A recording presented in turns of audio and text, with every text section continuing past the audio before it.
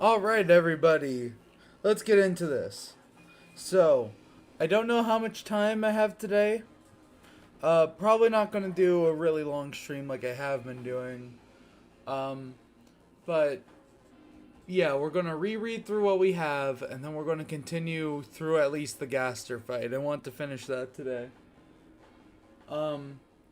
Yeah, so we're just going to reread everything we have. Just give me a sec, chat. I gotta turn this fucking shit off. Do do do do do do do. That works. We can have 7-4. Alright. So as everyone comes in, just remember we're rereading through what we currently have before we get to the big stuff. Bro, Femboy Rouse can found some discovering there's an anime girl version of Don Quixote in Spanish. This shocked me. There's an anime girl version of anything. My mom was playing that Fate game, like the new one. And like Musashi Miyamoto is like a busty anime girl in that. Legitimately everything has a busty anime girl version of it. You too can be a busty anime girl if you become a historical figure, I guess. How many backflips were done? So far, no backflips. Hello, Frizz 8000. A red race car pulled up into home state. Sorry, I keep forgetting I named it this. Home state, maximum security penitentiary. The parked with a loud screech noise. And the left-hand door open. Out walked a smartly dressed skeleton. He must have been at least 11 feet tall. His arms drooped to his sides, and the figure looked almost comical. But with a powerful strut, he walked into the building. What's y'all's favorite Pokemon? Espeon. As he walked through the dusty halls of prison, he saw the room that his client was in, and with a sharp left-hand turn, he walked into the room. There, across a metal table was the demon. I'm so bad. I'm so out of practice. The woman who had single-handedly brought a small community to its knees. It was Toriel Dreamer. She looked like she hadn't slept in months. She was covered in scars and wearing a black shirt with Mom 316 on it. She looked bored. What happened to Paprika? Paprika... We're rereading through the chapter. Paprika lost the case though. That's like a spoiler. She looks bored. Hello! I am the great Paprika! You must be Toriel. It is so good to meet you! He pulled out a metal chair and sat locking his fingers together as he met with Toriel's eyes. Are you my lawyer? She asked. She sounded ready to die. We need to correct the grammar. Otherwise people will make fun of me. When will you restart writing? Make Demon Queen 10 some plot relevance? I don't know. I do want Queen to at least show up once. I don't know. It's kind of hard to envision them in the thing we've written so far, sadly. Why, yes, of course. Don't worry. I believe this case, as the kids say, in the bag. What is in the bag, you ask? She did not ask. Hope. See, our strategy will be a simple one. You will simply apologize for destroying Hometown, and I'm sure they will forgive you after that. Going on AO3, right? AO3 will critique you, yeah. What did I walk into? Me rereading the fanfic we wrote over the course of like 2 weeks. She did not ask. Hope! Oh wait, I already read that. He said with a naive smile, was this guy serious? How long had he been a lawyer? This would never work. Toriel held her hands to her face. This is never going to work. She could have easily escaped prison, but there was no point. She deserved to be in here. She owed it to her family. Any other ideas? Toriel questioned. Nope, we can't say you're not guilty because we'd lose that case. Everyone saw you, murdering the National Guard. But it's okay. I believe we can still win this. You'll be out of here in no time. No time at all.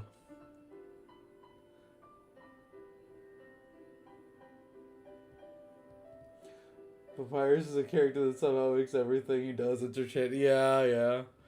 Toriel held her head in her hands. She had done what she had done to become free of consequence, and here she was with possibly the world's stupidest lawyer. Could this day get any worse?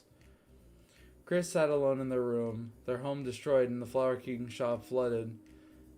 Where they were going to sleep was actually still up in the air. They buried their face into their pillow, still attempting to process what had happened 6 months ago. Their mother had destroyed the town and called them a disappointment. It still stung. Even Berthley's comfort wasn't enough to truly make them feel better. Both Rudy and Asgore are dead. Nah, Asgore's still alive currently. Not much longer though. Knock, knock, knock. The door opened and it was Rouse. Hey, Chris. Chris really didn't want to see him.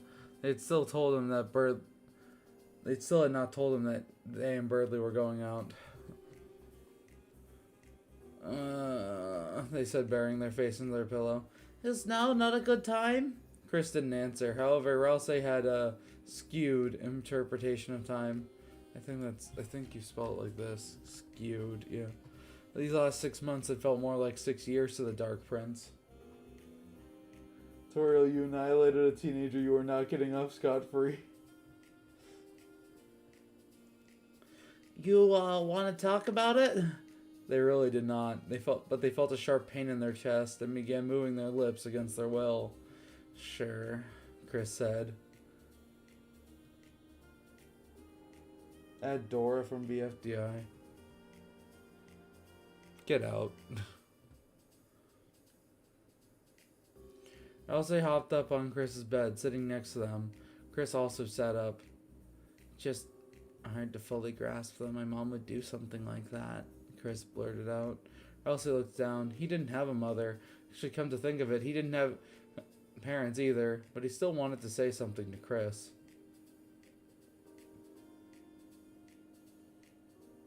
They made severe and continuous laughs at my judgment.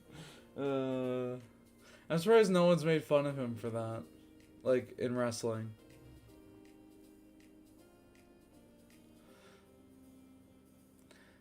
I don't think anyone could have expected it, Chris. Sometimes people are just different than you think. Yeah, Chris said. They felt like garbage because they hadn't slept properly in weeks. And the fact that some people started to move on, it just bothered them. Chris didn't know what to do. The trial began tomorrow and they still weren't ready to see their mother again. I think I have to go, Chris said. This made Ralsei's stomach sink. Oh my god. I hate Google. Glue sandwich. That's chapter 1. I did fan art of the glue sandwich scene, but it's kind of bad. It's okay. It doesn't matter. I'll still appreciate it anyway. Hello. This stream is Captain Bones approved. Oh, that's good to know. Okay, Chris, I'll be here when you come back. Oh, wait, sorry. He wanted to be there for Chris, but everything he had tried to distract them and failed. It pained him, but he accepted it. He wasn't real. He shouldn't feel these things, should he? Rousey just stood there. Okay, Chris, I'll be here when you come back. Chris turned and nodded. Rousey was always so sweet, wasn't he? Chris left the room, and Rousey became preoccupied with the boredom. They hadn't sealed a dark fountain in months. Sure, Susie brought Noelle. Sure, Noelle brought every once in a while. Fuck. Every once in a while. No.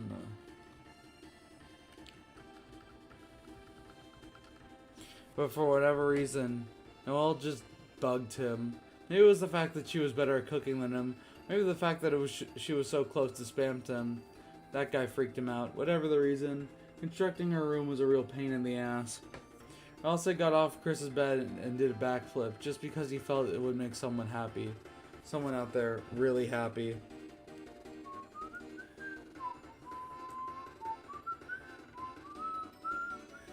There we go. Hey Sophia, see my message. What message? It started Undertale Yellow Asylum fic, Sophia. I had some trouble starting since I'm not used to writing fanfics. I always used to make comics, but it's not that big of a problem. Yeah.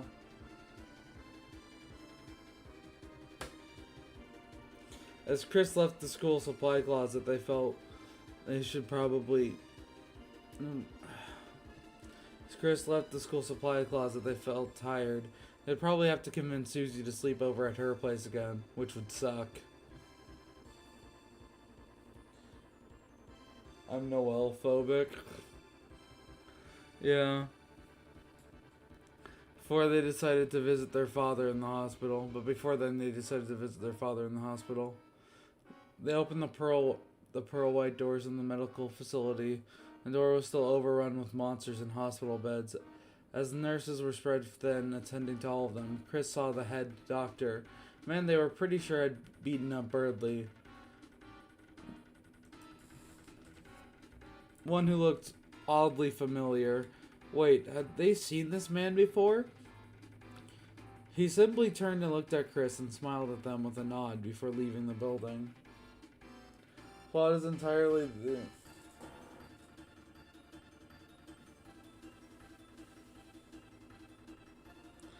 The backflip is gone? Oh no, what a tragedy.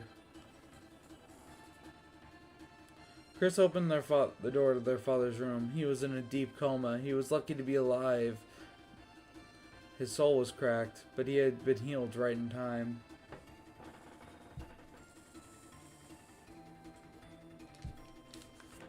Give me a sec, chat.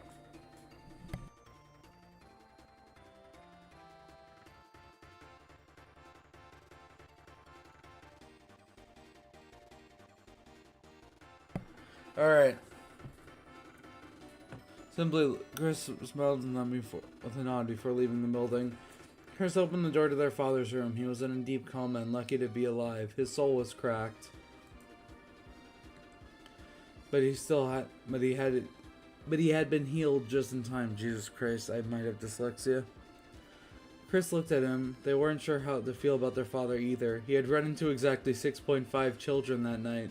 But their mom had committed worse crimes. Everyone just assumed that Asgore would get custody of Chris, but since he was comatose, that was likely never going to happen. Chris sat in a chair next to their father's hospital bed. The beeps and ambience of whispers outside filled them with emptiness. Just then the door opened. Oh God, it was her.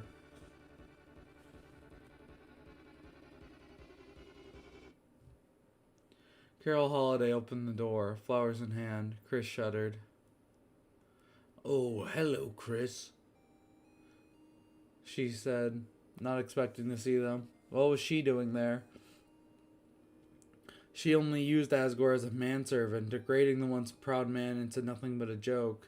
Was she here for them? Oh God. Chris inched away. They knew this couldn't be good. "Came here to pay respects to an old friend, you know.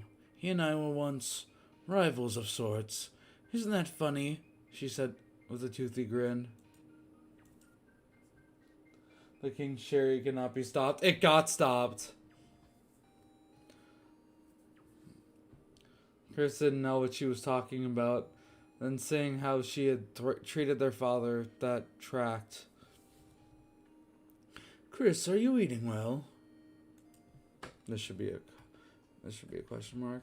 "You look like you haven't eaten in days." They hadn't. They had laid face first in their room in the Dark World for about 3 days.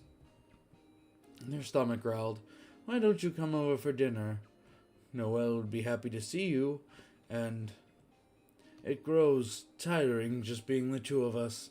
Come on, what do you say?"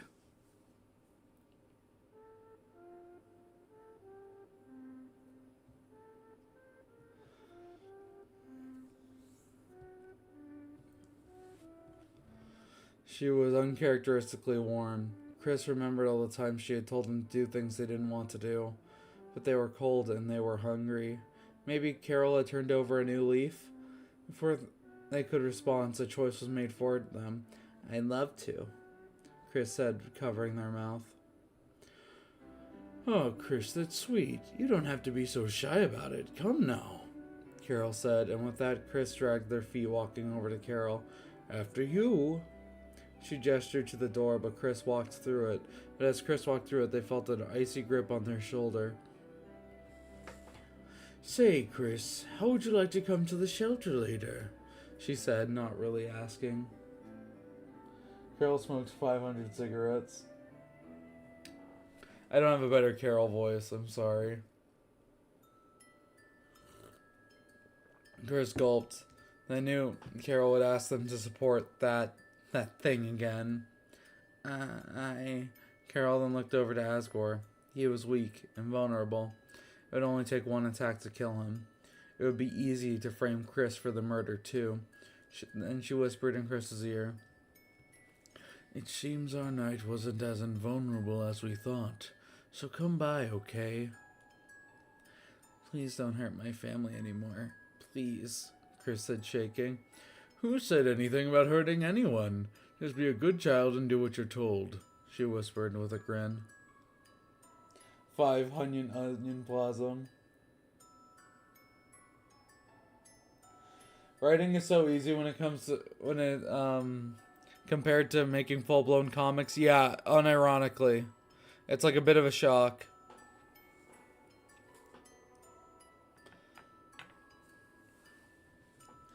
Chris just stood there.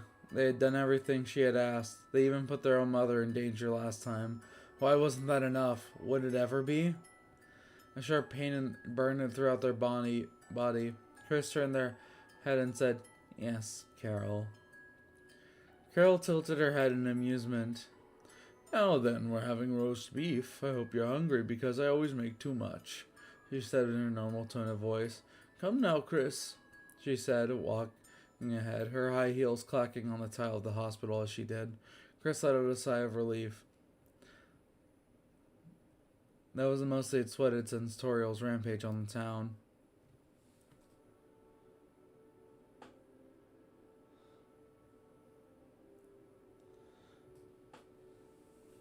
Is Birdly covered?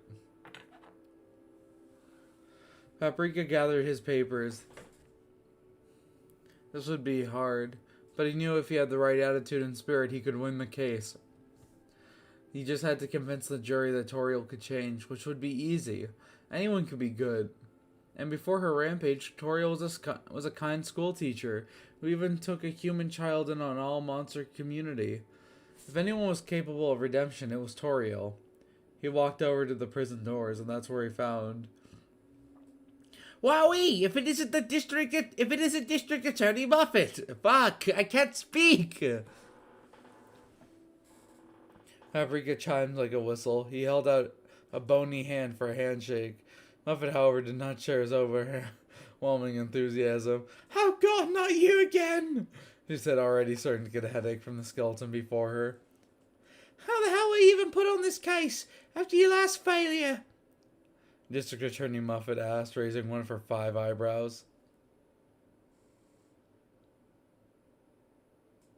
Made like 50 chapters of 20 pages average length comic in the last, but endurance past that one. Oh wow, that's crazy. "I honestly couldn't tell you, but I just won't give up. Miss Toriel is a good person. I just know it. I just do." Paprika said, clutching 2 fists. He was getting really pumped up. Muffet sighed. "Damn it all, this is gonna be a shit show," she thought, though she didn't have to. She thought, "No, it didn't have to be."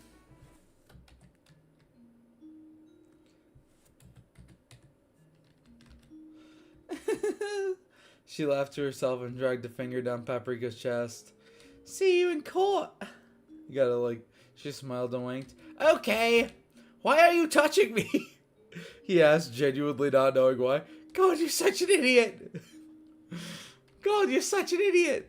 "Well, if you say so." Love Muffet, real Muffet. Oh. Africa then walked out of the prison, papers in hand, as he did this. Papers in hand, he had this. He wouldn't fail the case. And hey, as a bonus, he got to go to his hometown and check on his lazy bones of a brother. This would be great. Chris awkwardly sat at the table looking at Noelle. It was obvious neither one of them really wanted to be there. Chris prodded the slice of roast they had on their plate with a fork. The earlier conversation they had with Carol made them lose their appetite. When they saw Noelle for the first time in 6 months, they still hadn't really forgiven her for hitting Birdley with a steel chair. You could feel the romantic tension in the air with the first sentence. Hello.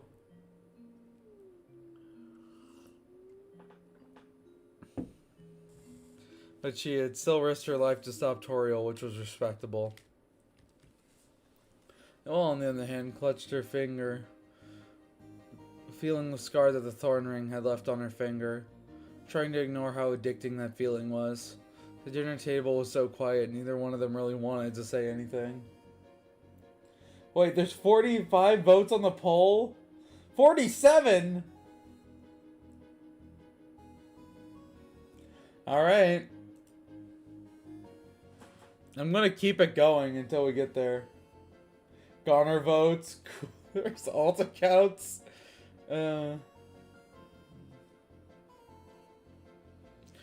So Chris, how's school coming? School had been one of the few buildings spared in Toriel's onslaught. Thus everyone still went to school.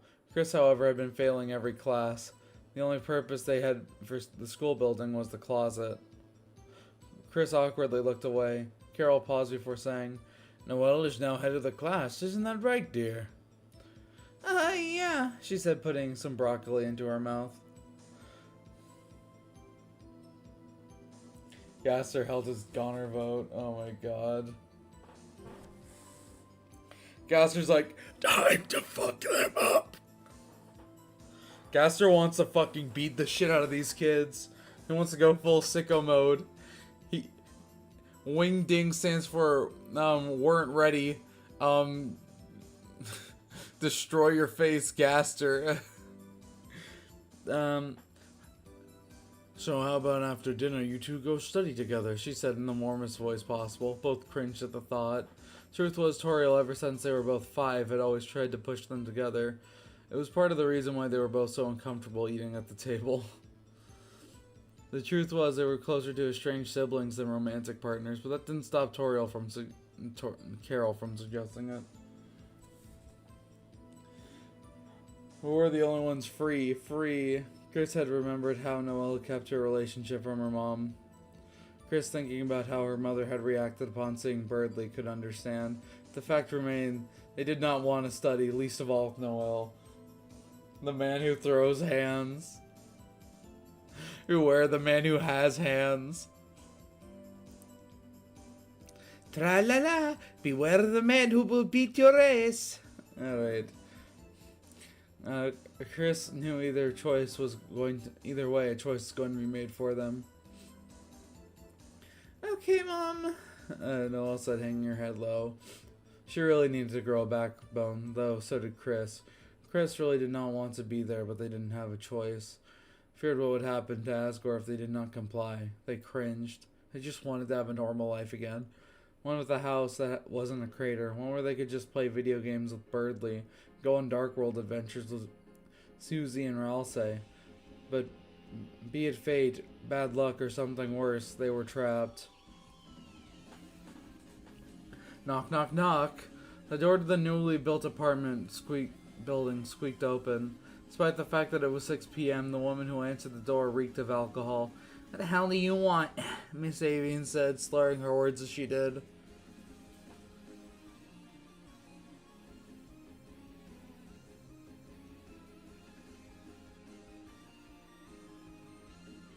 There's also desk, rooms, Chris theory, which I hate.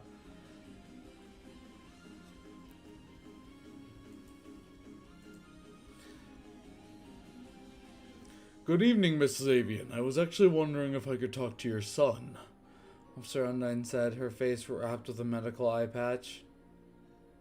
He in trouble or something? The bird monster asked, struggling to keep her eyes awake. No, ma'am. I was just wondering if I could just talk to him, Undyne said with a smile on her face. I have a stroke. Please help me beat the roaring night.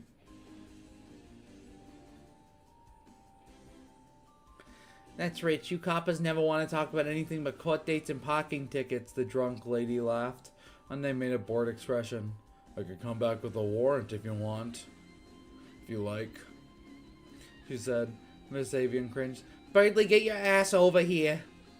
Birdly walks out of the kitchen from the shower. No matter how hard he tried, the smell of onion plasm would not get out of his head. It could never be washed away. Yeah, Mom. He paused before he saw Undyne. She greeted him with a toothy grin. Oh, balls, he muttered. Hey, punk, come here, I want to talk to you. Undyne waved him over. Birdly walked over, his feathers still wet from the shower. Birdly's mom kissed Undyne theory.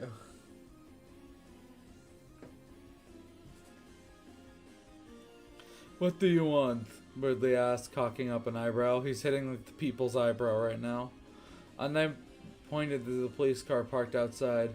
Want to go for a drive? Undyne grinned. Train me? Birdly was shocked. Usually he was considered too weak for anything actually athletic, and was used to mimicking the moves he saw on TV when he fought people. Yup, you stopped Toriel, didn't you? Birdly gasped. How did Undyne know that? How did you... Let's just say a purple dragon told me, Undyne said, trying to hold back a laugh. Susie, of course she spilled the beans. Damn it, Birdly just wanted to go back to normal and pretend it didn't happen. He just wanted a normal life. I brought her in for questioning after I saw her shoplifting a handful of eggs. She seemed disappointed that you were the one to take her out. In any case, I still gave her a ticket for flipping me off, Undyne laughed. I'm going to become the next J.K. Rowling? What the fuck?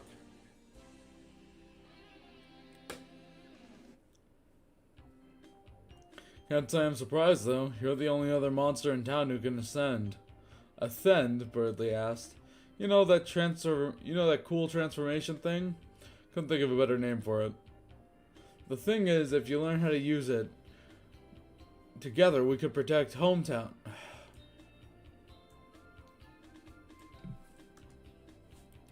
So another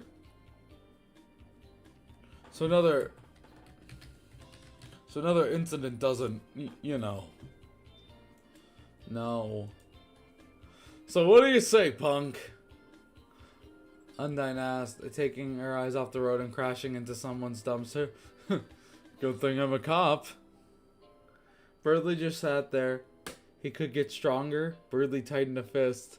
He thought about the beaten state he saw Chris in. He needed to be stronger. He'd not seen them in weeks, and he still felt the strong urge to protect them. Birdly felt his face getting warm. Alright, I'll do it, he said. Hell yeah, now that's what I'm talking about, Undyne grinned. This is so stupid. I always have to take a step back and remind myself how fucking stupid this fanfiction is.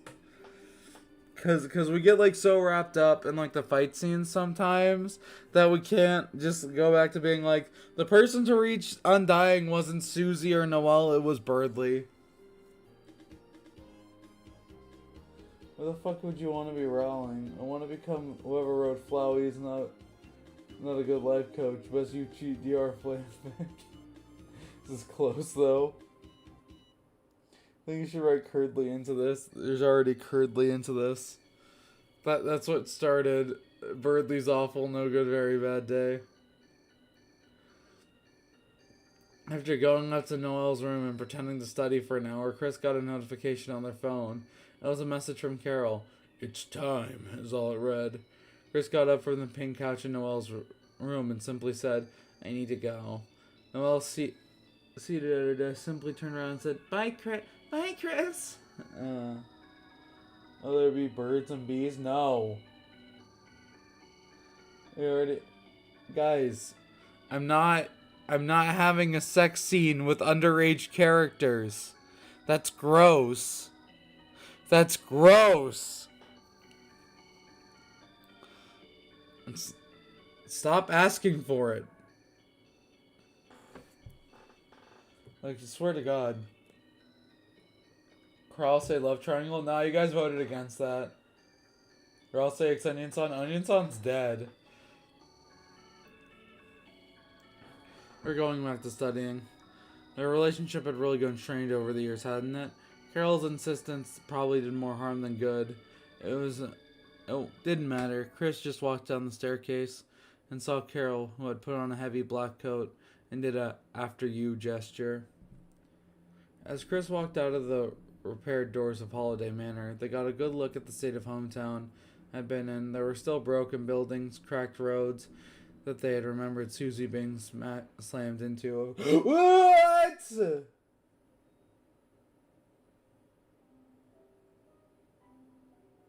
Thank you. Thank you for the donation. Toby basically spoiled chapter 5 for New Year's Day. I didn't see it, so I'm... What the fuck? What happens on Onions? That Toriel killed them. What the hell? I'm distraught. No more onion plasm.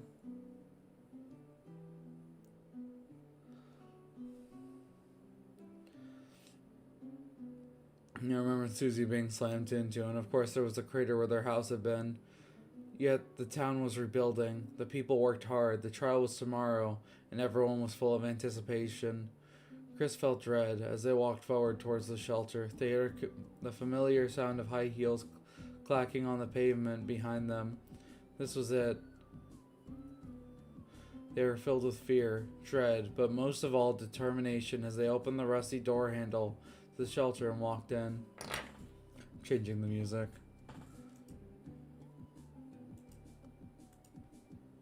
Na na na na na na na na na na na. Na na na na na na na na na. I really wish I could just have Deltarune music here without getting the stream claimed. Gotta settle for scrapped music and fan game music instead. New onion song can sprout from the onion plasms still within Birdly. No. They forgot who Sharky Man was. She was just like Omni Man. Who the hell's... Wait, what do you mean? I forgot who Sharky Lady was. I never forget you guys. You guys won't let me forget you. Sophia's the next Omni Man? What do you mean? What are you talking about?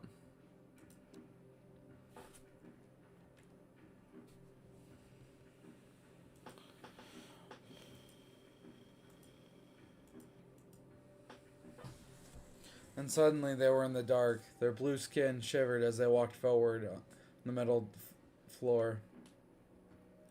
There was a bottomless pit below the bridge. Black metal stretched on forward and seems like it would go on for infinity.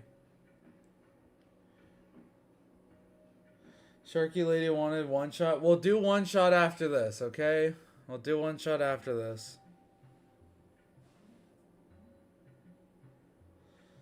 I am with you in the dark, yeah.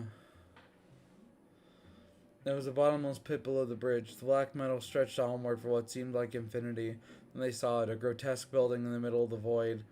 Chris did not want to enter, but felt an icy palm on their shoulder. They turned to meet Carol. She was in a long regal gown with a jagged crown of ice on her head. She looked about 10 years younger. It was uncanny. Go on, Chris. We have matters to discuss.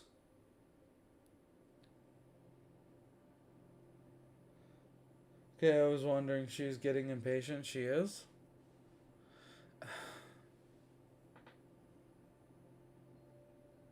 Okay. Chris cringed and walked forward. Me too, buddy. Me too. The building was almost made out of flesh with how round it was. Its pillars extended from like veins from the heart. In reality, it was a laboratory. Chris walked forward, and the door sprang upwards. In the center, tinkering on his machine, was a very, very familiar person. Chris shivered. His eyes glowed yellow and pink.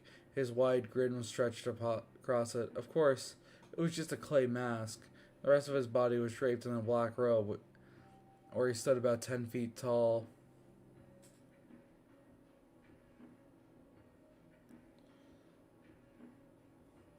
Gasterix Cowboy Mike? Sure. Welcome, friends, inside the laboratory. His voice was oddly familiar, despite being distorted. All Chris saw looking at him was the man behind the tree. The man who, with his magic, pushed us into the shelter. The man who... It seems our last experiment was a failure. What do you two think? Zachary Sophia is going to Escape Channel and start streaming with new guys like Omni-Man. Deltarune tomorrow, guys. Indeed, Carol responded. I'd assumed December would have made a worthy vessel, but it seems she was just another failure. Chris remembered the first time they had seen the night. Her cold, dead face contorted to be living again. It was terrifying. Chris panicked. They knew what they were discussing. They wanted to create another one. They panted. They didn't really need this for their life right now. Hometown was still in ruins. They hadn't left their room in Castletown for 3 days. Their father was in a coma, and their mother was going to be on trial. This was too much. Creating another thing, another hellspawn after it all. They started hyperventilating. Successor seems obvious. Do share with the class, Doctor. Why not Toriel Dreamer? He said with a noticeable laugh under his breath. Why not your gay lover? I don't know. Dr. Disrespect. Remember when Young Defiant? No, I'm overthinking it.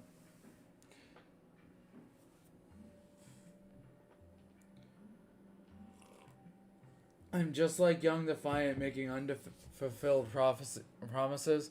Okay, guys.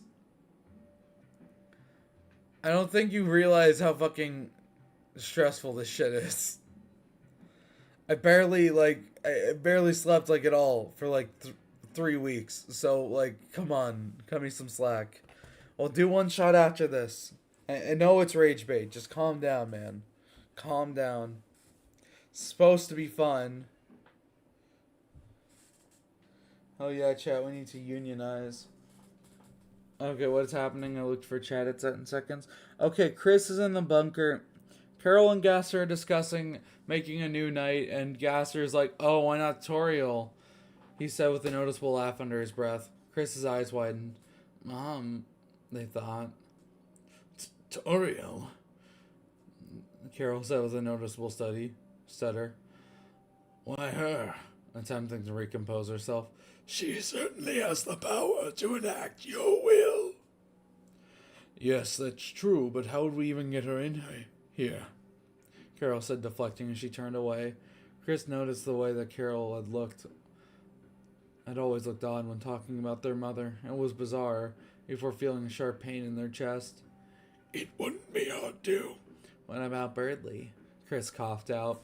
They covered their face with both hands. Why? Why did they choose him? Anyone but him. The soul had gone too far this time, making them select their boyfriend.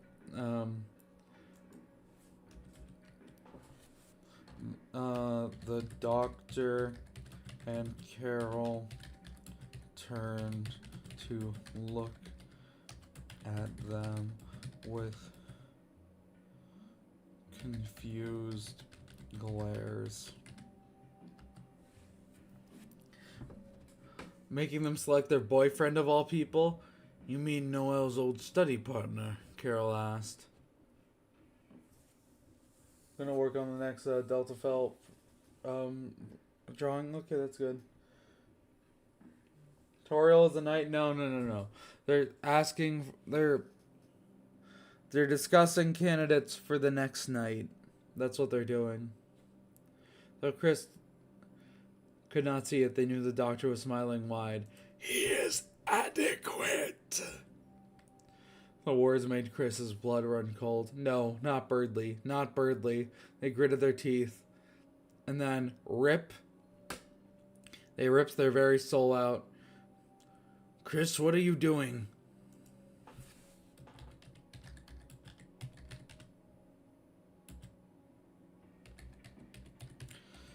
Concerned and a little afraid.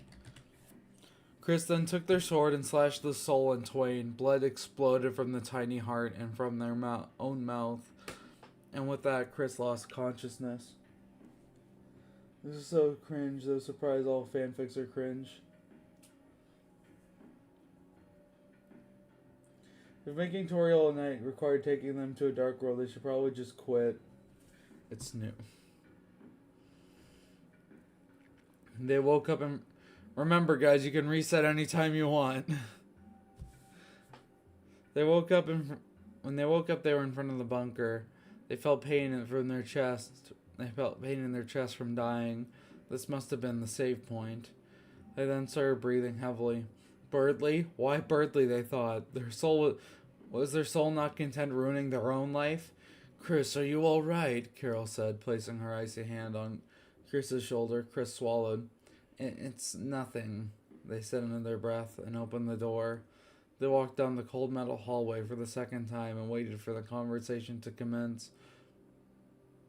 The doctor acted strange, however, turned to Chris and greeted and stared at them. A cold sweat ran down their neck.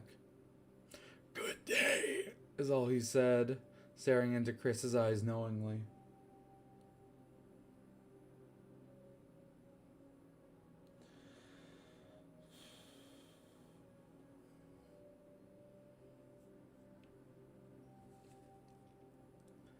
Carol then appeared from behind. It seems our last experiment was a failure. What do you two think? The doctor explained, as he did before. Indeed, Carol responded. I had assumed December would make a worthy vessel, but it seems she was just another failure. Her successor seems obvious. Do share with the class, Doctor. Why not Toriel Dreamer? He said with a noticeable laugh under his breath. Toriel, why her? She certainly has the power to enact your will. Yes, that's true, but how would we even get her in here? Carol said, deflecting as she turned away. Chris held on to each word, praying the soul wouldn't make the same mistake again. However, the soul had their own plans. Why not Rudy? Chris blurted out. 71 votes? Wait, what the fuck? The doctors from Castletown want Susie, Noelle, and Ralsei to get their asses beat. What? She said with a glare. Chris blurted out. They put out their hands over their mouth again. Things had certainly taken a weird route. Carol whipped her head to look at Chris.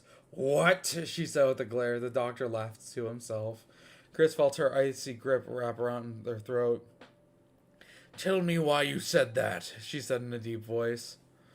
Now, Carol, they have a point. Who better to replace the knight than her father?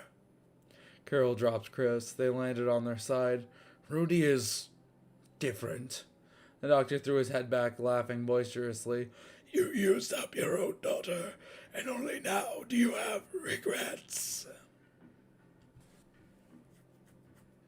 More gore than Undyne Victoria. Okay. Weird route.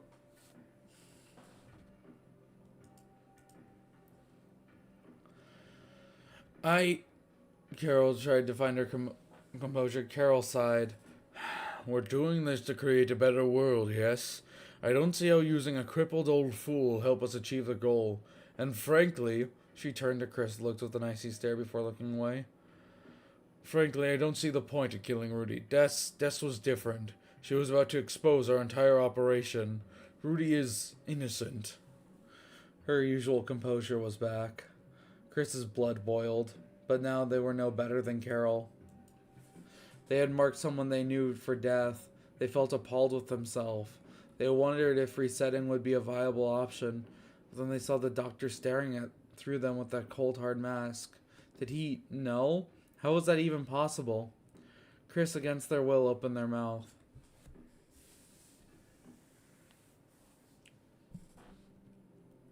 Rudy's almost dead anyway. It would be easy to kill him and create a new night with his dust. Chris covered their mouth again, this time biting their hand hard.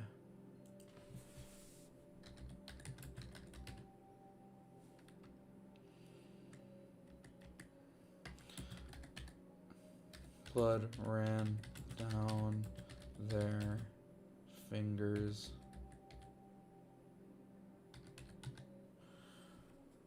I had canon that this means Cooler has 100 lives and already died 3 times.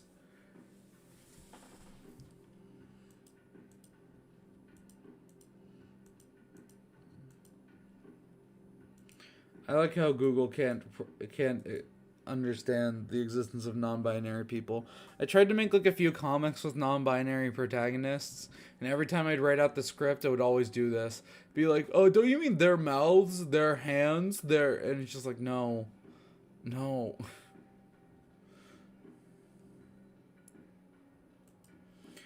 Carol looked enraged. Chris knew that with that look, Asgore would likely be killed in the near future. Chris stood up. Why had they said these horrible things? Why were they being made to do this? These should be question marks.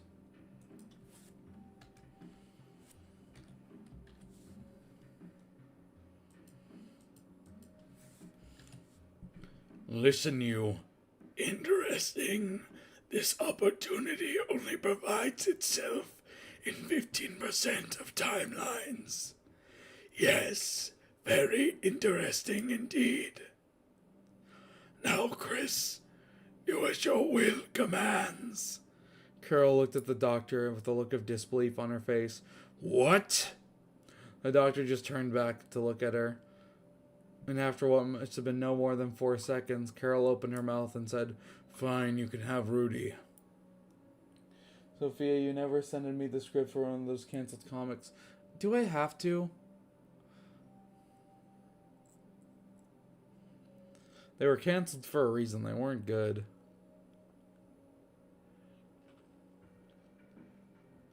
She said before turning around and facing away from the rest of the group. Chris picked themselves off the ground and walked away. The doctor waved goodbye as they did. Alright, now we're in the court scene. This is a long scene, okay? So we're going to briefly recap over what just happened before we get into the court scene.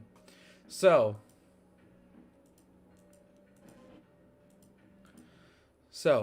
hometown has been destroyed by Toriel. Yes? Yes. Chris is now depressed because of that. Toriel gets a lawyer. His name is Paprika. Paprika is an oblivious, do-goody moron who believes that everyone can be a good person if they just try, and Muffet finds this really attractive. Okay, Birdley is being trained by Undyne. Chris, you guys made Chris, on a previous stream, select Rudy for death, so Rudy dies. Or is going to die. Yeah, so that's what happened. That's what that scene was. Remember, you guys can reset anytime you want, and we will reset the scene. This only happens for scenes Chris is in, though. So for the scene with Susie, Noelle, and Ralsei versus Gaster, since Chris is not there because you chose not to go there, you can't reset that. I'm sorry. What happens happens. Sorry, mate. Your choices do matter. So yeah, we're doing this. I really like how we're doing this, like, giving you guys some, like, it's like almost playing like a game. Anyway, we're moving on to Toriel's trial. This is the longest scene in the entire fanfiction. It goes from pages like 76 to page like 95. It's long. It sounds like a schizophrenic ramble out of context. Yeah, it does.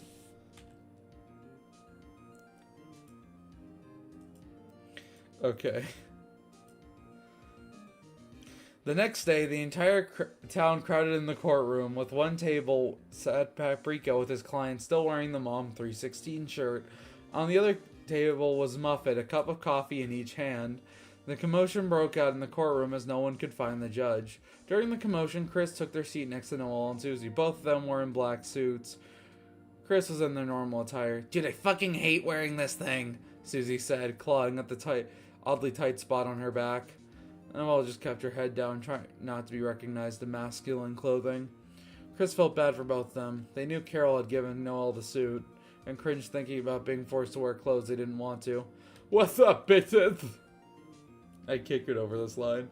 A familiarly annoying tone rang out. It was Birdley. He was in a sleeveless suit to show off his muscles. No, his muscles, and was giving everyone a gun show. A gun show. There we go. Chat choosing very similar to how Homestuck worked for the very first 1,000 pages. I think it works better with this because it's like now there's like some player interactivity. It's not just me doing what the soul wants. It's like it makes these streams more fun. Hello everyone. Hello. Susie cringed. Noel pretended not to notice him, but Chris, however, lit up. He could never know this, but they had saved his life last night. They wanted to run into his arms and embrace him right there. This was the first time they had really seen each other in a while. Their eyes locked. Birdley blushed and looked away. Oh, Chris, funny thing, you here. But he was cut off by Chris's inhuman speed as they kissed Birdley on the mouth in front of everybody. The entire town looked on with a weird feeling of disgust. Nobody likes this. Yeah, it does make the streams more fun. New Year's Day was kind of meh. Yeah, I don't know. This New Year's Day was kind of lame.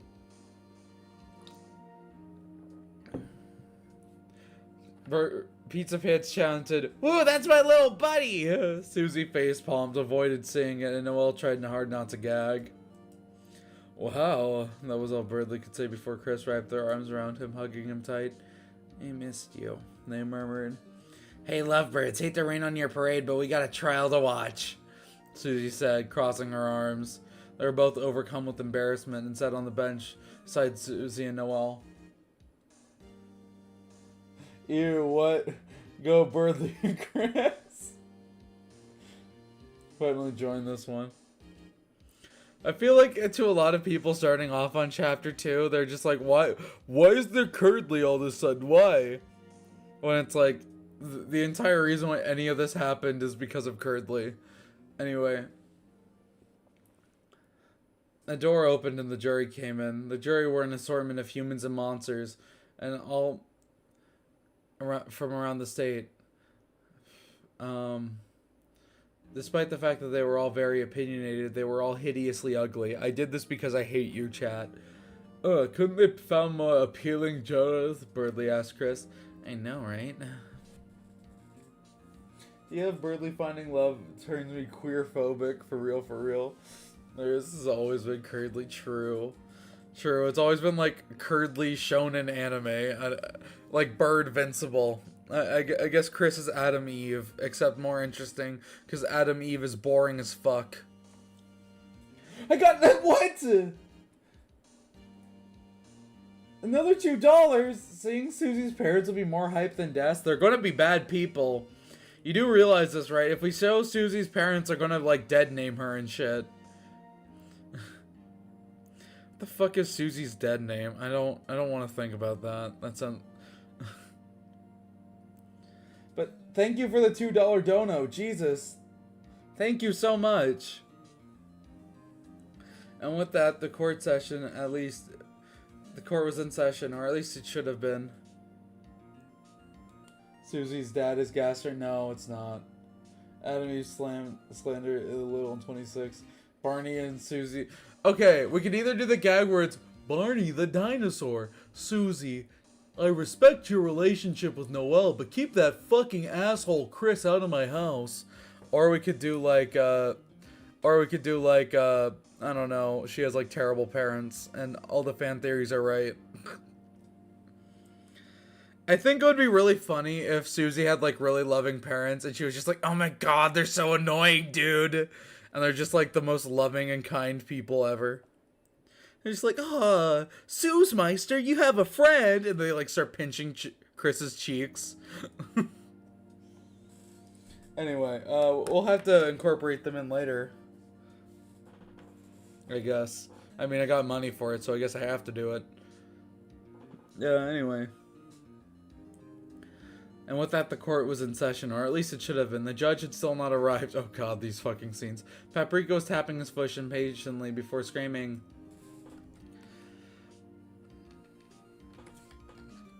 Sans, you lazy bones, get over here and do your job! A tiny skeleton then appeared from the jury. Whoops, forgot I was judging this thing, Sans said with a wink. Chris and Susie's jaw dropped. What the hell? They simultaneously thought. Toriel looked on and was mortified. She turned to her lawyer.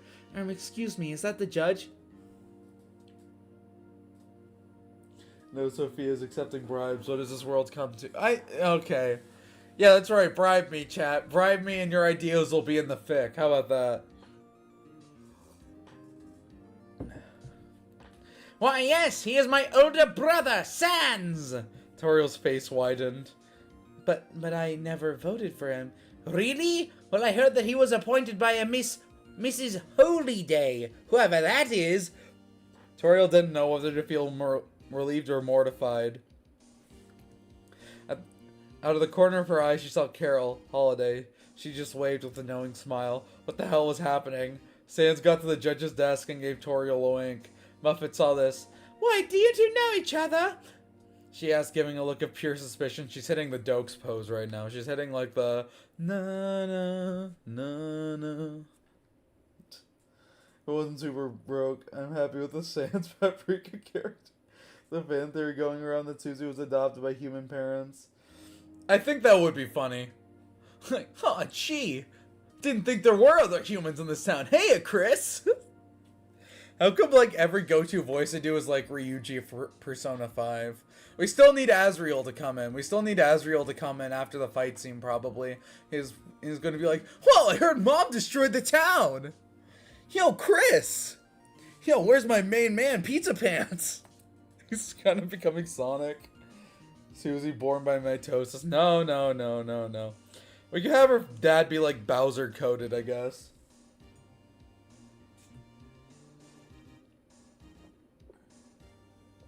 Holy Day thing is so funny to me for some reason. Yeah, I know her. I heard from my manager that she destroyed my store. Who's your manager? I don't know, I'm the only one that works there. Ba-dumps!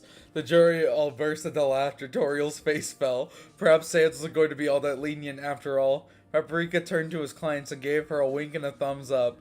Court, start! None of Susie was a monster adopted by human parents. Yeah. I mean, they are like dramatic foils, so like, I don't know. I don't know who, like, I mean, is like Susie's dad like Varric from like the Halloween hack? I don't know how to like, I don't know how we're gonna do like these OC characters. So far, the only OC in the fic was like Lieutenant Ford, and he died a brutal death. Humans are terrible parents. I feel like there's like a line to walk with making parents terrible, because sometimes it could just feel like the author is venting. You know what I mean? And that's never fun. I feel like you gotta like strike a balance with it, you know what I mean? So, we'll get there when we get there. Stan slammed a squeaky hammer onto the desk. The prosecution may begin their case. Muffets jumped from her chair so fast it fell over and hit the ground and clacked on the ground. I'm gonna keep this short and sweet. I hope so. I got places to be. Ahem! As I was saying, the defendant Toriel Dreamer is accused of several counts of murder, assault, battery, assault of an officer, terrorism, and property damage. The town winced in remembrance, most of all Chris and Birdley, who had taken the brunt of the assault. Sophia is venting? Not really. I have pretty good parents. Can Prenzel make... Who the hell is Prenzel? Susie's dad is Karak from Homestuck. Her Boo Saga anger is manifesting in this fanfic. What? Are we just gonna like have Chris sit down and Bradley go to like, the Boothog is the worst piece of shit I've ever seen in my fucking life, Chris. I fucking hate it. And Chris is just like, yeah, I know. And like caresses his face and they start making out. And then Susie's like, what the hell? I liked that. I like the Boothog and not them kissing. And then Noelle's like, I've never seen Dragon Ball. And then they watch Dragon Ball together and that's the entire scene. What do we, the fuck? What the fuck? That thing about how Toriel came into real life and destroyed her town. That would be awesome.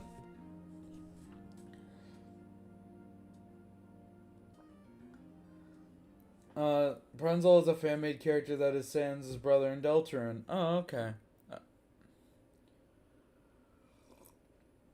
And Austin! Don't forget Austin! Paprika chimed, and Toriel's face fell. Her defense attorney was reminding the courtrooms of the crimes she had committed. Muffet coughed louder this time.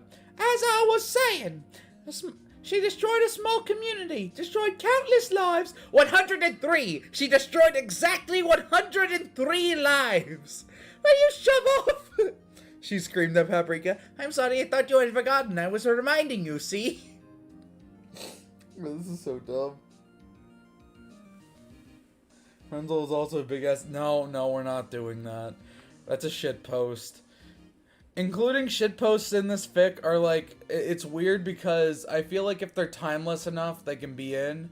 But if they have like a shelf life like Togor or something, I don't know. We did include a reference to like the driving in my car meme, like a few of them, but I feel like that one is kind of timeless because that's just funny. Like, that meme's been dead for a while, though, and people didn't complain about it. I could always count on my bro to remember things. Sans, you're supposed to be impartial! Whoops, whoa, wait a minute, Pap. You can't judge a judge. Sans! Toriel sank to her seat. She was fucked. Nothing Paprika could say would ever stop that sinking feeling of despair in her chest. She looked at Carol, and for once, since the time she had met her, Carol looked genuinely confused as to how something would proceed. Muffet, however, was tapping her head up against the wall, waiting for the two brothers to stop bickering. If you're done, I'd like to call my first witness to the sand. Objection. Sand, you're the judge! I can't. Togor was originally Chris's dead name. Yeah. Oh yeah, thanks, bro. Muffet looked as if she was wondering if it was too late to choose another career. My witnesses! A loud drum roll was heard in the audience. It was Paprika drum rolling on the wooden table. Why you cut that out? Oh, sorry. This is so dumb. Sans pulled out a trombone and played womp womp wow. Sans, where the hell did you even get that? From a convenience store. Objection! Your store was destroyed! I know, the manager gave it to me. I can't. This is too dumb. Did any of you play? Oh my god. Not the Chris dating discussion again. No more Emma's Paint. First demon and genocide. Know this. Yep. Muffet rubbed all four hands on her face in mental exhaustion. I'd like to call Chris Dreamer to the stand. The courtroom erupted into gasps. Chris got up and gave Birdley a peck on the cheek, and it's funny, and walked past the stand. As they did, they noticed the head doctor of Hometown Hospital holding up a #1 dad mug and wearing a baseball cap that read Dadster. That's Paprika and Sandsman is so fucking dumb, but I genuinely... Me too. This is my favorite scene in the whole fic, by the way. That's why it's so long. I also love that Gaster is at once, like, this menacing, aura-farming, complete, like, villain who's gonna destroy the main characters, but he's also really silly. I think that strikes, like, a really good balance between, like, the two, like, most common interpretations of Gaster, that he's, like, this big main villain and that he's just a funny Eggman. Have this fucking egg, bro. It'll give you superpowers. Like, Chris paused for a second, feeling unease in the air. There was definitely something up with that guy. Chris walked up to the stand and sat down. The courtroom was murmuring amongst themselves, and Chris feared the worst. Sophia's a poor 1930s child, and we're all John D. Rockefeller. Please, my mom is kind of homeless. No, because Toriel isn't homeless. Sans, please, my dad's kind of homeless.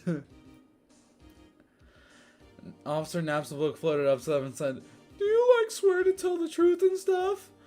"Alright, kid, don't crisscross your fingers," the judge said with his eye sockets becoming empty. Chris felt a sharp pain in their chest, like a dagger ripping their flesh asunder. They felt like lying. "I'll tell the truth," they said this. "I'll tell the truth," they said this honestly. "Alright, cool." Buffett walked up to them. "Who is that woman?" "That's my mom."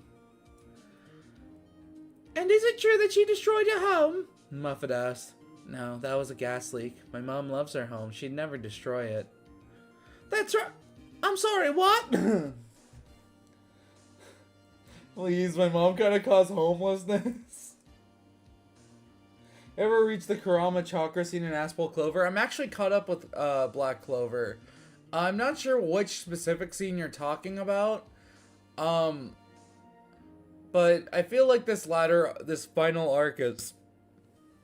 Excuse me. I feel like this final arc is kind of going on forever.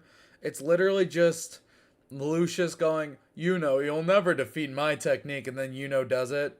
And then Lucius going, you'll never defeat my technique, and then does it. And then Lucius is like, how is this possible? Is it because of Asta? Oh shit. It's like, it's kind of boring. That's what I'm getting at. Also, like, some of those fucking characters need to die, dude. I'm sorry. They're so annoying. They shouldn't have lasted as long as they did. Looking at you, Gauche. Anyway. The almost entire lake first is free from home. They're no longer home stuck. This is the one where Asta shares his anti-magic with the gang. Oh, yeah. Can you look at Mr. WPNZ? I don't want to do that, because I feel like that's going to lead me to, like, a far-right channel, or like porn. There's, like, one of two things. I feel like that's bait. Being asked to look up something is always a slippery slope. Here's a life lesson, chat. If someone asks you to look up something, you never do it. Okay? It's always going to be Lemon Party, it's always going to be Meat Spin, and it's always going to be Blue Waffle. Okay? Okay. Did you reach the latest chapter? One guy died. It's boring, dude. I don't care anymore, and the moment's lost. On Google. Yeah, no, I'm not doing that. Nice try. Oh, oops.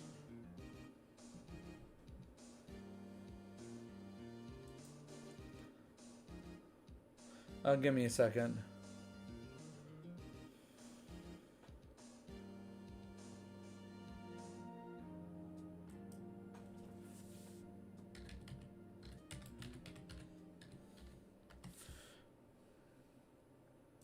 Anyway, that's right, Muffet paused. I'm sorry, what? Toria looked at her child. Why were they lying? Was it to cover for her?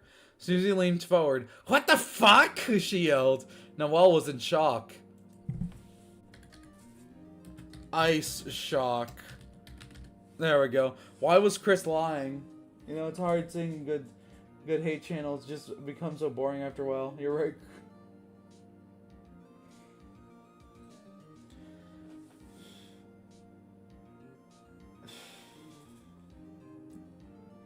Holy shit, random fanfic stream baller, yeah. Was it to cover for her? Why was Chris lying? Birdley's eyes widened. He was there. He saw her destroy their home. What the hell was happening? But that can't be, right? Right? He turned to Toriel. She nodded. Yes, what Chris is saying is true. Toriel felt ecstatic. Maybe she could get away with it. Well, she still beat you up, right? CCTV footage captured you flying into the convenience store before it cut out.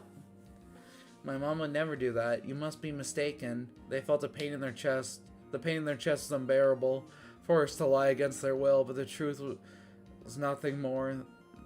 The truth was they wanted to see nothing more than Toriel behind bars. But because of this damned soul, they kept acting out of character. Muffet stepped back. You're dismissed. Does anyone know the two guys that notable deaths? Ace, I think. Slam. Chris slams the desk. No, damn it. First they offered up Rudy's life, and now they weren't going down without a fight. Kid, are you okay? Those desks are probably expensive.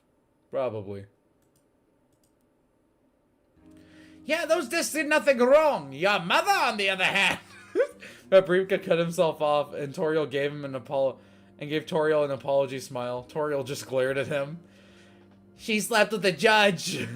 Chris then clutched their chest. It was pulsating with pain. The courtroom fell into stunned silence. Hell yeah, Chris! Susie roared, the first voice to pop up in the crowd. Susie? Noelle questioned. Don't you see, guys? Chris was lying to make Toriel look worse. Now the entire trial has been thrown into question. Chris was playing us for fools, she said with a grin. Impressive, Susan. If you keep doing mental gymnastics like that, one day your brain will match mine in strength. Shut up, human breath, Susie snorted. This is like my favorite Susie line, by the way. Her just like, here's her being like, yeah, my best friend wouldn't do something stupid. It had to be this. You fucking idiots.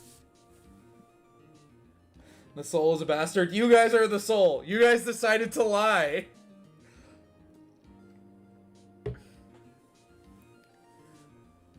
Carol, on the other hand, sat there, her eyes practically bulging out of her head. He what? Toriel felt her face grow red as she looked down at the wooden table in shame. Said you slept with the defendant! Sand sat there, sweat on his brow before shrugging and saying, come on, kid, it barely has enough room for two. Sand. How do you know that? I plead the fifth. Sad you're a disgrace to judging itself! Ah, fuck, voice crack. Sad you're a disgrace to judging itself! You wouldn't be fit to judge a cooking show, let alone a court case! You shit-eating buffoon! Why did Kara do that? Whoa, Susie, that's a slur you can't say. What's a slur? Fool? Human breath? You mean? I don't know. All Birdley has done in this fic is make out with Chris and, like, get his ass kicked. So I feel like he would have human breath, and he would smell like onion plasm. We need to have Chris be like, when you smell like onion, son? And then Birdley's just gonna be like, I'm not talking about it. It was a really rough experience. Paprika screams. Toriel looked on in awe. Language, paps. Right, I'm sorry. Wait, don't take the stomach, you nincompoop! You spineless numbskull! Chris panted heavily and Toriel glared at them. Chris just flipped her off in response. Muffet tried her best to compose herself after what had just unfolded. Yet she could not end. You're dismissed, Chris. Oh my god. I forget, I don't know. What an angel's name have I got? Is this a Deltarune Ace attorney? No, this is the court scene. Toriel destroyed Hometown, and she is on trial because of that. Papyrus is her lawyer, called Paprika because Google Docs does not have a papyrus font. Muffet is the district attorney, and Chris is like, and the soul made Chris lie. That's what happened. Chris walked back to their seat and looked at the shocked residents of Hometown as they did. Then they arrived back and high-fived Susie and sat right next to their boyfriend. Paprika, however, continued to berate his brother. What the hell is your degree, Sans? Are you even a real judge? My degree's right here. Sans pulled out a piece of toilet paper with permanent marker on it. It simply read, degrees nuts in your mouth. Oh my god. Sans! Degrees nuts in your mouth. Oh, that's good. That's good. That's good. Alright. Muffet paced back and forth over and over again. She didn't know what to do with this information. Chris had lied, making it impossible to form a competent case around giving Toriel the death penalty. Yet, She had received important information that sleazeball of a judge had slept with a defendant and didn't even try to deny it. Can I call my next witness to the stand? Muffet asked. I don't know, can you? Muffet rolled all 5 eyes and just carried on. I call Police Chief Undyne Stevenson to the stand. Bam! The doors of the courtroom swung open and Undyne held her boot in the air for dramatic effect as she walked to the stand with undeniable presence and aura. Oh my god, Birdley spelt wrong. Birdley pointed to her with his thumb and said, "That's totally my sensei right there." We locked in for Sans and Paprika. Yeah, we did. Thought he was gonna pull out a protractor joke, but your joke is better. The grease nuts in your mouth. The cooler kids.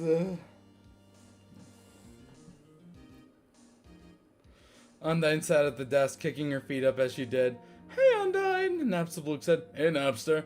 Want to tell the truth? They said with a grin. We need... Sure, I'll give it a try, Undyne said, gnashing her jagged teeth. Sup, Undyne? Hey, Sans. Hello, Undyne! Shut up, Paprika! Undyne yelled. Okay! Muffet sipped one of her 4 coffees. This was going to be easy. So, Undyne, how'd you lose your eye? Muffet started. Oh, I know, because Toriel... Shut up! Toriel jammed her thumb in my eye, Undyne responded. Yeah, I could see why that would be a problem. Fuck off! Undyne laughed, and then she and Sans high-fived in front of the whole courtroom. The grease nuts in your mouth, best quote of 2026. You suggested almost all of the Sans jokes in dialogue. I think there was 1 or 2 lines that you didn't suggest. Sans, that was really insensitive! Shut up, Paprika! Undyne growled. Okay! Hon, how'd that make you feel? Muffet said with a coy grin. Undyne narrowed her eye. How do you think that made me feel? Muffet sipped her coffee and smirked. Why don't you share it with the class, hon? It hurt like a bitch! Undyne went in really close to Muffet, being sure to intimidate the district attorney, but she just smiled back at her. The jury clamored among themselves. Muffet knew she was making progress. How'd you get that scar on your neck? Muffet asked. I got that scar from Toriel after she threw me into a car! Pizza Pants arose from his seat. My car! He screamed at the top of his lungs. Sit down! Muffet and Undyne both said at the same time. We're almost 100 votes. Why are none of these viewers sticking around? 100 votes. What the fuck? We're at 100 votes! Chat, it might be a YouTube big shot now. Chat. Chat, it might be a YouTube big shot now. Within no time, I'm going to start doing influencer boxing and eventually get on the WWE. It's going to be fucking awesome, dude. I'm going to do the Logan Paul route. I'm off to Japan, fellas. See you later. All right.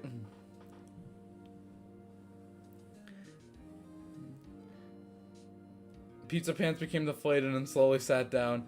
After she threw me into a car, she then bit out a chunk of my neck. Some jury members gagged. Susie even held her mouth in horror. That must have been really painful, Muffets then started, before being interrupted by Paprika. Of course it hurts! She lost a chunk of her neck! Oh, she must have been real hungry. Yeah. Sans and Undyne clasped their hands together, dapping each other up. I love this bit that, like, Sans and Undyne are just constantly dapping each other up. They're just like, yeah! Oh, look at this forest full of non-alive people. You're a penumbra big shot to the whole world revolved around you. Logan Paul rude up time. My first ever. Recently uploaded my first ever video on YouTube. Hey, good job! Good job. You did a good thing. Just keep at it. YouTube can be really punishing sometimes, but if you keep grinding at it, eventually you get big. I don't know. I've been doing this for like almost 5 years, and I feel like moderately empty inside most of the days. So you know, if you can cope with that, you're going to be fine. That wasn't funny, Sans! Shut up! No one was talking to you! Undyne responded. Ahem! Officer, out of 5, how would you rate being maimed by a boss monster? Muffet smirked. this question was unnecessary.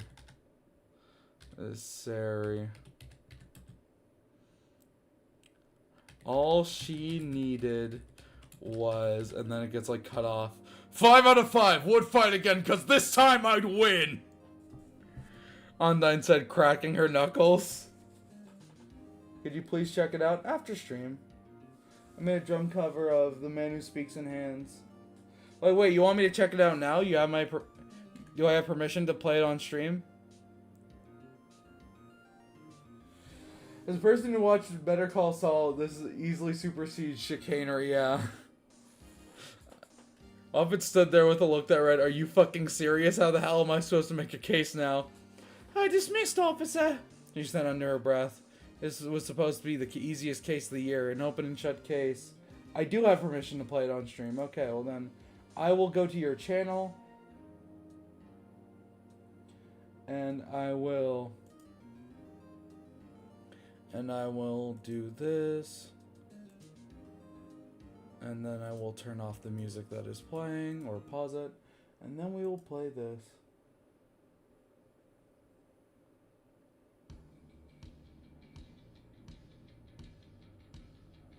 I'm going to link it in chat.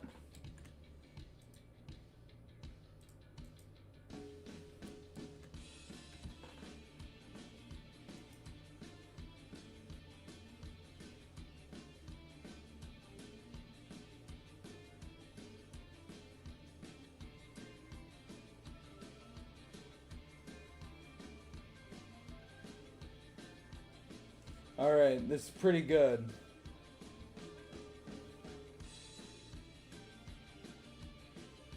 I'm going to continue reading the fic with this in the background, if that's okay. So.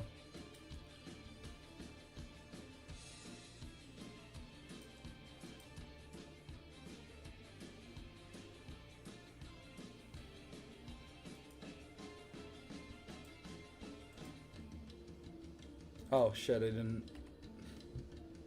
Thank you, Soph. Yeah, no, it's good. If you guys ever make music and want me to play it, I'm not going to say no, because I often have to, like, go through, like, the efforts of compiling playlists and stuff. That won't get me copyrighted. Big leagues are calling you up. Dismissed, officer. Undyne said under her, Muffet said under her breath. This is supposed to be the easiest case of the year. Open and shut case, yet for some reason Chris had decided to lie about their mother's rampage. And then Undyne ruined everything, making it harder to win the run. Making it seem like she would win the run back. This was difficult to say the least. She needed one final witness, and it would be Birdly Avian himself. I called Birdly Avian to the stand. Muffet exposited. Dude, Birdly is like my favorite part of this. Recently I've been playing Expedition 33. I knew this Final Fantasy 11 waited. This is like Final Fantasy 11. Everyone waited 30 years to play it. I would play it sooner. Oh, that's cool. It had been a while since we described Birdly as an alpha, so I wanted to do it again. Birdly readied himself. As an alpha gamer, he knew he would be called to the stand, so he walked with pride to the desk. He sat down, being sure to catch Toriel's dirty look towards him, and he smirked in response. Not gonna lie, Thad, I think she's cooked, Birdly said, gesturing to the jury. They all looked appalled. Susie facepalmed, and Noelle looked for any spare steel chairs. Chris just looked on lovingly. Birdly is a gamer. Mr. Avian, can you tell me what happened between you and Miss Dreamer? Well, not to brag, he said while pushing up his glasses. Oh my fucking god, Susie muttered under her breath. But ask anyone here and they'll tell you the same thing. I kicked Toriel's ass! Oh my god. It seemed like Birdly had forgotten that nobody knew he beat Toriel, but he was high on his own ego at this point, and everyone began to murmur amongst themselves. Toriel was reading a paperback copy of To Kill a Mockingbird, her face contorted into an evil grin as she pointed at the cover. Just then Paprika turned to her and asked, Wait, did you lose to a teenage boy?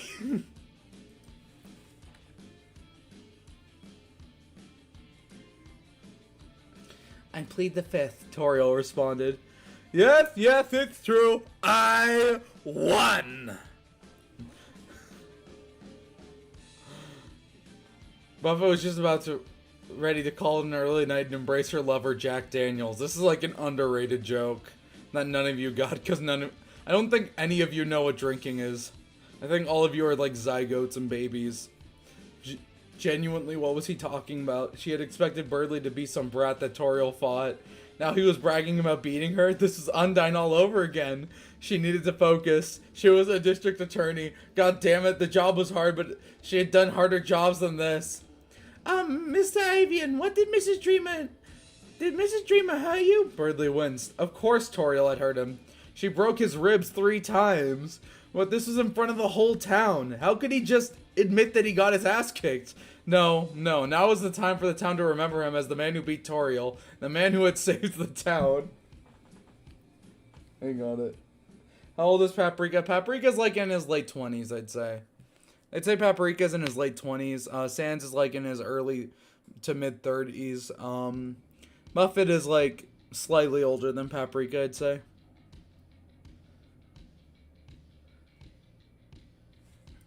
I got the joke. Yeah, but like, last time I read that line, people are like, who the fuck is Jack Daniels? Is that an OC? Is that a self-insert? Why do you want to date Muffet? And it's like, no, like the whiskey.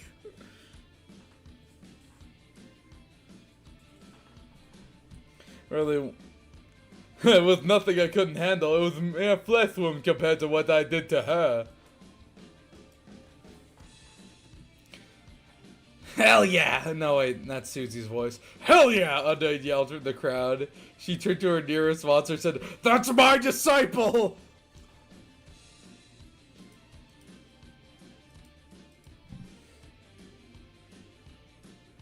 Always been on Birdley relevance. I did it, I saved the town. This wasn't happening, was it? The easiest case of all time. Someone who definitely did it. A whole town of witnesses. An idiot of a defense attorney, and yet she couldn't make a cohesive case of this. Was everyone in this town an idiot? I mean, it was sad, really. After I cut her open, it wasn't much of a fight at all, Birdley said. With a smarmy, tone. Muffet's mind shattered. What did he just say? The crowd started talking amongst themselves. The jury was on the stupidity on display. That's really bad, the judge said, looking at Birdley. Paprika's jaw had fallen off. Toriel rolled her eyes. He only cut a few organs. It was not that serious, Toriel said under her breath. Gee, sounds like the defendant had an awful, no good, very bad day. Yeah, and it was all thanks to me.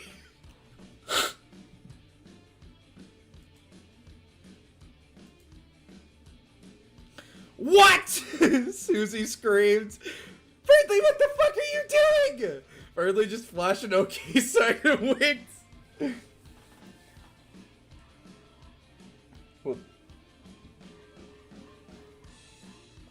Oh boy, more of, well, whatever are you supposed to call this?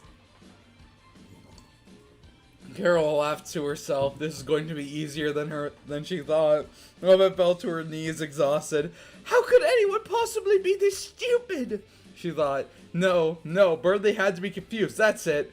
No one was actually this dumb.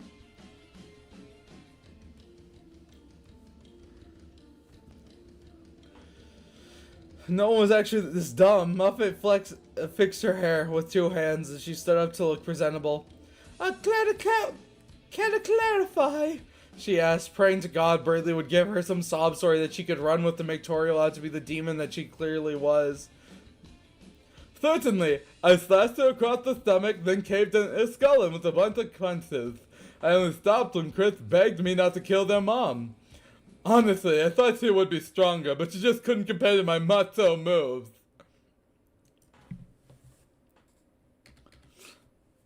Huh, when he puts it like that, Chris said. Susie was speechless. Noah was banging her head on the backside of the bench in front of her. Muffet was at her breaking point. Did you almost murder someone? Muffet said under her breath, knowing what Birdley was going to say next and praying that he didn't. No, I almost eliminated someone. Birdley's secret El Macho. my god. So, want any more witnesses? Muffet was lying on the floor in defeat. She was curled up in the fetal position. She didn't want to live anymore. This was the worst cake she had ever worked on. She managed to pull herself off the floor with every ounce of strength she had left. You're dismissed. Birdley clicked his tongue while pointing his finger at Muffet. Then walked back to his friend group. Susie was ready to kill him. Noelle was searching for the thorn ring. Chris, however, just gave him a thumbs up.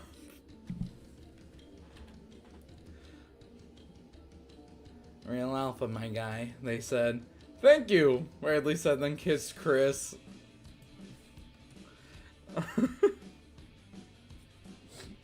Oh my god.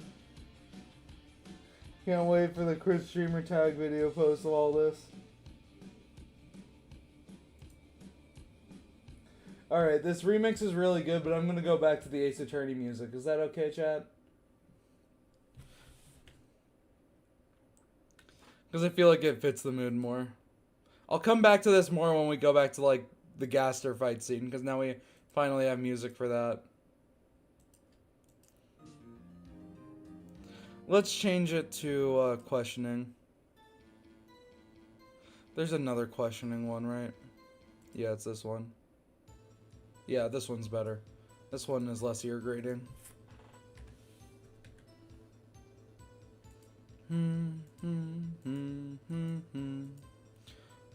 If it was at her limit, she pulled out a cooler full of beers. And with one swift motion, she opened the cooler case and cracked open a beer and chugged the entire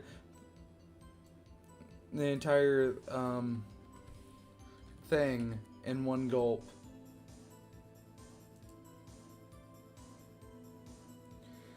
Sophia, thoughts on Hong Kong 97? It would be a really funny shitpost game if there wasn't an actual dead body in it. That's what I think.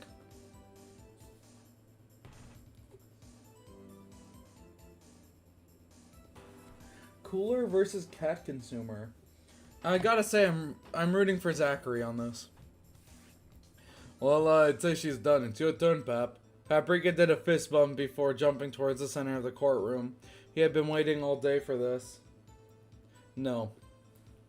Deng Xiaoping did die in 1997. Okay. Greetings! I am the Great Paprika, and this is my wonderful client, Toriel Dreamer. He waited for a round of applause that never came. Anyway, I know Toriel has done some, bad things. Like totaling my car! Pizza Pants yelled in a sea of silence. Yeah, like totaling your car. But I assure you, she has changed. Toriel facepalmed. She knew what was coming next. Did you like it? Hell yeah, I liked it.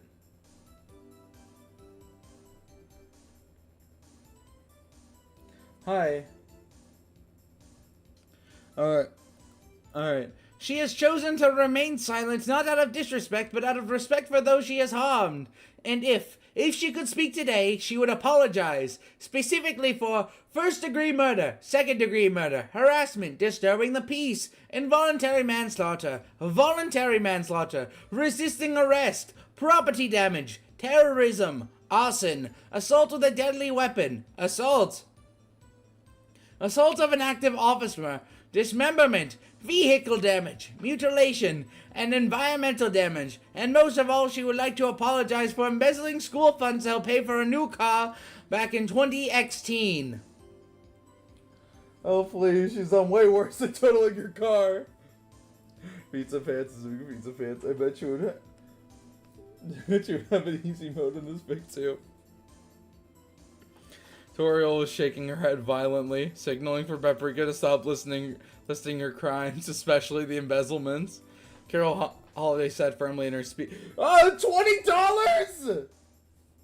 Welcome to the Thunderdome Horror Fight Club? Thanks, man. That's crazy. Thank you so much for $20.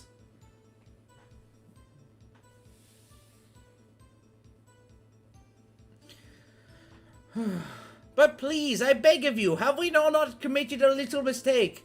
Sure, we haven't, say, killed the entire National Guard or evaporated our precious lake.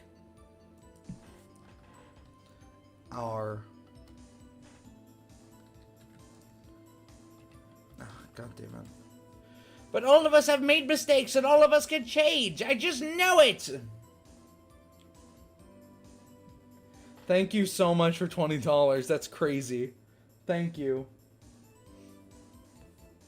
Everyone just sat there confused. A moment ago, they would have been content locking away Birdley and throwing away the key, but now they had been reminded that their homes were destroyed and that people were killed by this demon. Muffet had fallen asleep in a drunken stupor. Her loud snores filled the courtroom as everyone was silent. And with that, I would like to introduce my first witness, Asgore Dreamer. Everyone gasped, including Toriel. Asgore, what could that old fool accomplish? She thought to herself, remembering how she had beaten him to a pulp. Her lawyer was really an idiot.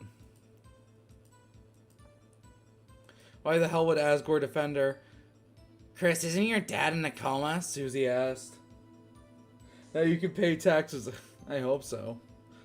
Then the courtroom door swung open once more. Asgore was in a wheelchair, but he was awake. How the hell did that happen? Susie asked. Oh, I misplaced this.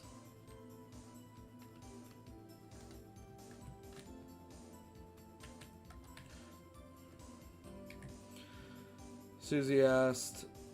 Chris had a similar thought. Carol, however, rolled her eyes, looking to the head doctor of Hometown Hospital. He simply winked back. Carol smirked confidently. Perhaps Asgore did have his uses. Asgore wheeled himself down to the aisle, waving at Chris and their friends with a welcoming grin.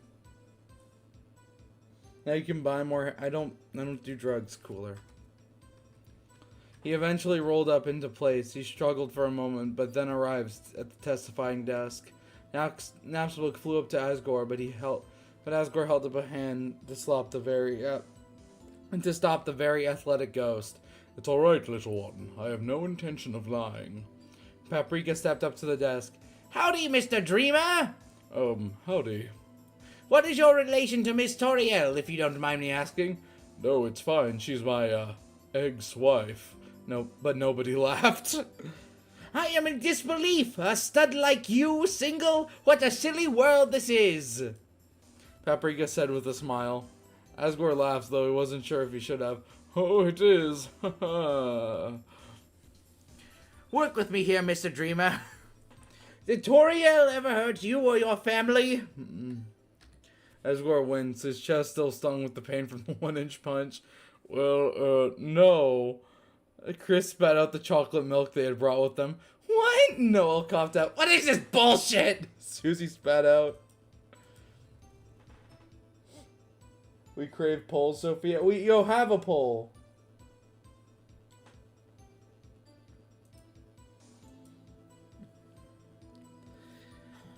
What?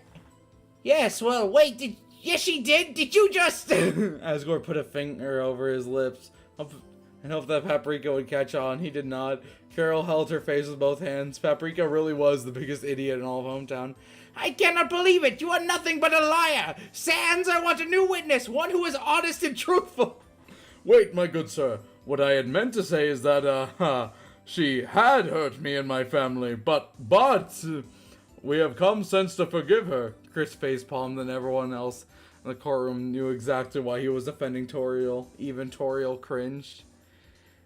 Oh, then why didn't you say that earlier? Jeez. Asgore breathed a sigh of relief. As you can see, if this dishonest man can come to forgive Toriel, then so can all of you. Damn, bro, that's crazy. The court remained silent. No one was convinced. In fact, a few were unconvinced. Paprika, however, did not give up.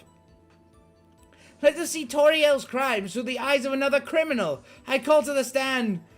Excuse me, am I dismissed? Yes, get out of here! He shooed him away from the desk. I'm sorry. Paprika can do anything and I'll find it funny. Anyway, we must understand the criminal mind to understand Toriel. Please welcome Susie. Okay, I don't actually know what her last name is. What? Susie asked, confused. Noelle blushed. Susie, you're a criminal? The dear girl's mind filled up with thoughts I cannot describe here. I'm not a criminal, she angrily screamed. That bonehead has me all wrong. I would never commit a crime. Theft, Chris said, sipping chocolate milk. Fine, so I'm a criminal. So what?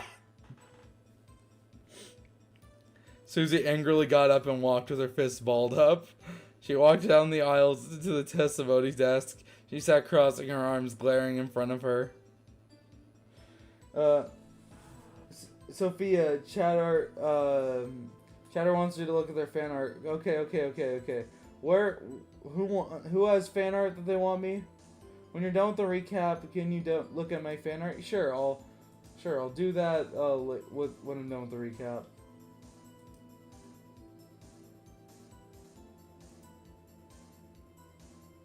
Her last name is Zillow. Susie, might I call you Susie? Yeah, that's my name, dumbass. Well then, Susie, might I have your insight on that woman over there? Paprika said, pointing towards Toriel. Toriel refused to look at Susie again. Susie felt her rage boiled over and slammed her fists into the desk, cracking it. That bitch destroyed all of hometown! She's pure evil! There's no redeeming her! Paprika stepped back. He was not expecting such a rude response. He composed himself. Well, that was pretty rude, Buster. I was hoping with your unique proclivities you could relate to that reprehensible reprobate. Oh my god. Relate to her? Hell no! Hell no! Susie smashed her fist through the desk, breaking it in half. She then pointed a finger full of rage at Toriel. Her last name is Barnell. Last name is Dinosaur. Her last name is Hussy. I'm nothing like her. She hurts people for fun. She laughs about it. You know what? Fuck this. She clenched her fists and walked up to the court doors. Come on, Noelle, we're leaving. And Noelle excitedly got up and ran after Susie. Carol looked on in disgust. All things considered, this went pretty well. The courtroom were murmuring amongst themselves. But for Paprika, he simply shrugged and moved on. Paprika strikes a confident. I'm just gonna erase this. This is redundant. He knew if he questioned the right person, then his client would avoid the death penalty. With one crack of many vertebrae, he paced to the center of the room, ignoring the wooden shards that now littered the floor. Ahem! Paprika coughed, and instantly the crowd and jury grew silent. Wait, your last name is Gaster? That's crazy! So is mine! A dap up. Hell yeah, Papyrus, I knew I liked you. What's up, Papyrus? Our witness is one you know very well. Everyone stayed in anticipation. Who could possibly be the next witness? That should be a question mark. Toriel started to sweat nervously. This trial hadn't gone how anyone had expected it, and it was a real possibility that she could get out of prison. May a holy day! Get up here, you! Toriel's face fell. Carol wasn't there that night. No one knew where she was. This couldn't be good. There had to be something afoot. Carol hated her. She hated Carol. It had been that way since... Best not to think about it too hard. Carol got up, wiping her expensive... No, this is whipping. That's wiping her expensive-looking coat as she did. With slow, methodical steps, she walked over to the destroyed stand, and with the snap of her fingers, a replica of the now destroyed stand appeared, but made of ice. Thoughts on the Overton window. It's cringe. Why is his name Paprika when everyone else is... Because Google Docs does not have a papyrus font, so we just decided that he would be Paprika in this fic. Because the font is different, and they're named after their fonts. Just consider it like one of the many differences of the alternate universes between Deltarune and Undertale. That's how I view it. Because if like Frisk can be named Chris in this world, then Papyrus can be Paprika. Simple.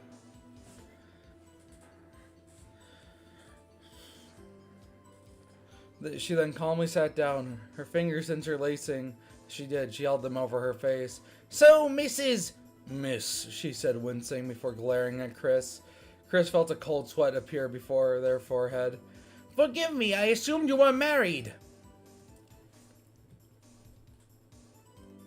More suffering in 2026, yeah.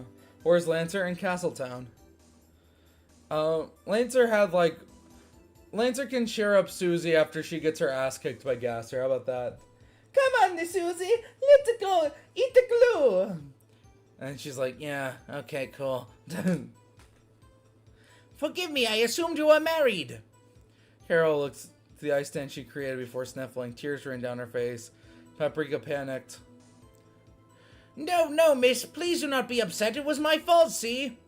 It's fine. I'm just a widow now is all. Everyone fell silent. Rudy was their neighbor. Their friend. Was he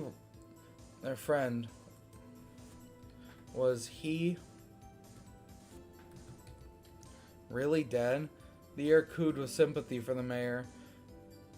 First, her town was destroyed, and then her husband died. Chris sank into their seat, guilt weighing on them. Lancer, Susie, my daddy would help you. you know what? That'd be cool if, like, King and Susie, like, made up or something. I don't know how I'd write that, though. Is that the best you got right there? Yeah, is that the best you got, old man? And then they, like, have, like, another training arc. I don't know. I was thinking about this, because I kind of wanted to turn, like, Spamton into, like, Noel's, like, mentor figure. So I was thinking, like, maybe, like, Jevil could be Susie's, or could it be, like, King? I don't know. Because, like, everyone is, like, too weak. They're getting, like, wiped. They're getting squad wiped. Like how abolishing the death penalty is defensive in the U.S., but considered cold take in most of Europe. Yeah, it is. There's a lot of things like that.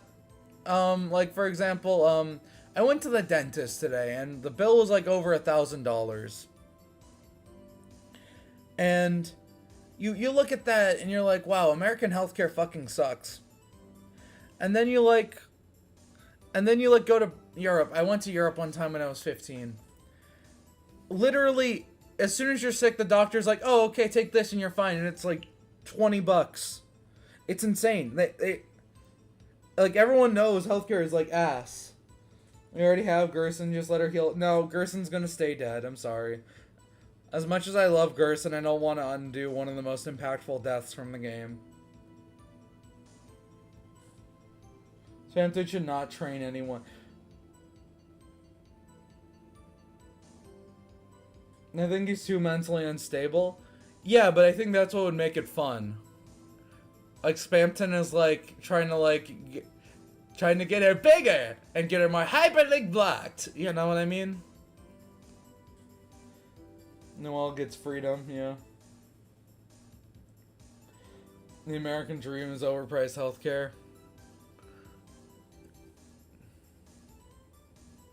This is not British NHS. Lamau, is it bad over there? I didn't know that. I thought they had it better. Oh well, it was years ago. Maybe a lot can change in a few years. And then her husband died. Chris sank into their seat, guilt weighing over them. Bradley turned to Chris, wondering if he should say something, but didn't. He only met Rudy a few times, and each time the reindeer would threaten to kick his ass. Then he felt Chris's hand.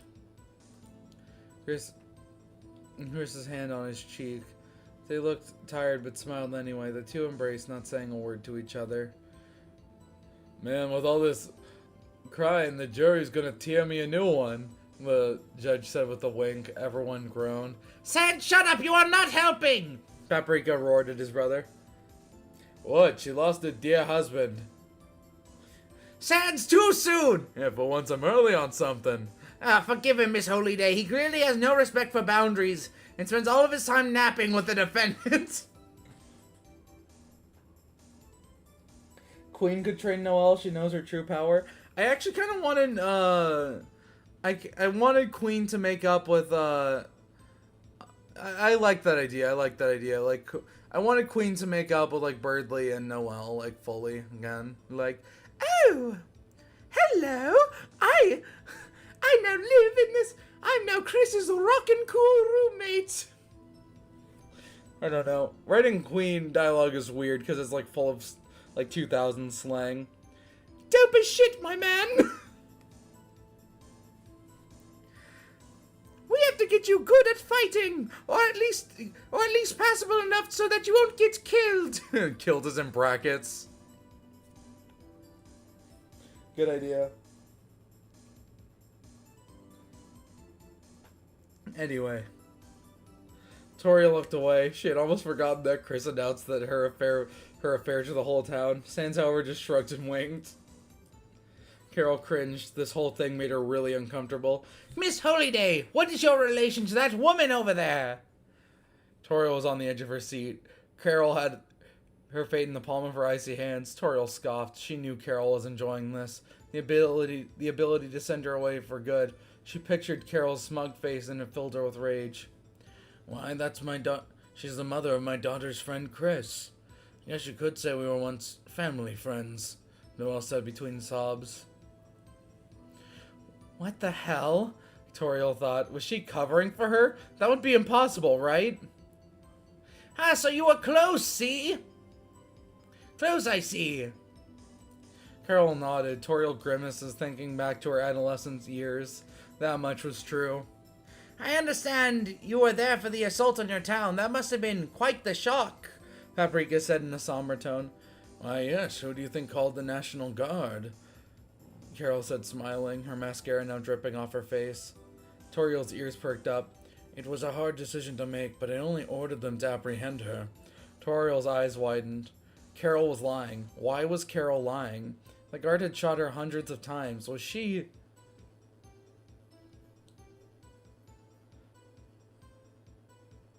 Oh, so you're the one who sent the guards who got brutally murdered. I understand. It all makes sense now. It all makes sense now. Hey, you're making it sound like I sent them to their deaths, Carol argued. Was this lawyer really that stupid? No, you didn't send them. No, you didn't. Comma. You sent them to an overpowered monstrosity destroying the town. Carol resisted the urge to smack Paprika with her gloved hands. She needed to control her temper. This is about Toriel. Carol then got an idea. Tears began falling from her face. I just wanted to see my friend get some help. She hasn't been the same since the divorce. The crowd gasped. Toriel resisted the urge to chokeslam Carol. Her divorce? Like she has any right to go there. I think I'm going to change the music again.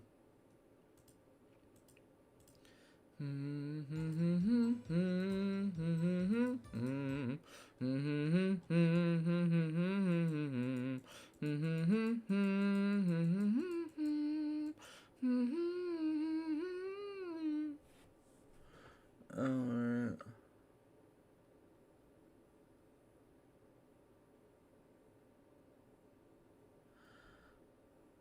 Maybe we could do this.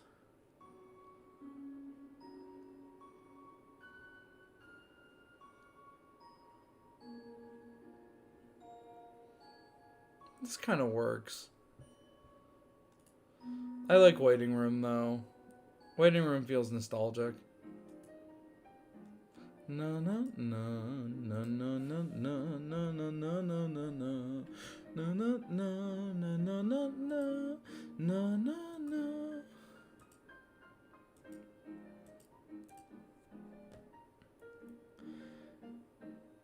I see. How exactly has she been different? I shouldn't say. Well, friendship means that much to me.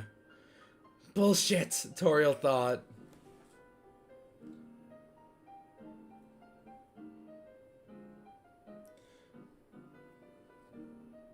Yeah, this might be peak.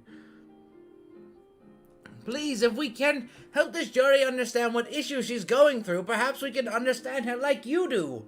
We're 2 hours into the stream and all I've done is recap. Carol sighed. Looked as if she didn't want to speak. Of course, in her mind there was a different story.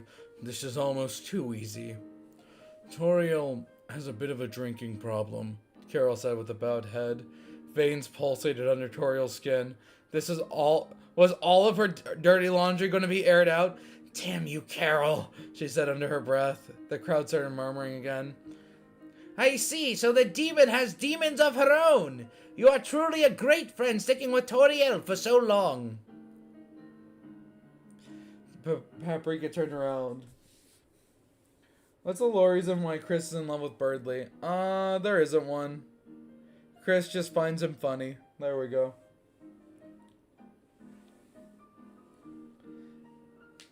What did I just walk into? I'm rereading the fanfiction we read. Toriel is on trial for destroying Hometown. Carol is giving her testimony, and lying to get Toriel off of death row, basically. See, if this marvelous woman can ignore Toriel's flaws and embrace her as a friend, despite her multiple murders, then so can you! It is my belief that the criminal justice system exists to reform those who have done wrong. And with enough reform, this woman that you call a monster might just be your newest friend. Carol cringed. His voice was so irritating, but he was getting the job done in his own moronic way. Still, these ingrates would need to be convinced more if Toriel was to avoid the death penalty. Aren't we all monsters, Paps?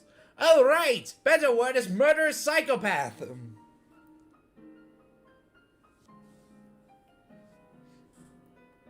I will goon on it. Ew. Stop the recaps. Damn it, how could anyone be this stupid? No, is she on to me? Playing the fool in order to reveal my lies? This man, he's the doctor's son, isn't he? Was that bastard trying to pull a fast one on me? Carol ruminated. Damn it, she thought, glaring daggers at Paprika.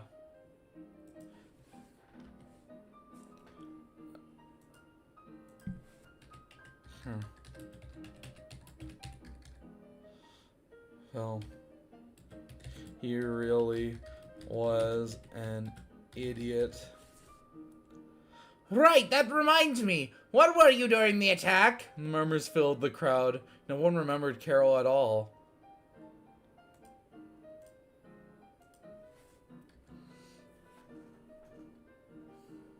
No one remembered Carol at all. Everyone assumed she had abandoned them. I was helping the evacuation effort. The murmurs became louder. They knew for a fact that she was lying. Or was she? It was hard to tell. Oh, okay, if you say so, he said with a smile. That smile's too genuine. I knew it. He's on to me. Carol thought. This is like one of my favorite bits. Like Carol having Dio monologues. Carol knows Gaster. Yes, Gaster, her and Chris are all like making knights to build dark fountains for some nefarious reason that hasn't been revealed yet.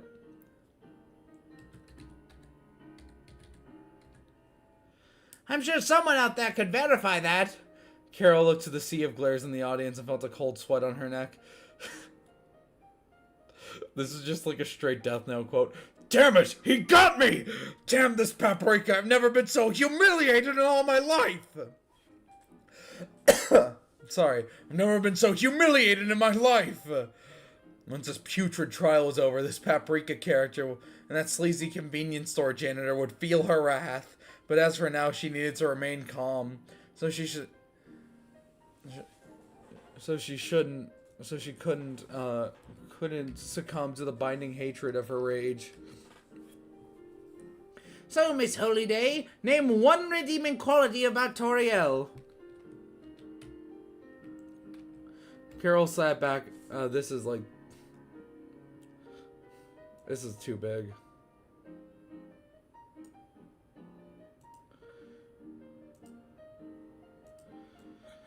This is too big. Sorry, the text size changed. Okay. Thought Sophia was a Dragon Ball fan, but she doesn't know how fucking awful those movies recaps on DVS were. Yes, they are. Carol sat back, a slight warmth on her cheeks. There's no way he possibly knew that, right? No, of course not. She needed to remain calm. People are stupid. Even if an innocent person loses their temper, the vast populace will consider them guilty by association. That's it. This was like a game of poker. Her hand was secret to her, and it was a secret her and Toriel only truly knew. This moronic lawyer would know if Toriel told him, which would be impossible, especially how it had ended. Carol opened her mouth and spoke. Why are you doing recaps then? Wasn't Birdley the main character? Birdley still is the main character. Birdley and Chris are like co-main characters. They're both the main characters.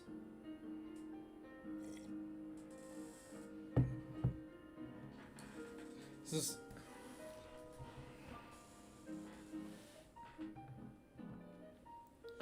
She's kind, warm, and forgiving even when she shouldn't be.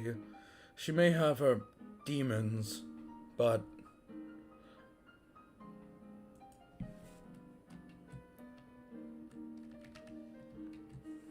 Carol looked away. Toriel's jaw dropped. Was this why she was covering for her? No, Carol wasn't sentimental, was she? She's always there for you, even when she shouldn't be. The words flowed from Carol's mouth a little too naturally. Chris raised an eyebrow. Carol was being weird about their mom again. Birdley, however, had noticed something. Carol was doing that thing Noelle did when talking about Susie. Chris, I think Carol is extorting your mom, he said. Chris perked up, but they knew that wasn't true. Either that or the fucking... Birdley thought to himself. Chad, does he know? Thoughts on ray guns? Oh, they're cool.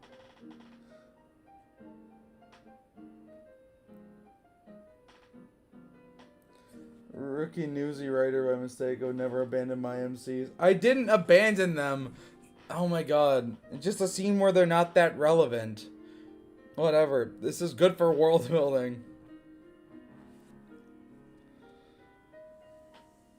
But Birdley thought, but he wouldn't utter such rudeness in front of his beloved gamer partner. Wowie, you seem to be really good friends. Though I think warm is a bit of an understatement. The whole town was burned to ash. Ashes to ashes, dust to dust.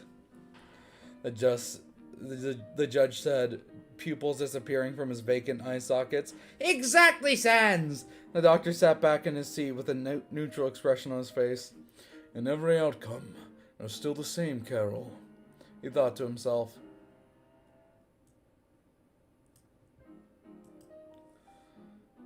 I'd do anything for my friends, Carol said with a smile. Toriel raised an eyebrow, unsure of what would happen next. Okay, it seems we're back to the normal size. Should do the "Oh, princess" voice for... I'm not going to do that. I think we've... No, I'm not going to do that voice for Birdley, no. Should the Yakko voice for Birdley? No, I'm good. Everyone but Paprika is on to Carol, but Paprika's the one who isn't on to her. Thoughts on Chick-fil-A, they're homophobic.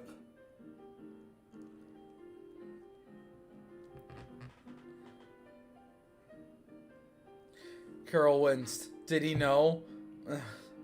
Toriel raised an eyebrow, unsure of what would happen next. Alright now, Carol, on a scale of 1 to 10, how would you rank your friendship with Toriel?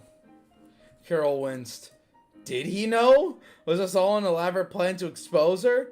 No, it couldn't be. Otherwise, he would have gone for something much more serious.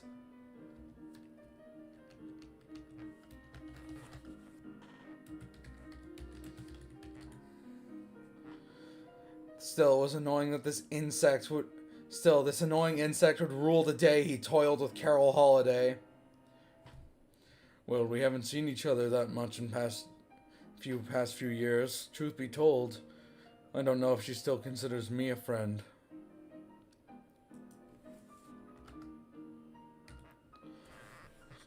Toriel stood still. What was happening? This person wasn't the Carol she knew. Did Carol change? Or maybe she was always like this?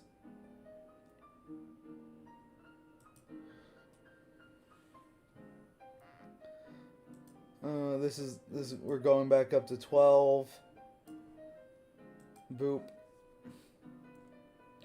7. I'd say a 7. Carol answering, trying to hide her annoyance. Wow, 7 is such a high number.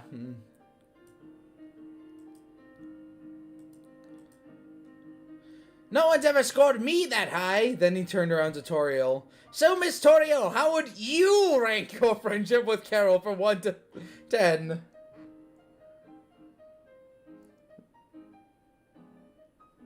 Satan offered you immortality if you murder your wife and children. Cooler, you don't have a wife or children because you have no bitches, no hoes, no job. You moderate my chat for me, which is something I didn't ask you to do. Okay, all you do is rage bait me. Cooler. Pack it up, buddy. You're cooked. You're finished. You're done. Okay. Toriel looked away. 8. I'd say an 8. She tried her best to sound convincing, but there was too much resentment in her voice. Holy guacamole, an 8! You must... I can't read this without smiling. You two must be good enough friends to be roommates! You're all my bitch... What the fuck is that supposed to mean? Sophia, what the hell? Sophia Crasher?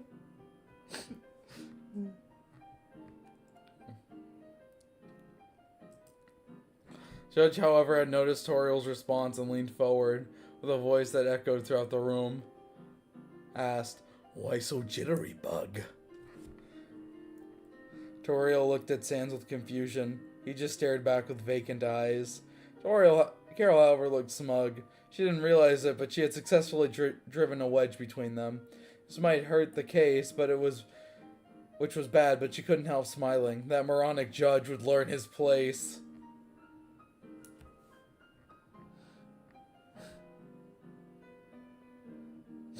What the fuck is happening in chat? Are you guys not telling me something? Sans turned to his brother and smiled.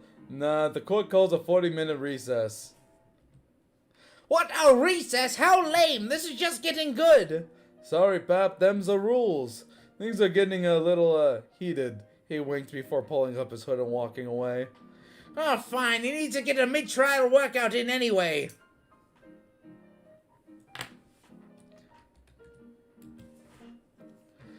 Paprika then dropped to the floor and started doing push-ups in the middle of the room. Toriel glared at Carol, but Carol just responded with a smile. Hometown's crowd, one by one, left their seats and went to get something to eat. The entire jury went outside to the playground while chanting, We want to go on the slides." I don't know what that is. I'm not birdly phobic, I'm curdly phobic.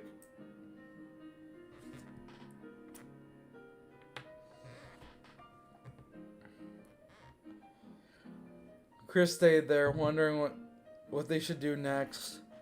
What they would be made to do instead. It was 40 minutes and the hospital was less than 10 minutes away. If the Soul so choose, they could, for some reason, they could. But for some reason, the Soul didn't do anything. Just stayed there. Chris breathed a sigh of relief. Rudy would live for another 40 minutes.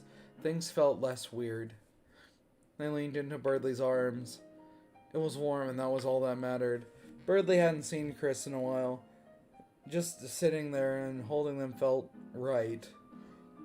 Chris then felt their stomach growl. They hadn't eaten anything all day. And once their mind went to their favorite food, Chris got up. "Chris, come on, I want to show you something," they said. And then there the two left.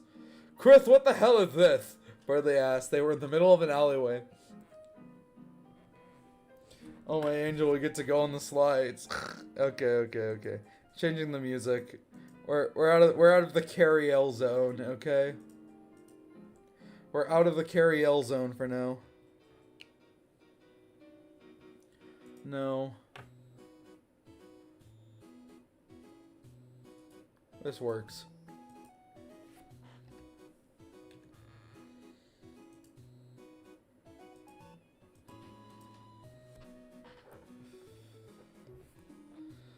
Birdley asked. They were in the alleyway near the apartment buildings. There was about 6 months of moss that had clung to the wall. Chris knelt down and ripped a chunk off of it, of the graffitied block wall. With one swift motion, they ate their entire fill. They ate their entire handful. Barely chewing and gulping the whole thing down. And then ripped out another piece and handed it to Birdley. Whoa, Chris, my dear, I appreciate your adventurous appetite, but I don't know if... I thought you were an alpha, Chris responded.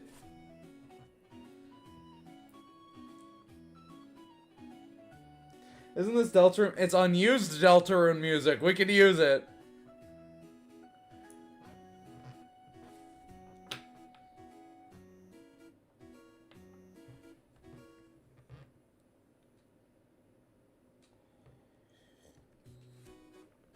Mike, the board, please. This is Curdley. You have to successfully date Birdley. And then it's like Susie bangs her head on like the contestant stand. Ralph says like, "Hi, what?" And Chris like just hides their like growing blush. Actually, now's a good time to look at the fan art. The fan art. Because the trial took a break. Let's look at this.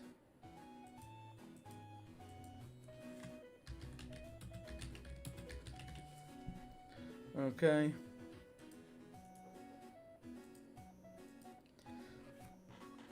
So, okay. Give me a sec, chat. Okay, we have some fan art.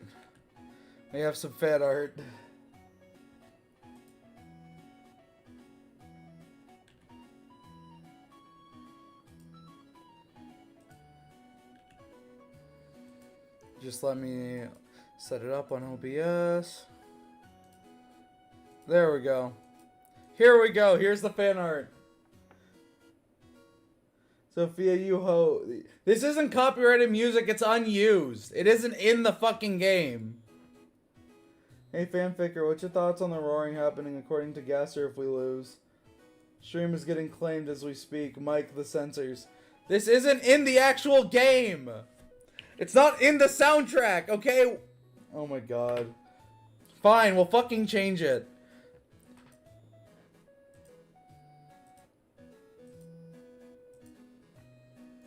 Hey, Sophia, the fucking stream.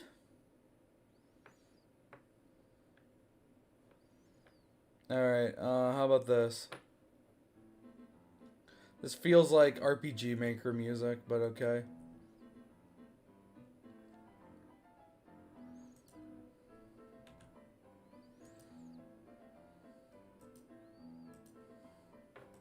Okay, there we go. See? It's Birdley and Chrissy to glue sandwiches. This is fucking peak. This is fucking peak. I'm gonna link it. Sophia plays RPG Maker Slop. That would be a fun series.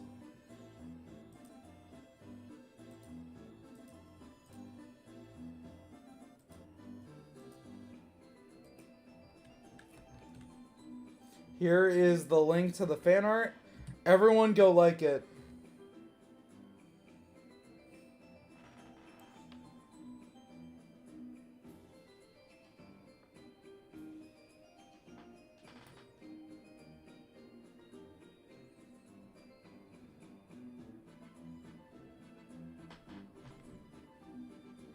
You love the Castletown and Youth theme? Yeah. Alright. I love that we already have like a healthy amount of fan artists here. Because I need the glue for a weird project.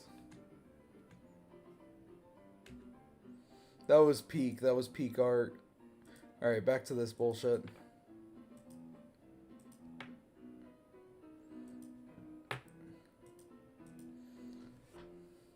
I thought you were an alpha, Chris responded. Damn it, it was too easy for them. All they needed to do was bait Birdley into doing stupid things. All they needed to do to bait Birdley into doing stupid things was question his alphaness.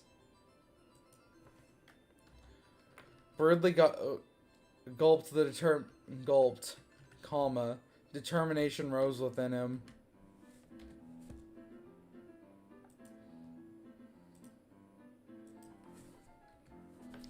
Fine then. He ripped off a massive chunk and bit the end of it. It tasted like dirt and tapeworms. Birdley gagged but continued to eat anyway. Chris smiled with a devious grin and bit the other side. Together they ate the moss together until they reached each other's lips. Birdley blushed and then broke away. That was a nasty trick, Chris. It still worked. They smiled. I could draw, but I'm not doing fan art for Pirate Software Young Defiant successor. I should really unmod you. This is the final straw cooler. Any more bullshit and I'm unmodding you. Did some fan art, but I can't wait till the part in the fanfic to post it. Okay. Birdley scoffed. He couldn't stay mad at them. Come on, play it too. Recess is almost over. As they walked back, Chris's head turned.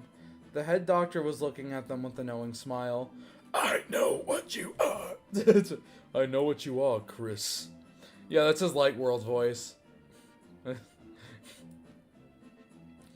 He had changed out of his previous attire and was now wearing a long-brimmed hat and trench coat. As he walked to the south side of town, that guy was an enigma. One second, he was acting aloof like a dad at their kid's baseball game. Next, he just looked at you like he knew all of your dirty secrets. I could totally see how this Gaster is Sans and Papyrus' dad, though. In Rage Bait Debate, and you were like this to me before, moments ago. What if Jerome, when I would have only drawn peepees. Okay, well then don't draw peepees, I guess. Chris frowned. What's wrong? Birdley asked.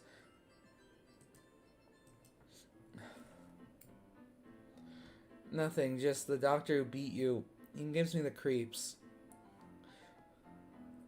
Oh, yeah. Oh, wait, did I not do the fucking thing? No, I did. Okay. Birdley Scott. Oh, yeah, well, he pisses me off. That guy's a no-good scumbag. Probably enjoys Sony. Birdley put their head on Birdley's shoulder. He was probably right. Best not to think about it too much. Gaster more like Shaster. Goodbye for now, humans. Gaster living a double life because he can't decide between menacing villain or comic relief character. I kind of like that he's both. That he has like these two modes.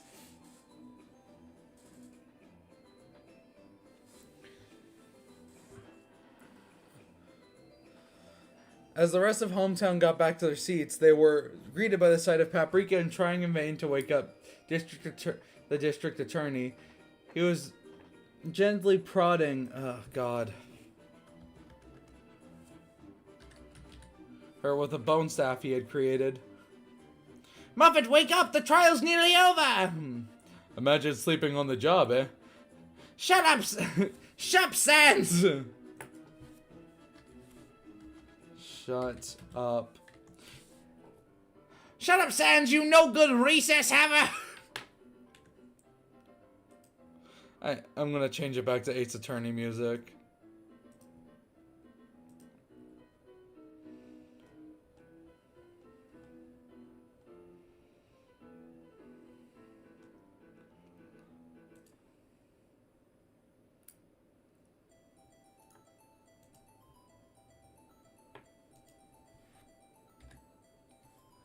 What if Susie gets in the hospital because she ate too much chalk?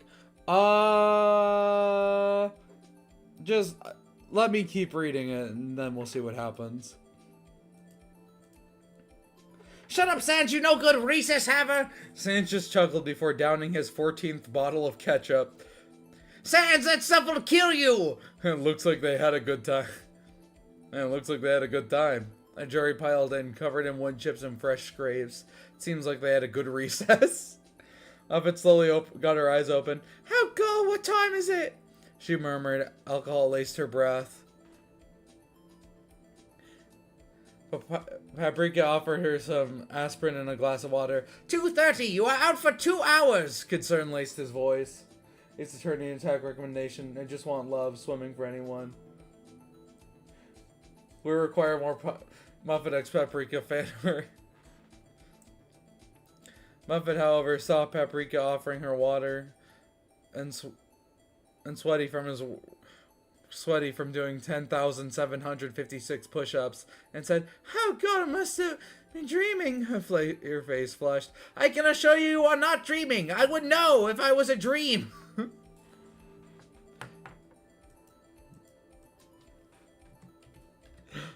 Paprika was cut off by Muffet, wrapping all 4 arms around his neck and then kissing him wetly on the non-lips. Everyone gasped, including Undine and Pizza Pants. Pizza Pants cheered, I knew it! Birdly No, I knew it, Birdly said confidently Birdly said confidently. Carol felt her eyelid twitch.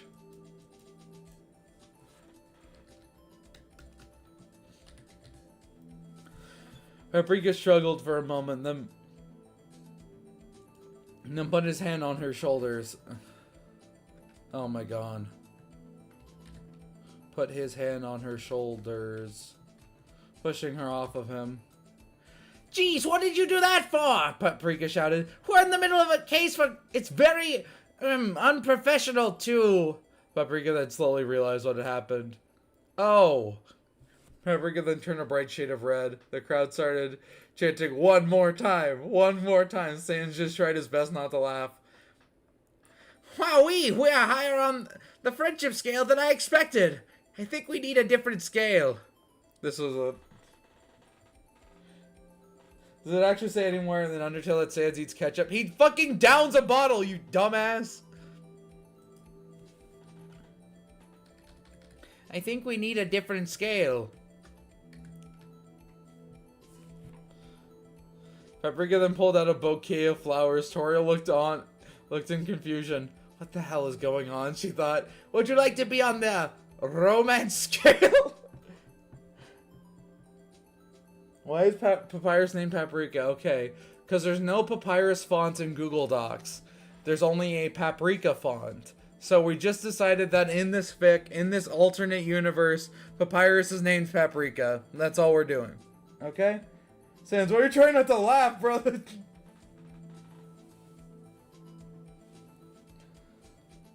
What do you mean one more time? So it's like a thing in wrestling, where if you do something really cool, the entire crowd will chant one more time, one more time, one more time. So they're chanting that because they liked Muffet kissing Papyrus, basically. That's what they wanted to see more of that. They're freaks. They're sick freaks! We need a footnote explaining a whole bunch of information. No, I have an introduction. I have an introduction right here. It says, like, hi, my YouTube chat following reads by a combination of shown, animated, and low quality shitposts. There's a few things I would like to inform you, the reader, before reading this fic. Anytime Chris is described as having a sharp pain in their chest, that was the result of the chat controlled Chris did via polls, as Chris takes a lot of actions that are not the best for their health. Paprika is this fixed version of Papyrus. He is called Paprika because in Google Docs does not have a Papyrus font. I also figured that if Frisk/Kara can be named Chris in this world, then Papyrus having a different name and font wouldn't really matter all that much. Image, Friend, and Gaster are one and the same because frankly I think having two malevolent entities related to the bunker and Chris's trauma was extensive, and that's all you need to know for now. I'll like add more to it.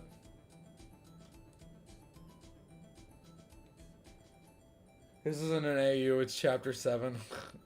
Oh my god, if chapter 5 is half as peak as this.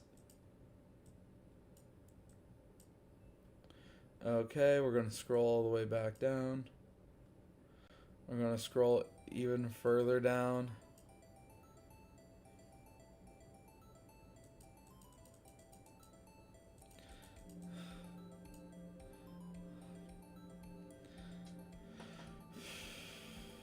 Okay. We're going to go back up. Would you like to be on the romance scale? He said, cocking a non-eyebrow. The crowd erupted into an oh cry. Birdley was taking notes. Clearly, Paprika had proven himself to be good at the game. Muffet covered her hungover face. Normally, this kind of thing would annoy her, but she felt herself becoming warm-blooded. Would you like to come over for dinner at my place after this? I love nothing more. I'd make a mean bowl of ramen. Undyne rolled her eyes. Everyone knew that spaghetti was a true way to a woman's heart. Can we get a word count? This is the word count. So I did it.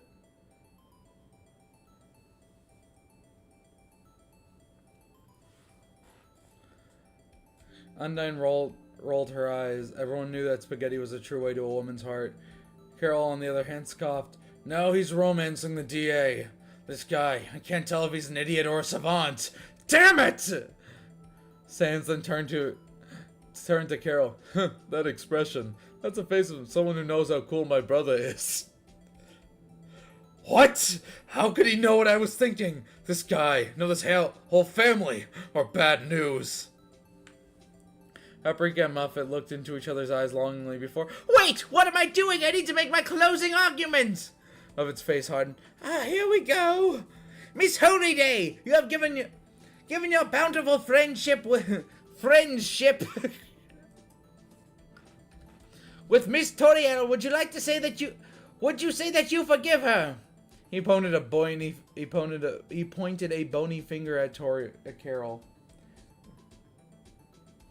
Wait, the Chris Dreamer channel is back? No? No, we're mostly done with this. Carol looked on confused. This guy was really impossible to read, wasn't he? She said yes, she would be. It would be a trick. That would mean Tori would be no. Even if it was a trick, she remained determined. Yes, I do forgive her, she exclaimed. Toriel's eyes widened. She didn't know what to think anymore.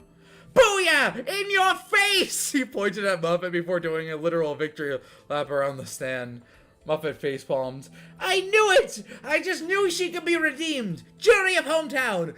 Please deliberate honestly. Do you think this woman can be irredeemable after a testimony like that? I think not! Woo! You gotta get in character for it. I'm gonna change it to Pressing Pursuit. Oh god. Do.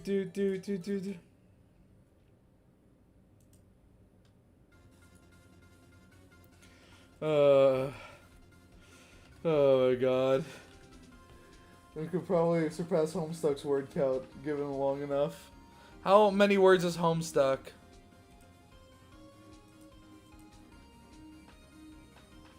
Paprika did another victory lap around the courtroom.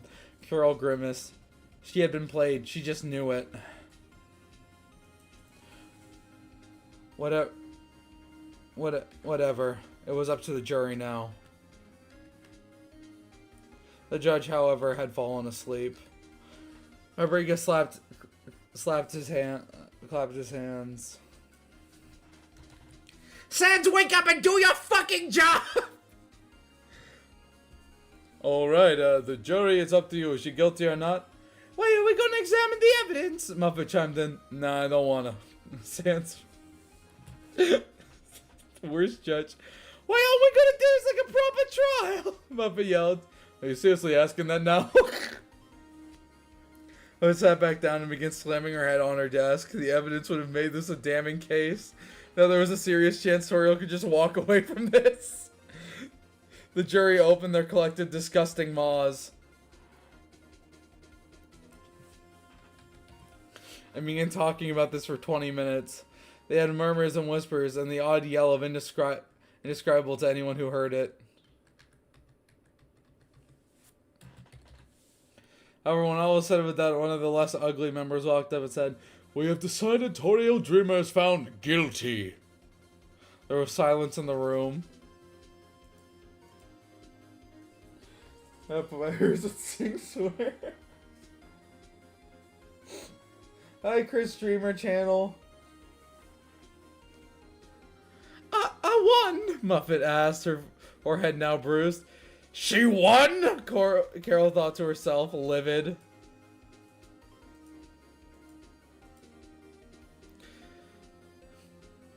She won, Chris and Berdley said in unison. Guess you won. Paprika ran up to Muffet, cutting his 53rd lap short. You won! Congratulations! I think I need a new job! Miles away, Susie sat next to Noelle, their feet dangling over the pit they used to house the lake. The sounds of lip smacking filling the air, and then for a second Susie broke away from Noelle. Susie, what's wrong? Did I... Noelle bowed her head low. She won! Susie screams, then jumped into the air and pointed at the pit. About time, you lousy bitch! What? Toriel's gonna rot away in prison. Maybe get the death penalty. We won! She grabbed Noelle's hands and then started jumping up and down over and over again like a giddy child. Wait, Susie, how do you know that? I don't fucking know, dude. Wanna go back to making out?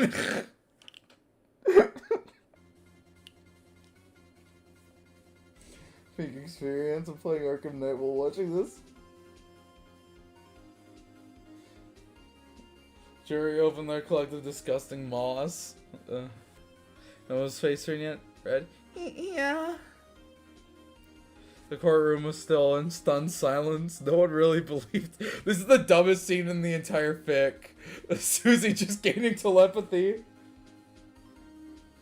Gaster beamed it into her head. Susie is so Susie. I don't fucking know, dude. Oh my god. No one really believed it. Carol held her face in her hands, begging to whatever entity that would listen that Toriel wouldn't get the death penalty. I hit the gavel-shaped object to the desk. Alright, I guess you get life in prison, he said, winking. Pizza Pants spat out his pizza-flavored soda, and the rest of the town went into an angry frenzy. Everyone was angry with this decision. Life in prison? She destroyed my house, one monster yelled. She killed my son, another yelled. Asgore, however, looked relieved, as did Carol. Sans then turned to her with a knowing grin. Chris, however, felt several different feelings. Toriel had beaten them to a pulp, killed 103 people. Part of them wanted to see her get the death penalty, too. Part of her. Huh. Part of them wanted to see her. Yeah, okay, there we go. However, this was still their mom. They still wanted their family. Berdley turned to them. You okay? I don't know, Chris responded. Berdley just embraced Chris again. He would do his best to be there for them. One of my favorite jokes of the fic. I don't know if someone already said this, but this is like if Gaster writes when he's bored and following his own canon. Thoughts on ukuleles. They're tiny guitars. They're guitar-shaped objects. People started throwing things at Toriel, but she was escorted out of the courtroom by police. She didn't even know how to feel. Carol and Chris had gotten her hopes up that she would be able to walk free, but such was not fate. She didn't wonder why Carol had chosen to stand up for her and lie under oath.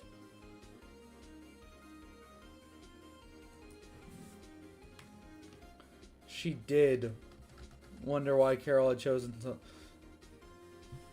to stand up for her and lie under oath. It did not matter. People started angrily leaving the courtroom. Even the judge disappeared in a crowd of people. The only two that seemed happy were Muffet and Paprika, who left the room skipping and holding hands. The only one left in the empty courtroom was Carol. This was the first time in a long time that she had lost. The ice sand melted into dew. There was always Plan B. The fuck is that? Okay. Let me do my best to recap. So in Chapter 1, Toriel destroys Hometown. Chapter 2 is about the aftermath of that. So we have Toriel's trial, which just happened. Carol wanted Toriel to get a non-guilty verdict for reasons yet unknown, yet heavily implied. Chris's friends, however, who had been beaten up by Toriel, wanted her to get the guilty verdict. Papyrus was her lawyer, who was called Paprika in this fic because Google Docs does not have a papyrus font. He kissed Muffet. Now we are moving on to the next scene, and we need some aura. We need some aura farming music.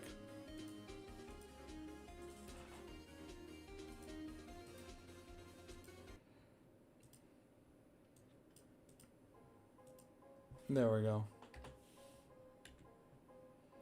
Earlier in the fic, Chris had selected Rudy to die, and by Chris, I mean you. All of you people selected Rudy to die. So this is the aftermath of your consequences. Chris and Birdley were walking home. Birdley's home. Chris clutched his right wing. They didn't want to leave him. They suddenly felt a sharp pain in their chest. Oh God, today was already enough for them. They just wanted to be with their boyfriends. Could finally show him Castletown and reintroduce him to Queen, but Birdley stopped. Damn, I forgot I had training today. Training? Oh, and then found out that I beat your mom, and so she started to train me. I'm making good progress. I could ask to train you too? Chris remained silent. There was a decision being mulled over without their knowledge. Yes, I want to go, Chris screamed. Birdley stepped back. Chris, are you alright? Chris began to look away in embarrassment. I'm just pumped to hear that you get to learn how to wave dash in real life, they lied. Birdley cringed. Of course you would. And then with the wing wrapped around their hand, Birdley ran at full speed towards the police station. Chris happily smiled, happy that Rudy would live another day. There's shipping horrors beyond my comprehension. I'm so out. I'm not in. No, there are shipping horrors. Okay, so Birdley is dating Chris. Susie is dating Noelle. Carol and Toriel had like a Gojo Ghetto thing going on, like in the past. 5:46 p.m. Rudy sat alone in the hospital room, bored as hell. Apparently today was Toriel's trial today, and that stupid doctor wouldn't let him support his wife and best friend. What a quack! God, if he could only kick his ass. Noelle had been spending more and more time with Susie, which made sense, and he was happy for her, but God, was this agonizing. He turned over to his side and his eyelids became heavy. Oh well, there was always tomorrow for dreams to come true. He closed his eyes and drifted to sleep. Suddenly the fluorescent lights of the hospital room shut off. The room grew darker yet darker. The room to Rudy's hospital room opened, and a familiar man walked inside of it. This is the light world. Very interesting. It seems that Chris won't be joining us this evening. No matter. The string of events has happened before, and it will likely happen again. He snapped his fingers, and a grotesque skull appeared. Then unhinged its jaw and fired a beam of pure light, illuminating the room with a cold light. Cold luminescence. Minescence. There we go. There were the remains of Mr. Holliday, as he slowly turned to dust. The man stood there. How many times had he gone through with this? He lost count. Susie dating... Chris dating Birdley, who came up with that? Me! Is that a gaster blaster? Yes, it's a gaster blaster.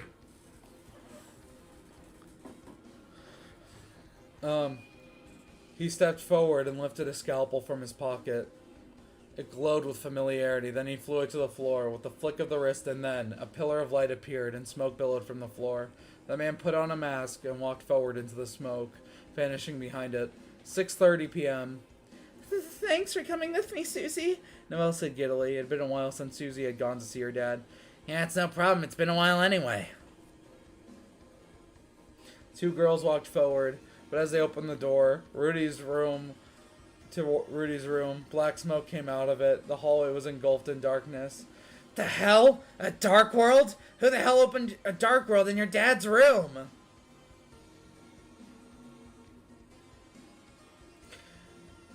Noelle just walked forward with a cold feeling in her chest. She could feel it. There was something in there, something that she didn't want to face. Susie put her hand on Susie's shoulder. Wow. Susie put her hand on Noelle's shoulder. You good? Yeah, it's just... Noelle couldn't bring herself to speak. Susie tapped her phone. Look, it's okay. I texted Chris. If anything goes wrong, they'll be here, alright? Susie said reassuringly. Yeah.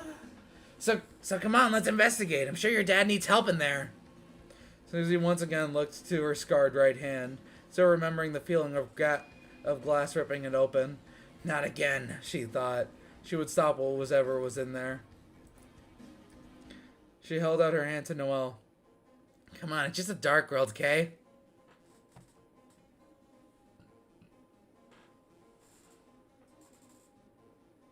Slam. Noelle gulped. Susie was right. There was no reason to be afraid. They held hands as they walked in. Slam. The door closed behind them. Damn it, not again! Susie screamed before looking at the world around her. Looked like they were in a padded cell. There was a rusted-looking door in front of them. The two proceeded forward. Noelle reached out, not knowing what was on the other end of the door, but with a reassuring grin from Susie, she turned the rusted handle and stepped forward. The room they found themselves in was massive. It looked like it continued on for infinity. They were in a prison? No, an asylum. They were on one floor of millions. Each floor was set up like a spiral staircase. Each floor had about 15 rooms on it, and each wall, twisting down to the depths. Well, where the hell are we? Susie turned to look at Noelle. She was awestruck with the world. It looked as if it was created by a madman, but also one of artistic genius. It was impossible for him not to become overcome without feeling something. Are we still at recap? Yeah, we're almost done. Want to know what else is massive?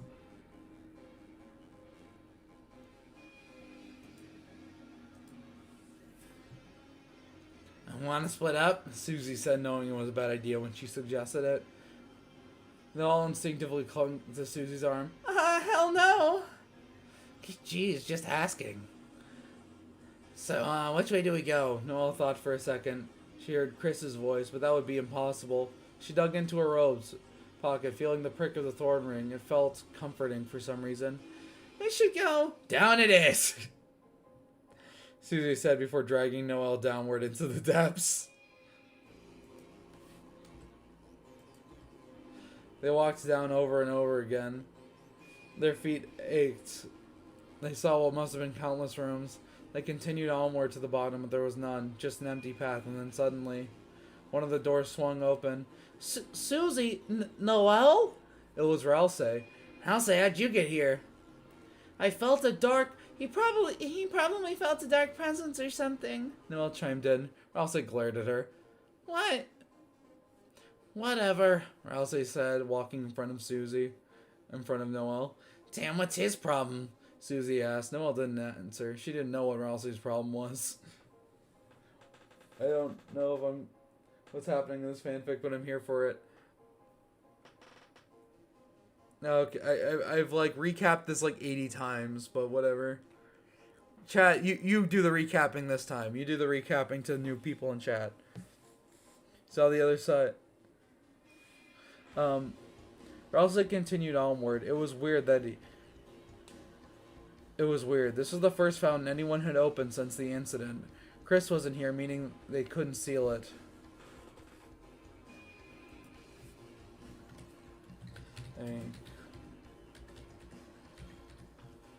Was this a trap? No, it couldn't be. Whoever made this fountain was just sloppy. Ralsei got an idea. Wait a minute. He turned to one of the doors behind him and turned the handle.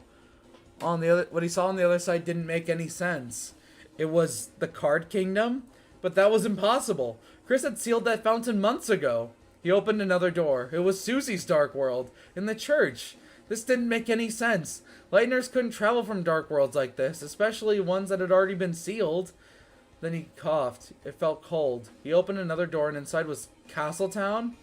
Yo, Ralsei, wait for us! He heard Susie say on the floor above him.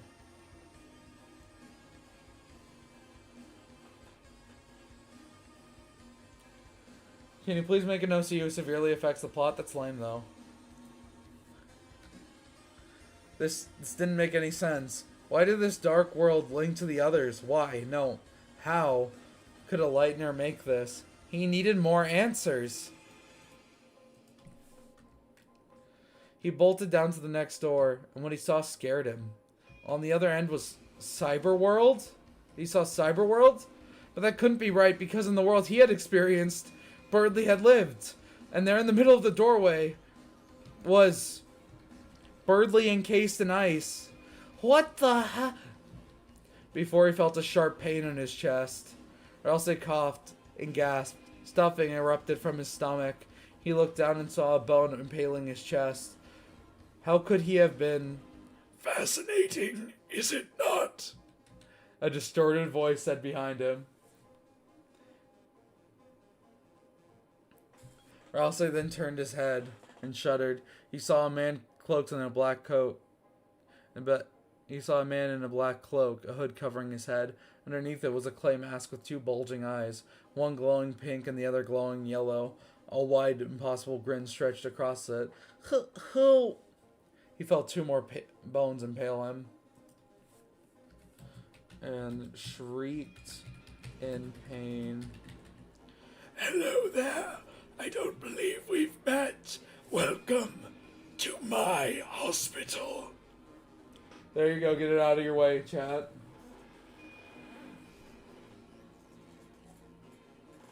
I'm Wingmaster, the royal scientist.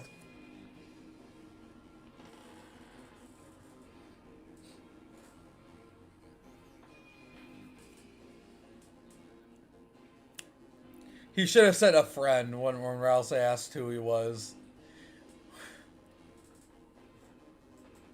My hospital, there we go. Ralsei gasped. Who the heck was this guy? He felt a cold, bony hand on his shoulder. Would you like to see it, my friend? My Deltarune was better. Yeah, it was. But my hospital was already in the thick. Ralsei felt his body rise up against his will. The bones dug deep. He might not have had organs. The pain seared like it was from a burning whip. The man walked forward, and Ralsei was lifted to follow. They entered Birdley's room. It was as if they both were really there. Ralsei saw Noelle walk away.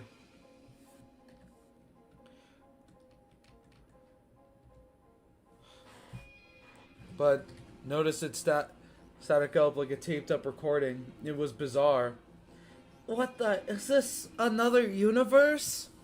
This is a memory of a world that died long ago.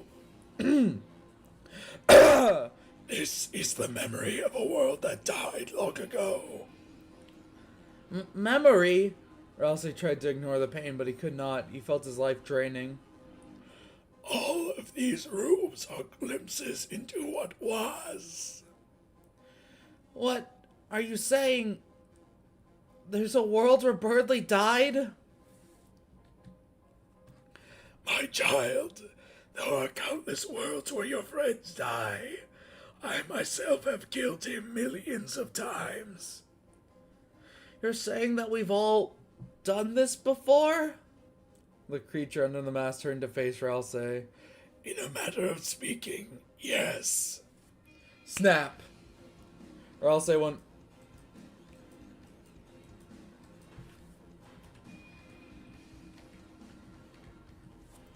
The figure snapped his fingers. Legend of hopes, a legend of dreams, a legend of darkness, a legend of my hospital. How much longer now, my hospital?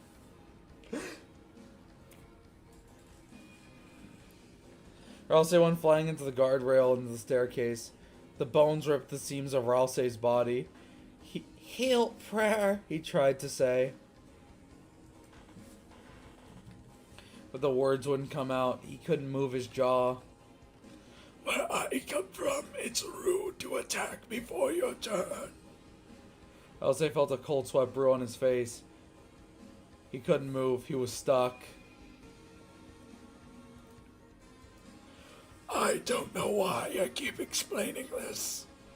You're just going to keep fighting anyway. It's become an annoyance. Your guests are so fun, yeah. How much longer now? My $100,000 bill?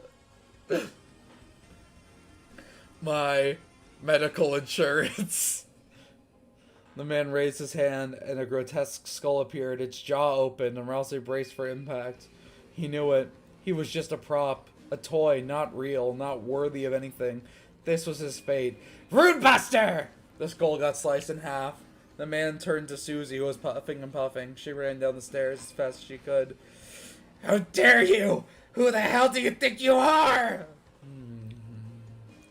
My name means nothing in this world.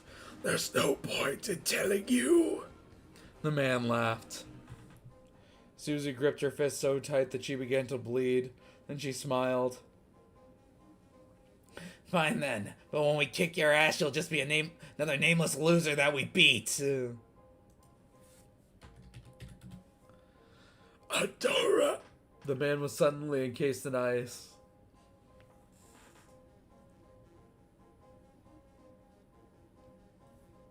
Your Honor, Windgaster attacked Rouse first, and the Fun Gang is supposed to act before. The rest of my case, Your Honor. Windgaster's an absolute fraud. I'm the bad guy. Hey, Sophia, I'm doing here with a pick about.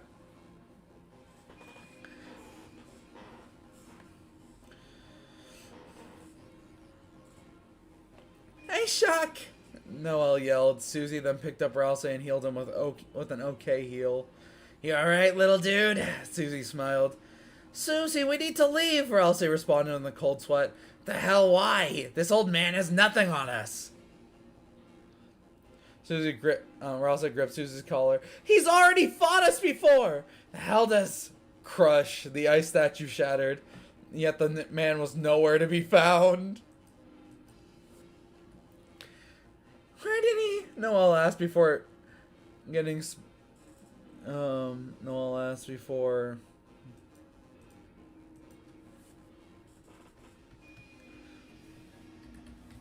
Split through the chest, with two bones intersecting to make a cross formation.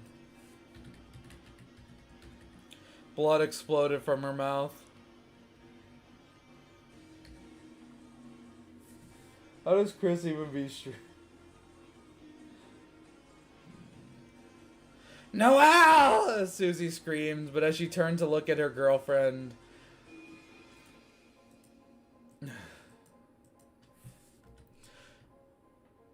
She held up a finger. Noelle held up a finger pointing behind Susie.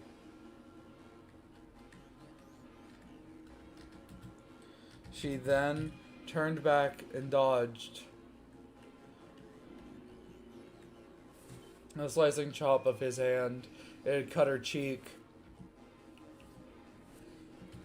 The man whipped his hand, and Susie's blood flew off of it.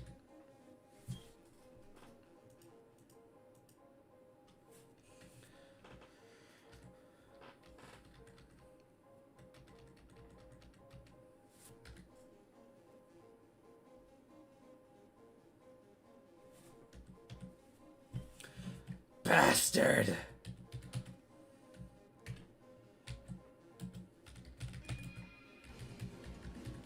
Before slashing at him with her axe. Alright, chat. Chapter 3, Gaster goes on trail. That would imply he needs to get caught first. Slashing at him with her axe, but the man vanished again.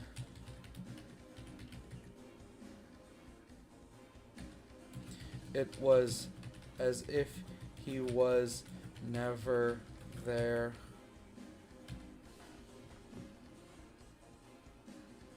Okay, we're changing it back to the other Gaster fight theme, but still.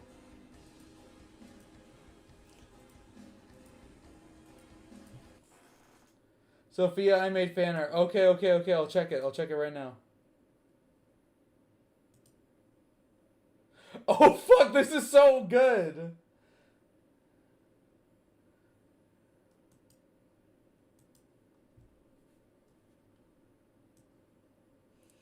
Okay, okay. Let me play the...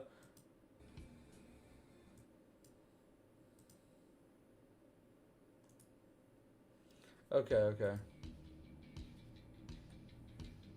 Dude, this is so good. Cat Eater made fan art? Yeah, I'm looking at it. I'm looking at it right now. I'm setting it up.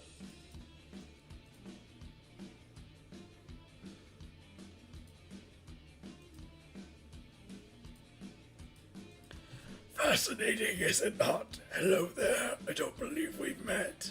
Welcome to my Deltarune. So peak. This is so peak. This is so peak. I'm gonna link the fan art. This is so good.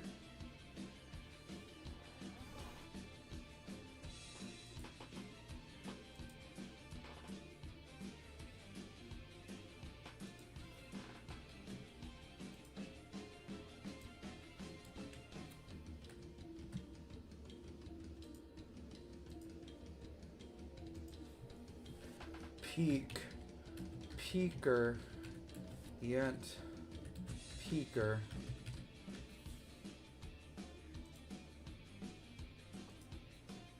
Yes, it's so good. I love it.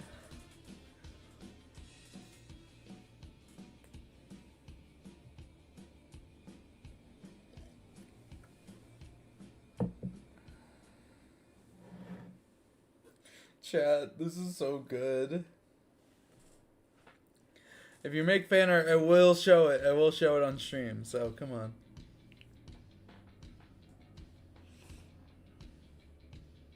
L streamer, W moderator. Feels like an alt.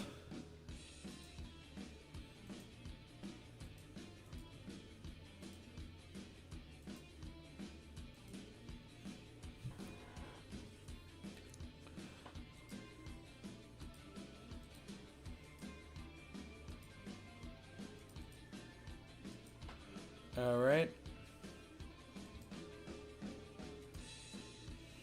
It was as if he was never there.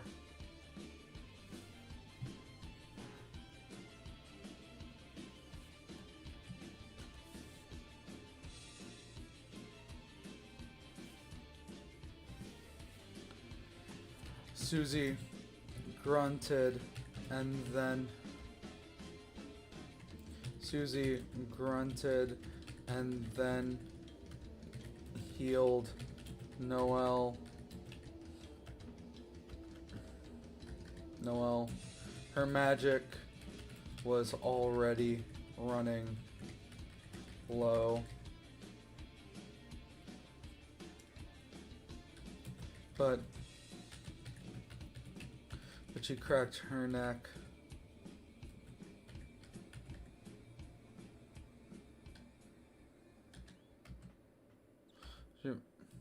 She wasn't going to lose. Does she know? Does she know? Noelle got to her feet.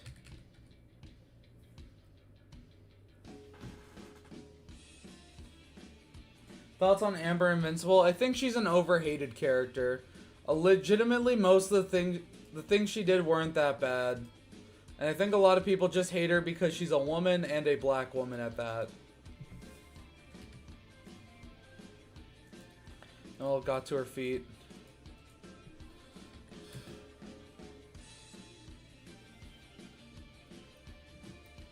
Eyes widened. The pain was gone, but the shock from being impaled wasn't. Oh my god, he's...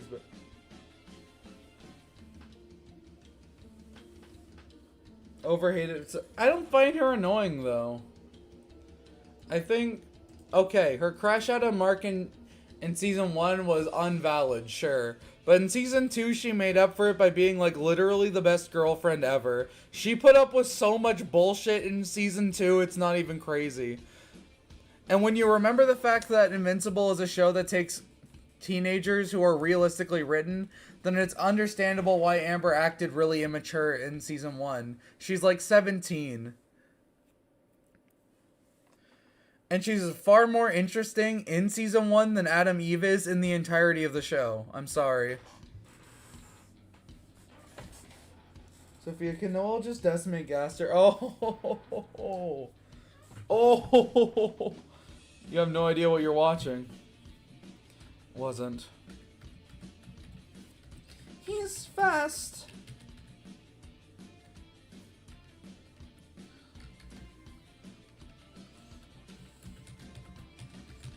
She said. No, it's not speed. It's different than what Toriel did.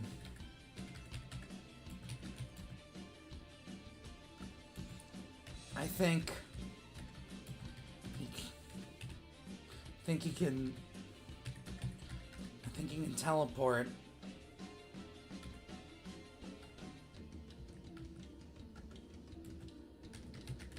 Explained.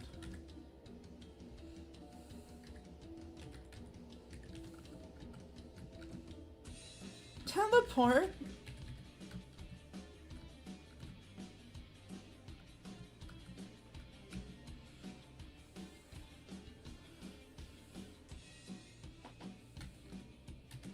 It's tricky, but Darkners have been known to do it.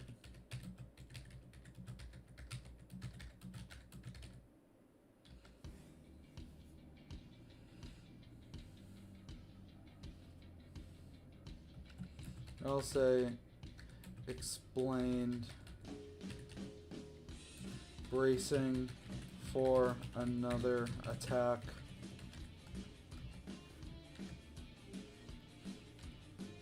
But how's that possible?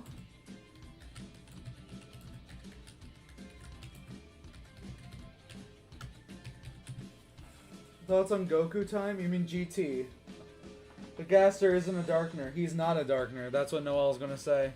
But how's that possible?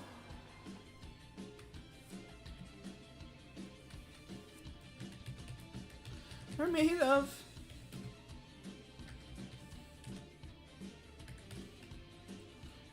physical properties. Lightners are made of physical properties. It's why we bleed and stuff.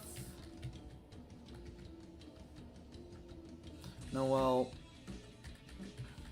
said, becoming less confident.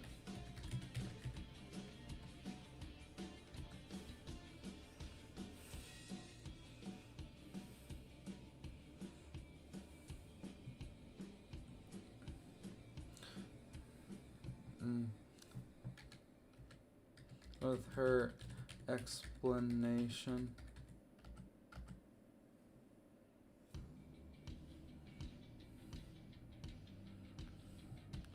So? Or I'll say asked, annoyed. So I know who that guy is. He's a Lightner. So I know who that guy is.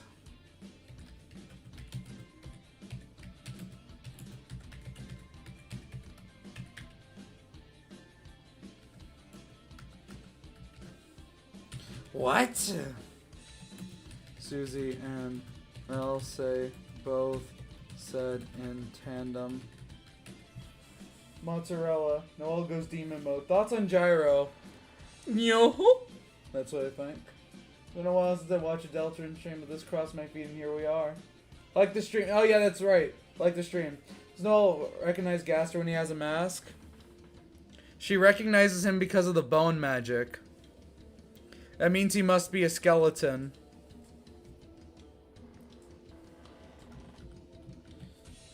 You know this guy?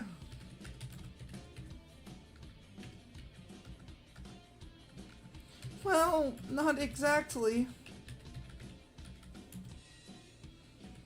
He used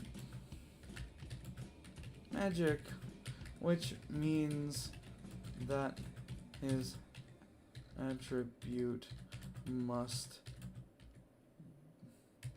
be that of use bone magic,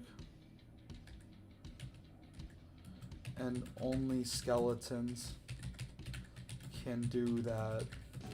Only skeletons can do that. There are very possible. He could be.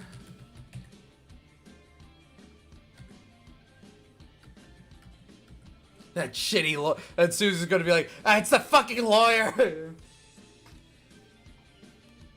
It's Paprika, yeah. Clearly. Yeah. That shitty lawyer, I knew it was him.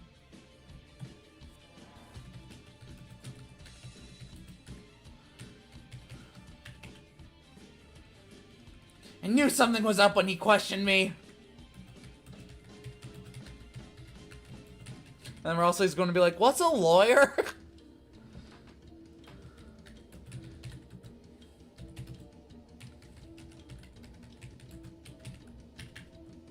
Piece of...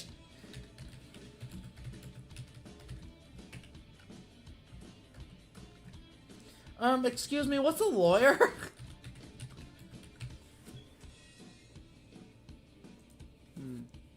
Noel, theorized.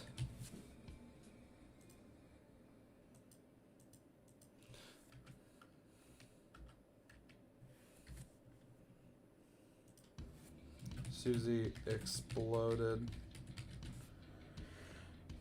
I knew it! This is all part of his plan!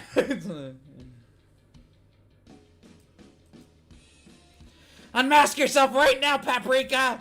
And then the thing is just gonna start laughing. Why the hell are you laughing at me, you piece of shit? Adorable. Excuse me? What's a lawyer?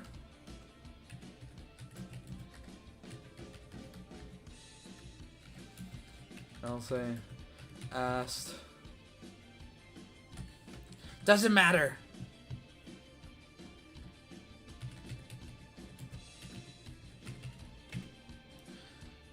Point is, we have to stay on guard.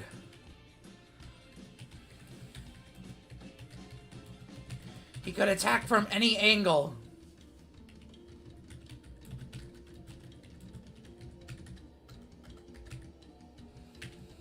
And if he can teleport. I love Transformer. I'll say, Ralsei doesn't know what TV is. He could never watch Better Call Saul. He doesn't know what a lawyer is. He's never played Ace Attorney. He doesn't know. He doesn't know, chat. I barely even looked at Transformer Ralsei theory. You just kind of suck at bits. I'm just trying anything. I don't know. We voted a while back on if Ralsei should be trans in this fic, like Susie and Noelle. And they decided against it. And if he can teleport, that means we need to stay alert. This is like the most JoJo conversation of all time, by the way.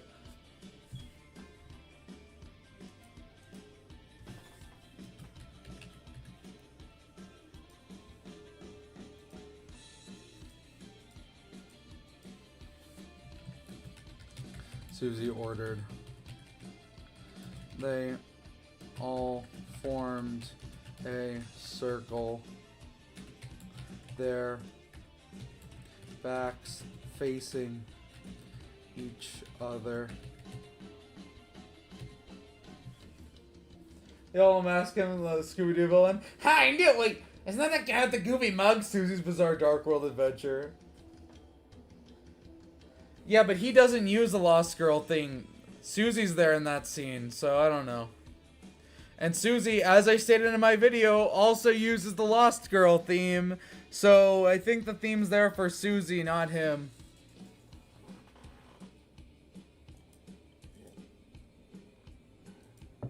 backs facing each other, all braced themselves. Noel re-equipped the thorn ring, this time determined not to lose herself to its might.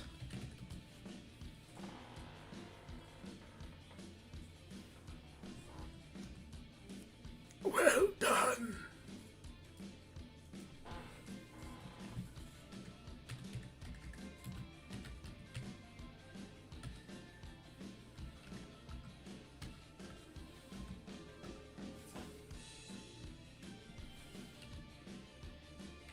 All of them felt their stomachs drop when they heard his voice. It was formless. It sounded like it was coming from everywhere and nowhere at the same time. Went to the dark world, that makes you a girl.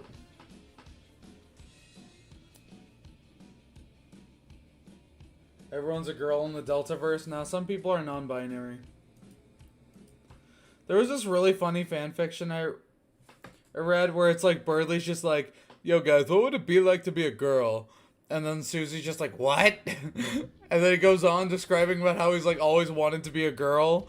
And then like Susie and Noelle just like look at him like, what the fuck is happening? And Chris just like turns to him and says, you're gay. That's the end of the fic.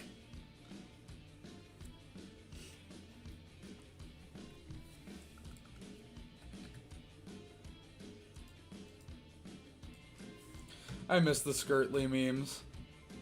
Everywhere and nowhere at the same time. All.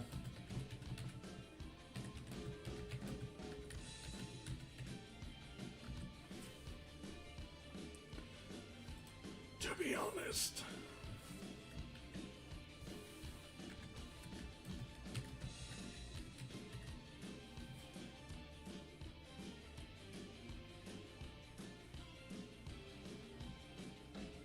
this war No. grows tiring.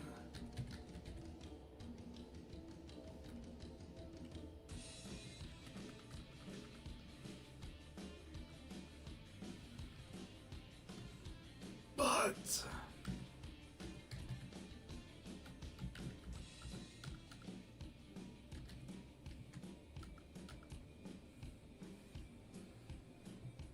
they suddenly heard heavy breathing from above them. They all cocked their heads to look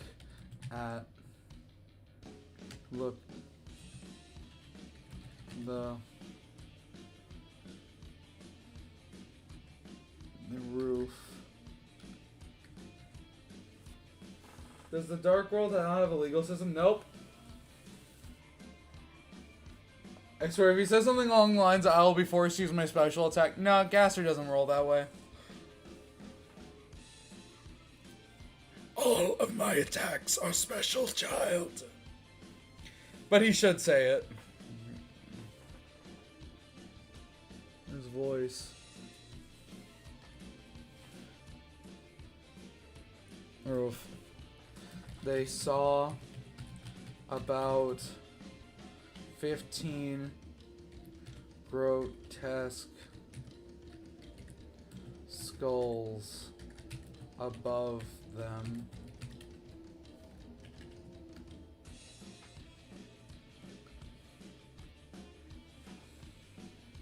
Can't find the trans Birdly fic. You just gotta dig through a lot of it.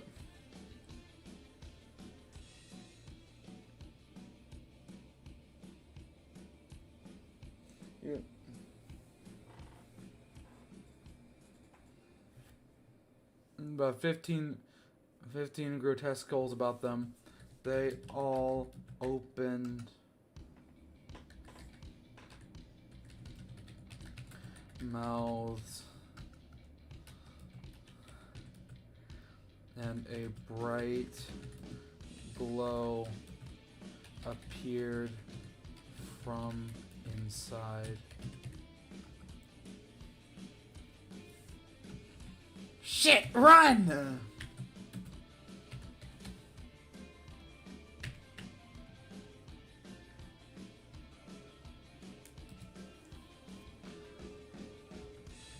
The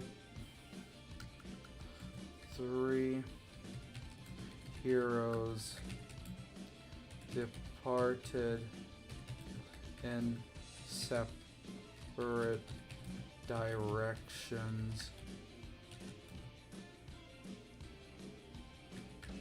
Noel and Ralsei ran to nearby doors where,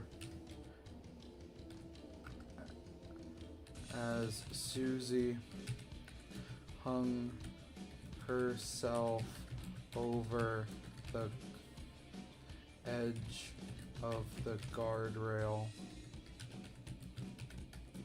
using her arms.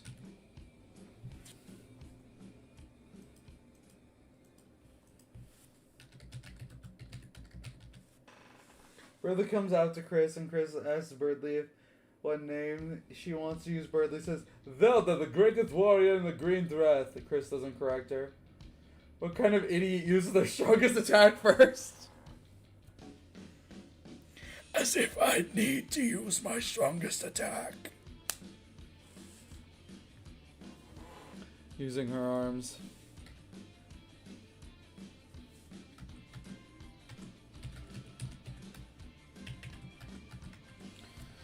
There was a massive hole in the floor that stretched through 1,000 others.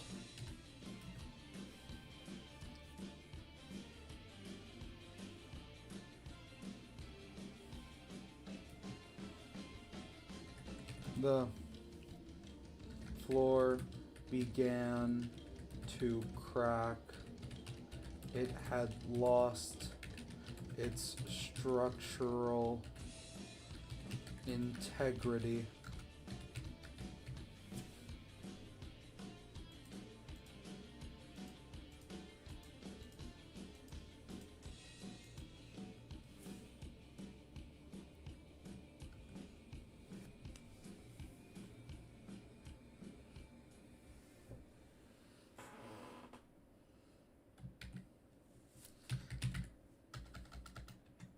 Susie!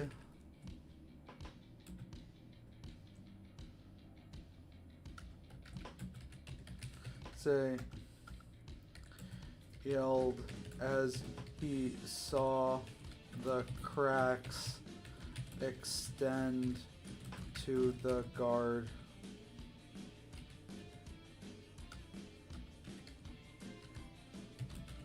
Rails. Thoughts of the sweet state of Georgia? I've only been once, and it was only for like a few minutes. Extend to the guardrails.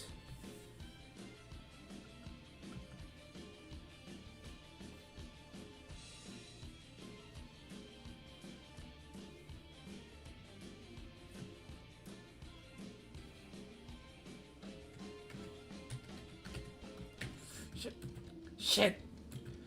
Go into the rooms and keep running.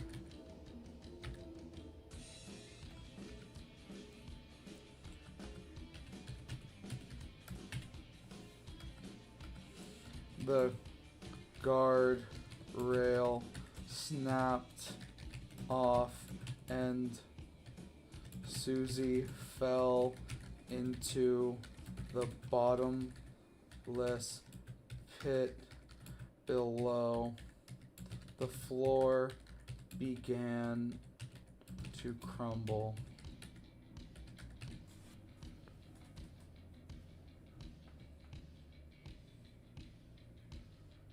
His older brother. Oh yeah, he started his channel. He started streaming. I need to link the channel. I'm sorry, I've been forgetting. Here. I needed to change the music anyway. This is okay. Where is this channel? Where is this channel?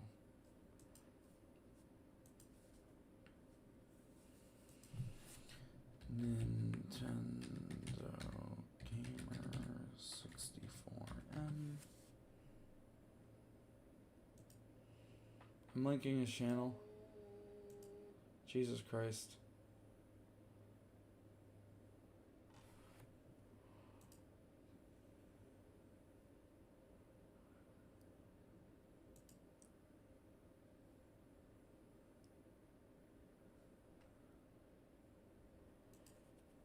He played Undertale like a week ago. I showed up in the stream.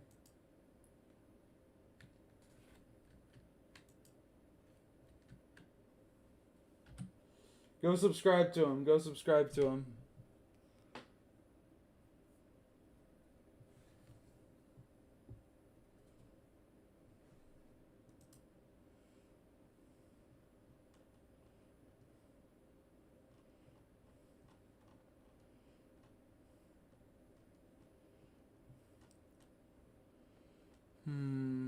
Where is it? Where is it?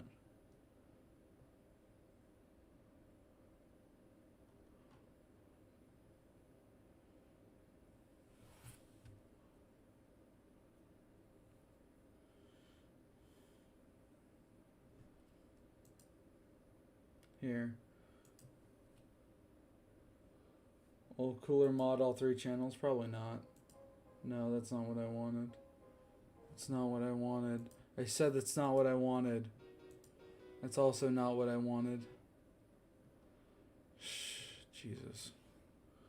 The thing's too long. You need to reload the playlist to fully get it. Shut up.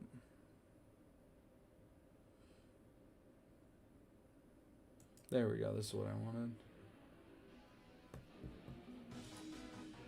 This is Gasser's theme in it. This works.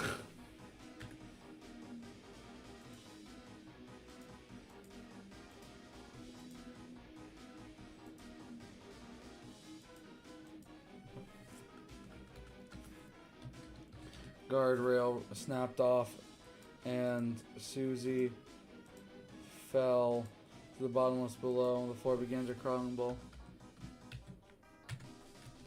Susie! Yeah? Okay.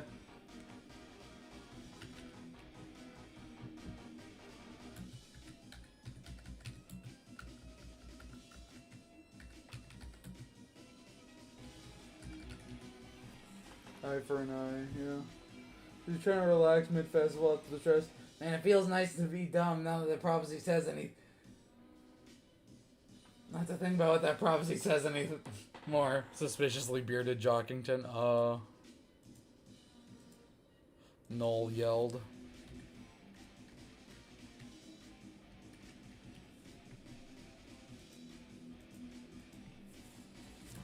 The floor began crumbling at a rapid pace.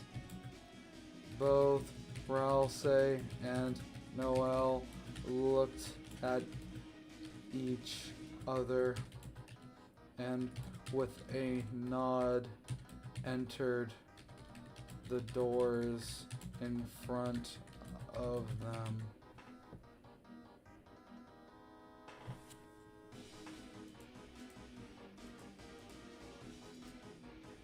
What do you guys want to vote on, chat?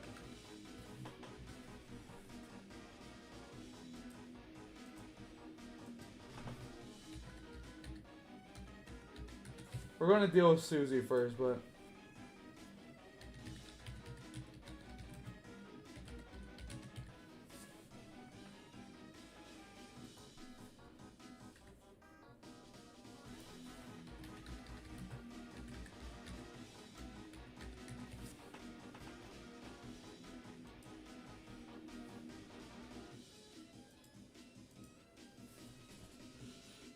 Whoever's in front of them.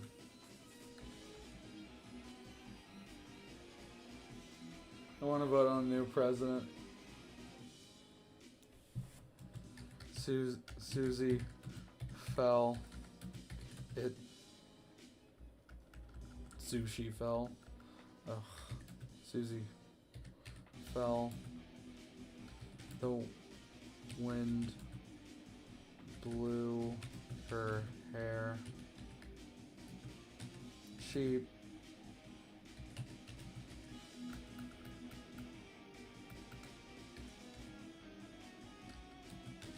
had fallen into a lot of dark worlds, but this one looked bottomless. She wondered if she would die, if this was the end, that damned prophecy had showed her. Is Noelle gonna delete Gaster? No.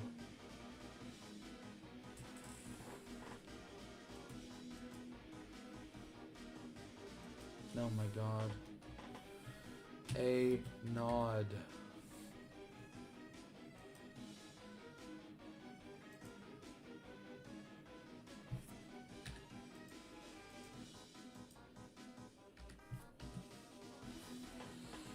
Then, in an instant, she saw him. The man was upside down and falling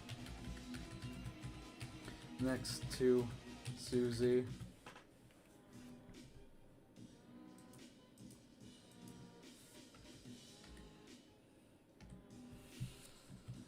He turned to look to her. Greetings!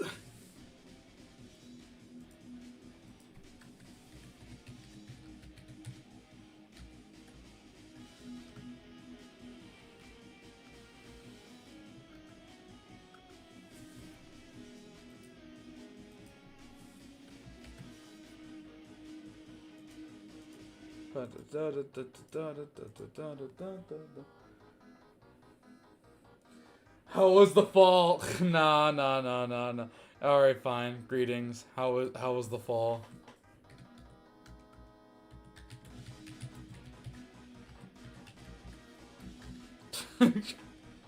Fuck you guys.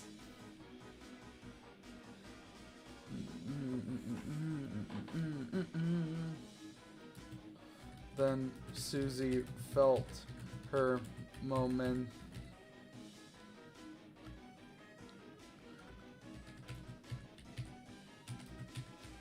Why didn't she did to punch him in the face, but he just moved to the left.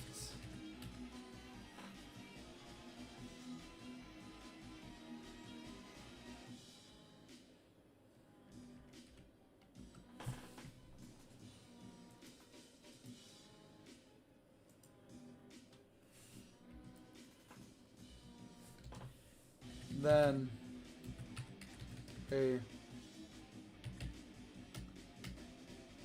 ding noise. She felt her momentum stop. It felt like hitting a brick wall, but she was still suspended in air.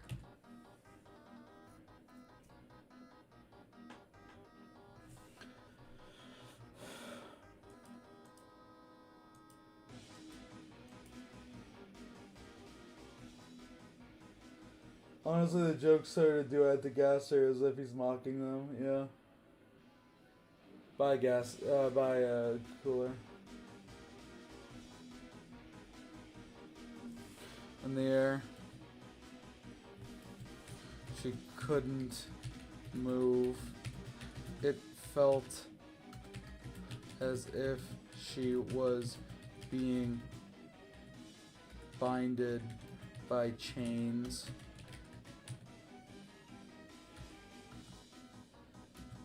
The man also stopped. He was standing in mid-air. Deltarune tomorrow. It's kind of crazy how long that meme has lived.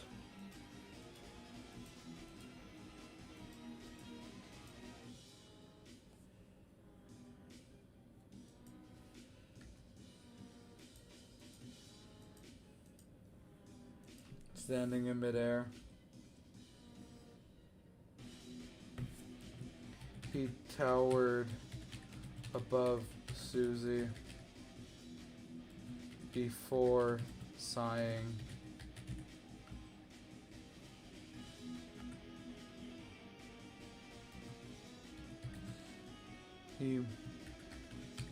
A finger to the right, and at blinding speeds, Susie felt her body slam into a nearby wall.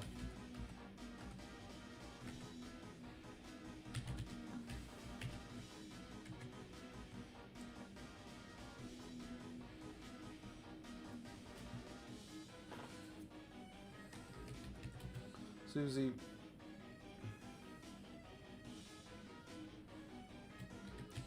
felt new cuts and scrapes litter her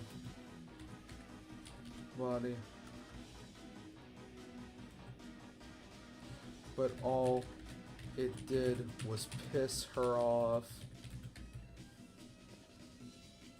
Bro, Gaster's so much aura. We're still on the court arc? No. We're on the Gaster beats up the kids arc.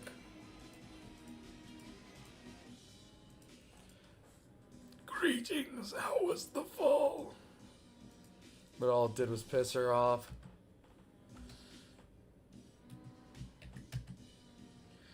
It's gonna take more than, and then she's gonna be slammed into another wall, and another, and another, and another, and another.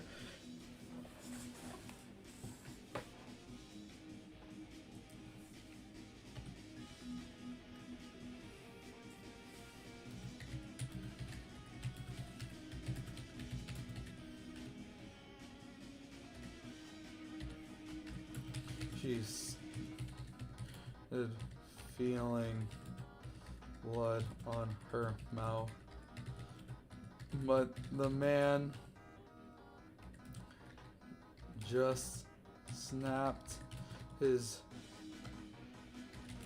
fingers and she flew upwards, her back dragging against the wall. Susie Core, the original Susie Walker. Do you need a cough drop? Let's just say, I'm White Gaster, the royal scientist. Birdley arc both felt like it was last year. Birdley's still the main character. He's just being trained off screen.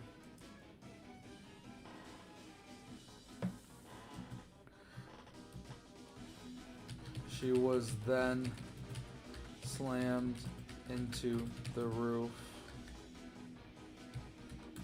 which in reality was the bottom of a staircase.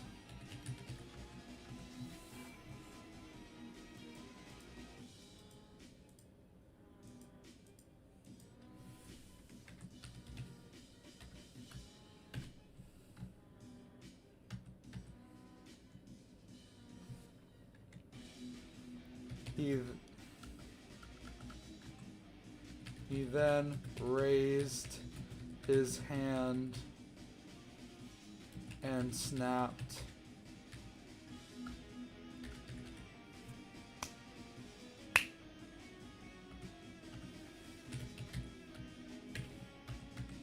And suddenly, Susie was flung into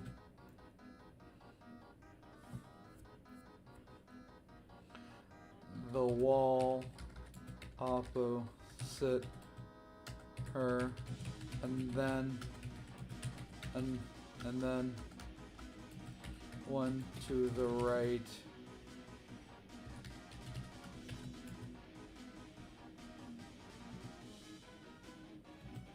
She was slammed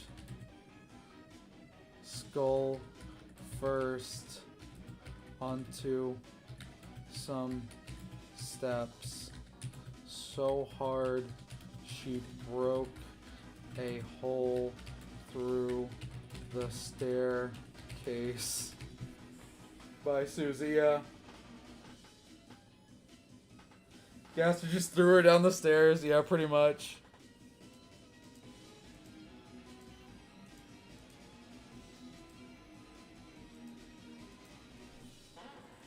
Through the staircase.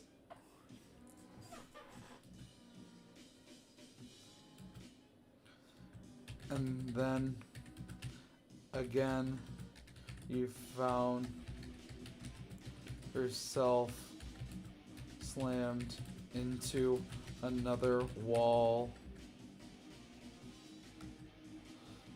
This went on for about 15 seconds. Susie had almost lost consciousness.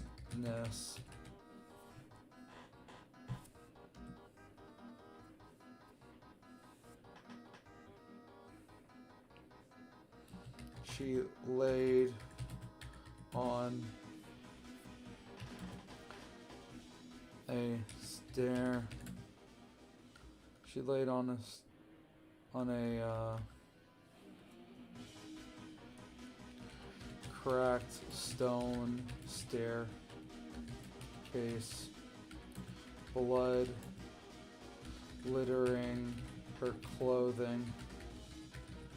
Her concussed head was screaming.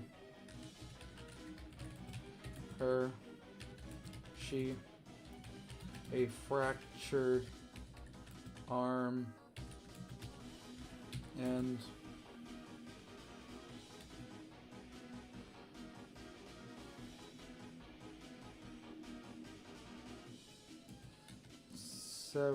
a cracked spine.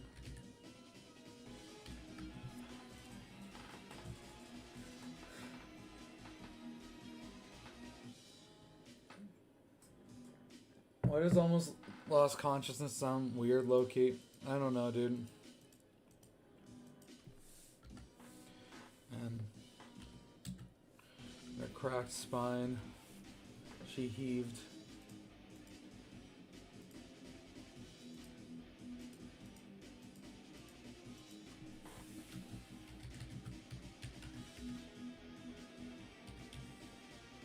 She heaved.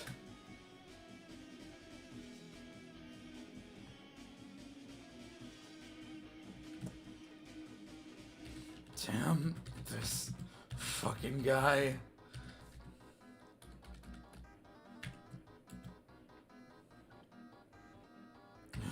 I could just land one hit, she thought before the man appeared before her, towering over her again. Damn it, I messaged Chris a while ago. Where are they? Cuts to Chris making out with Birdly. When is Chris gonna get here? Guys, remember, Dark Worlds operate off of time dilation. It could be a while in there before Chris shows up.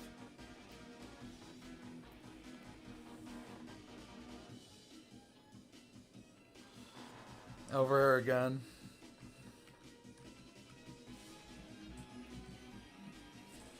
She smirked and began to speak. It's not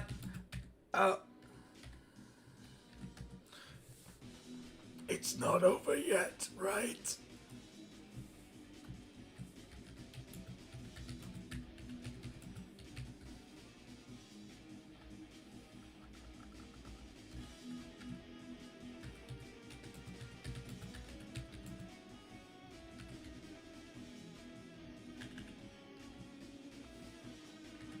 Right.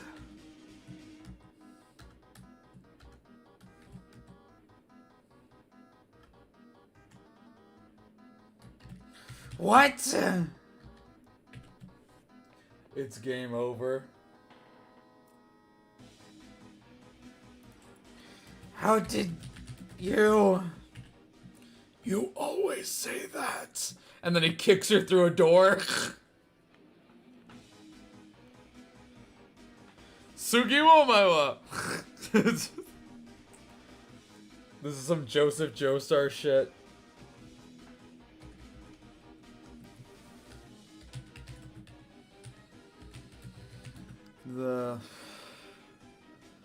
The strip full of anxiety, sweat.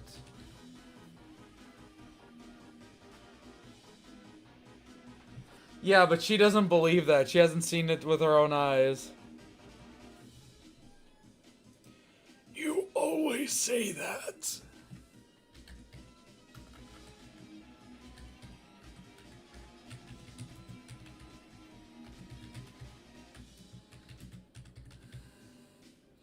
My dear.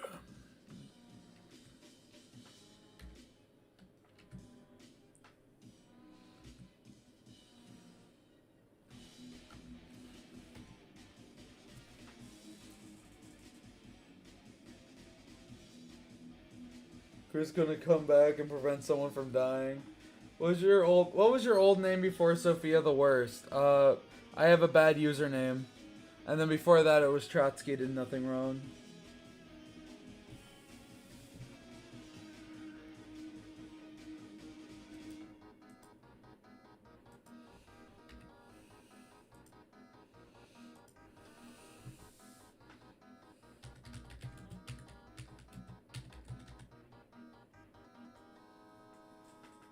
Yes. You are all predictable. You have all become pieces of dialogue.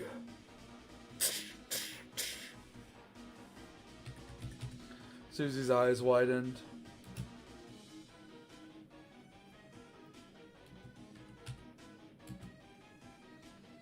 As she got up to widen as she was once more flung, this time into a rusty looking door.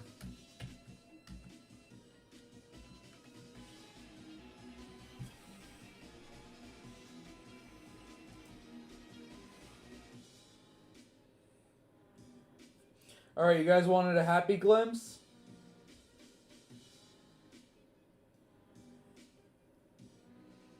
Every time we fight, you say,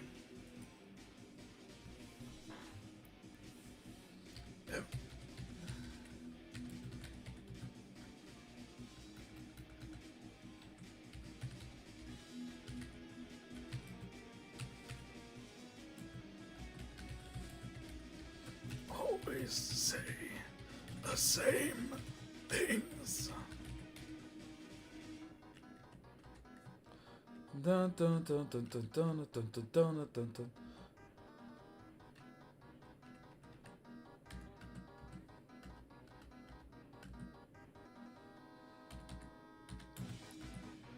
It has become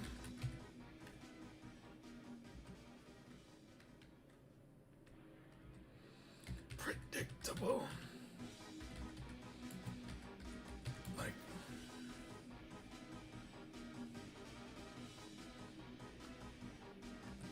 like lines.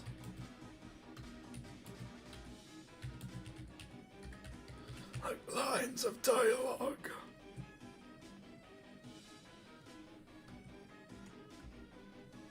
The man said, walking forward.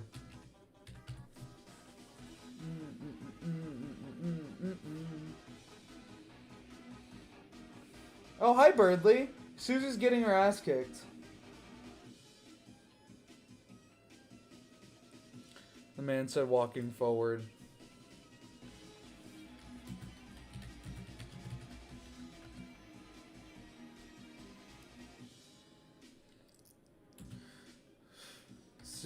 Susie was on her side. A blood trail leading out of the room. But she wasn't looking at the man. No. She was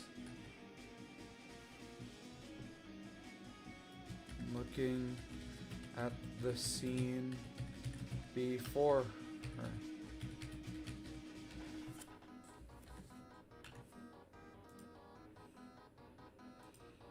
Alright, who's ready to pull on some heartstrings?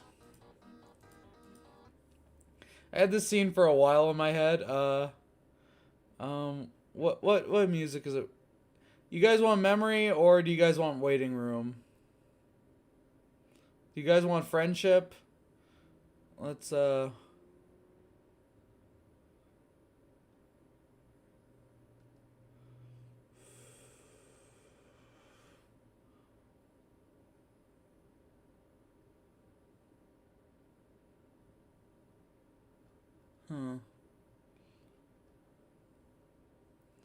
How about this? This works.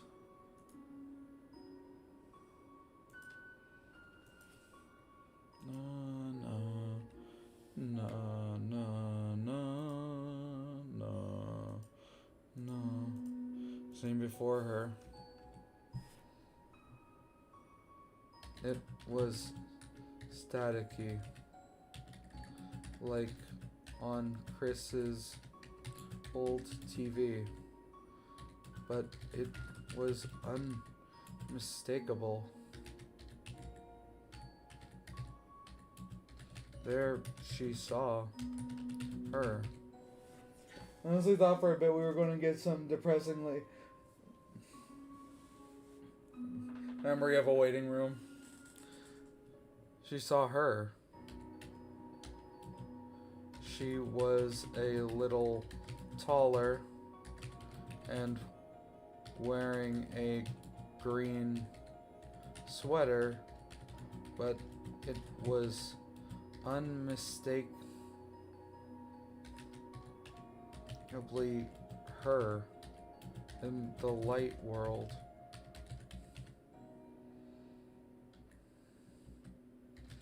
The scene. I think they both experienced everything before. Can you add pregnant Tenna? I like make music along with the scenes of my family. Yeah, it really helps with the writing process. The scene before her.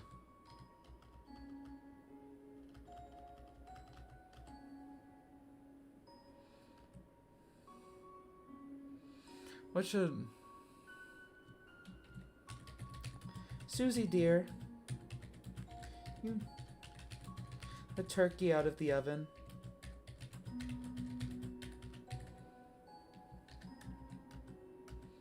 Was Toriel, but she was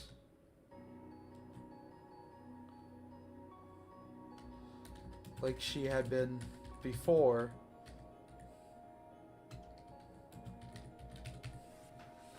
Fuck you mean? Wait, Andrew Cunningham! Requesting briefing on the vibe of this fic? Okay, hello, sir. Geez. So this is a Curdly fic. Chris kisses Birdley on the mouth, and Toriel goes sicko mode. She destroys Hometown. Then she is put on trial. Papyrus is her defense lawyer. And now Gaster, who was also Image Friend in the Dark World because I didn't want two different malevolent entities. And I feel like Gaster just is cooler, honestly. Is now kicking Noelle, Susie, and Ralsei's ass in his own Dark World after he killed Rudy. I request rewinding to the beginning of the stream if you want to hear me read through it. Jesus. She's so nervous.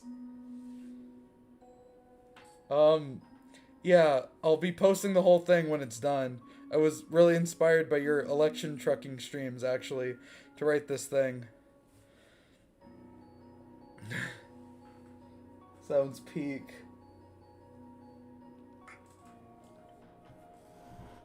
Susie dear, can you take the Gaster's Dark World is like this weird shadow crystal thing. It's like this spiral staircase asylum thing, and each room is like a glimpse of a world that got erased.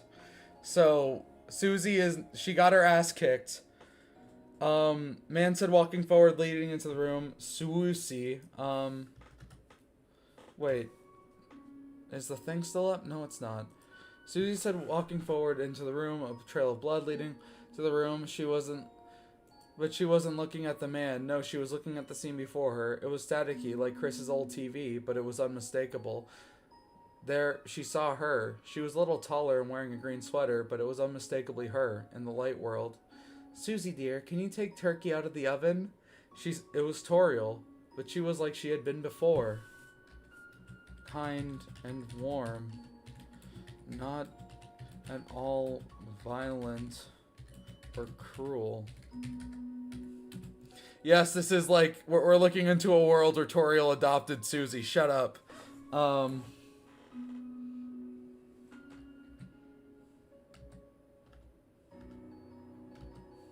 Should she call her mom? I don't know. I feel like mom is weird because they met when she... In a minute.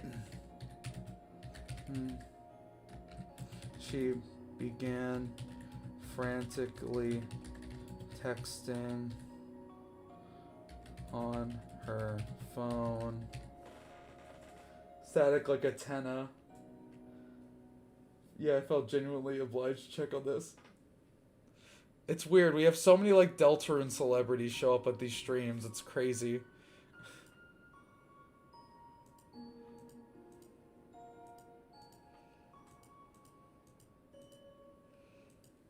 Texting on her phone before turning away and blushing.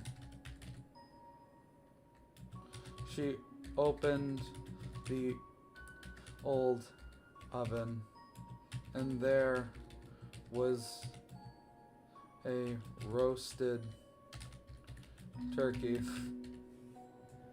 What should I draw, guys? Toriel didn't get possessed by Z Broly. True.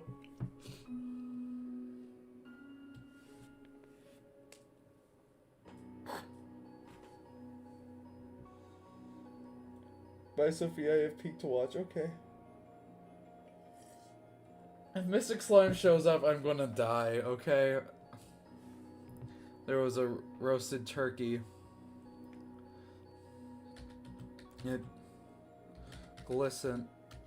It's glistening golden skin made Susie's mouth water.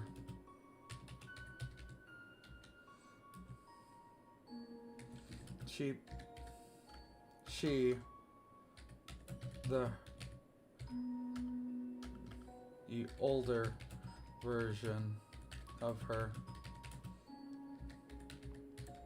it up and then closed the oven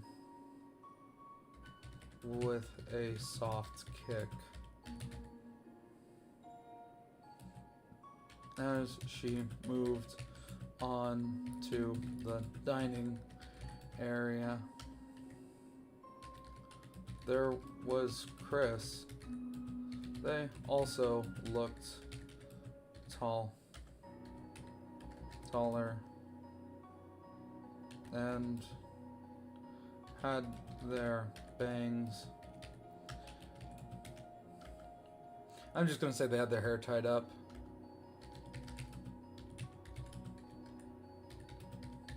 It was longer. Gaster casting a spell that makes Susie hallucinate an entire until she dies in hospital just to wake up to Gaster's beating her ass. Okay, that's not how it works, but that is still very funny.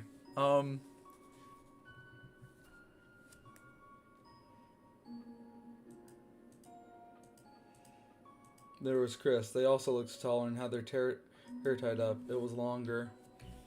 And some weird guy who looked like Ralsei. Oh, right. Chris's brother.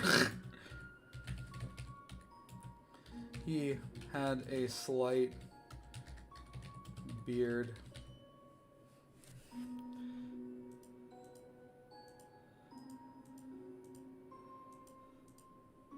If it was depressing, I would have done like a world where it's like a, I don't know, Devil Buster thing where it's like Susie killing Lancer or something. Tied up. It was longer. Shut up. He had a slight beard. Isekaiinator. Does Sans kill everyone in this No, Sans was the judge for Toriel's trial. It was really funny. He had a slight beard.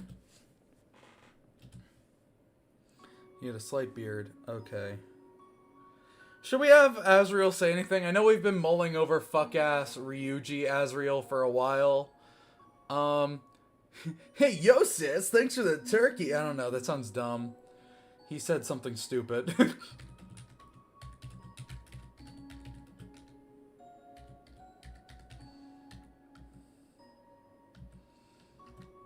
I don't know. What would it say? Nyoho? Noino. Noino. Yeah, no, Noino is not in this fic. So we had to let Toriel off to fluff his brother's track record. No. Sans was like paid off by Carol Holiday to be the judge for the trial because Carol knew that Sans would basically give her a lighter sentence. But Carol didn't know that they were like sleeping together, so that's like a whole new drama thing. Basically the whole case was stacked in Papyrus's favor, and he still lost, and that's really funny.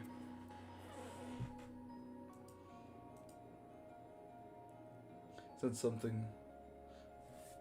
Her hair was. What the fuck should Asriel say?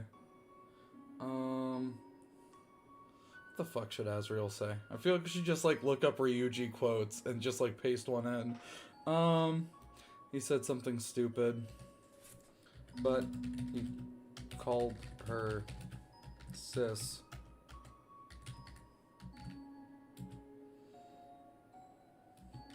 A tear fell from her face. Another thrilling turnabout for the great Papyrus. Yeah. He kissed Muffet, who was the DA. It was kind of a thing. The chat wanted it. The chat really wanted Paprika X Muffet. Papyrus is called Paprika because Google Docs does not have a Papyrus font. So we just named him Paprika instead. There we go.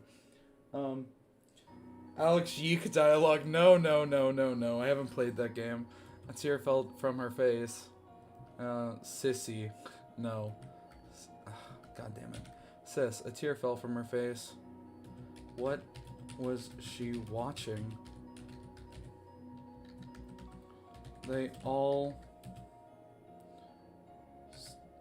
started talking to each other and eating a meal. And eating the meal together.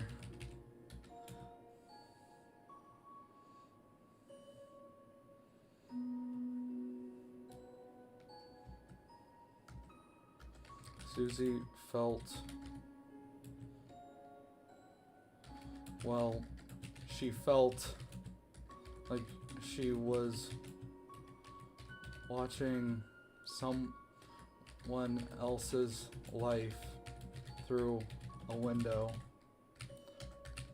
But she was there, wasn't she?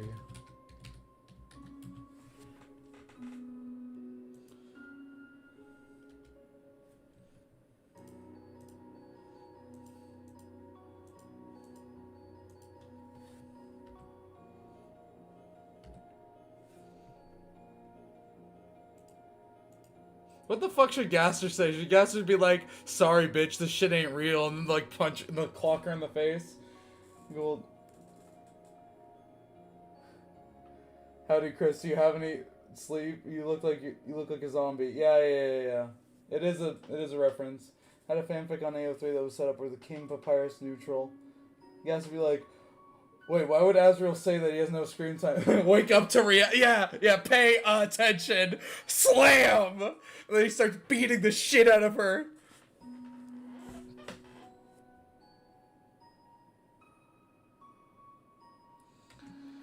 Pay attention. I feel like that's more of a Carol line for her inevitable big fight scene, but whatever. Pay attention. Attention.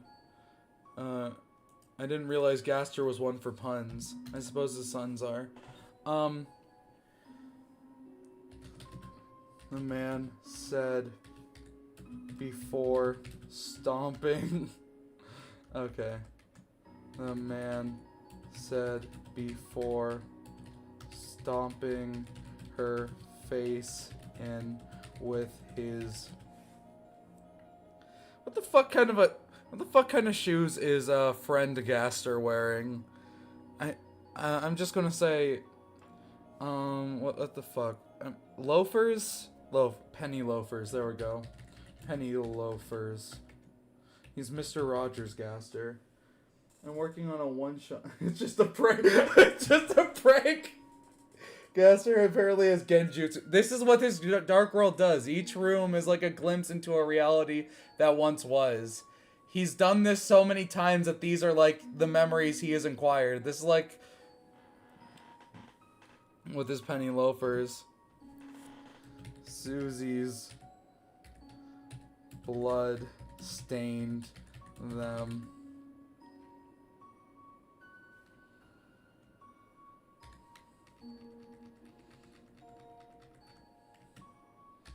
But her tears did not stop.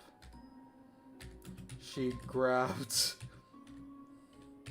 his foot with iron-like strength and Lee asked, "What is this?"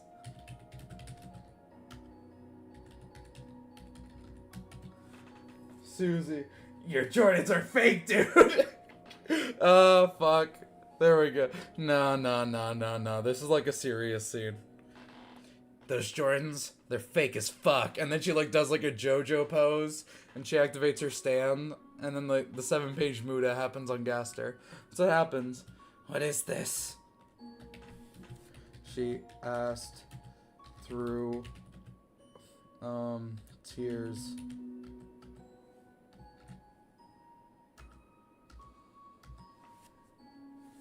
The man sighed.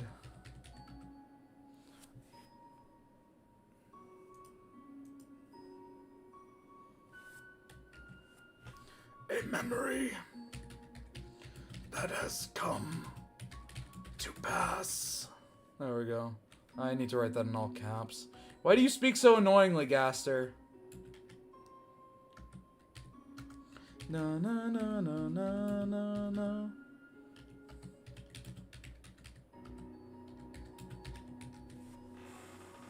I suck at spelling. No, I mean that in a rude way. Why is your spelling Susie like that? Susie, oh, sinister.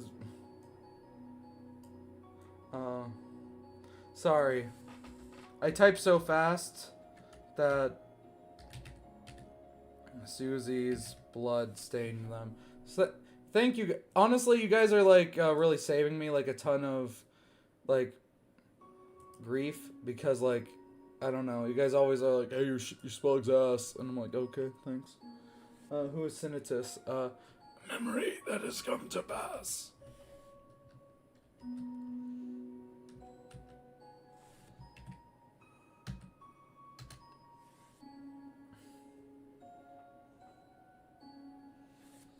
He turned to look at the scene of the happy family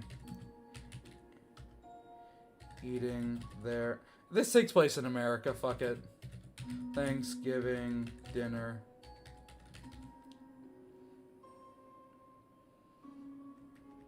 Fuck Christmas. This Thanksgiving's where it's at. Ugh. No holidays here. Nah.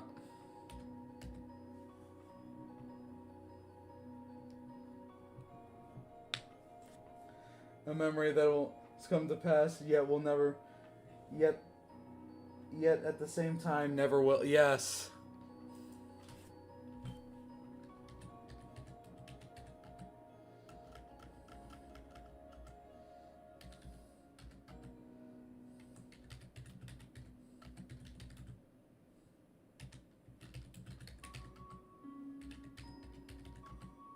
Never. Geez, Gaster, you gotta get better. Never will.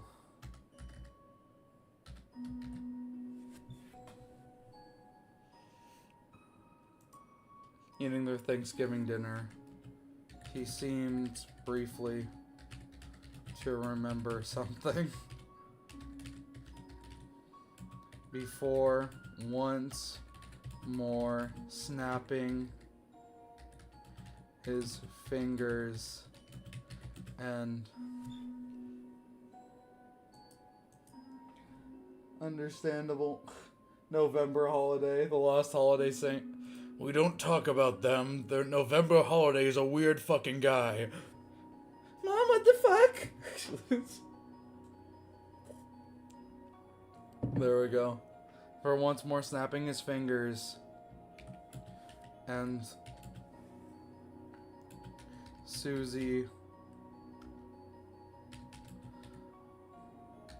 body became heavy.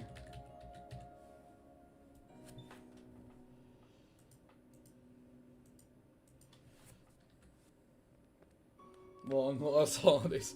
Okay, I'm gonna change the music because we gotta go back to beating the shit out of Susie Deltarune. What?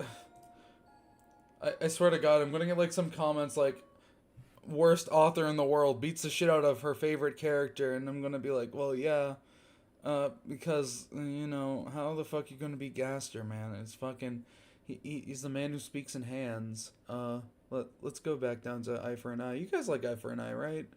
I don't need to change it to like something else. And that's not where Eye for an Eye is. Scrolling through a playlist is definitely how I thought I'd be spending my evening.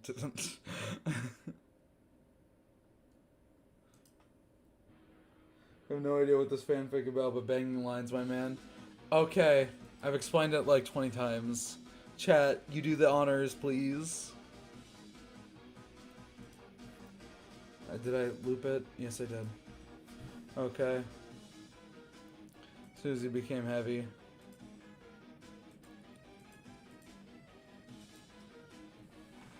They beats the shit out of their favorite characters, isn't that all of us? Man who speaks in... No, he's the man who throws hands!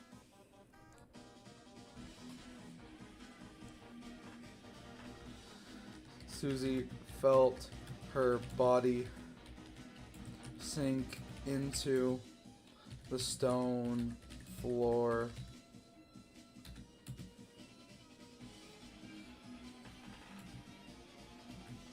Gaster. No, we're not naming him. He has too much aura for that. Gaster's currently having a passionate argument in his native language. I made out with Chris sloppy style, and then Toriel got pissed off and pulled the Shibuya incident. That's pretty much what happened.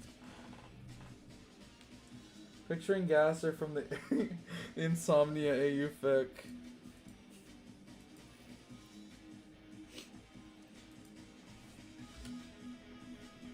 Sink into the stone floor before she rose up, unable to move. Suspended in mid-air.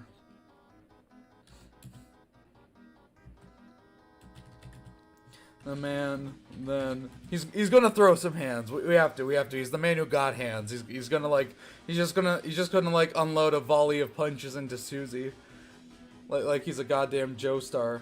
A man then tightened his right hand and then wham.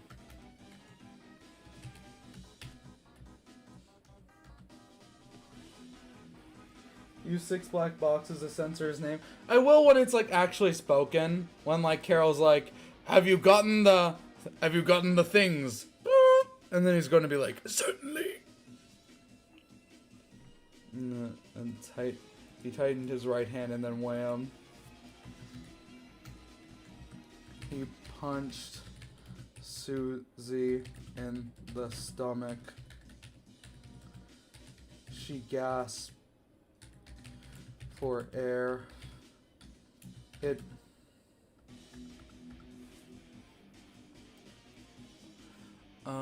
How do I explain this?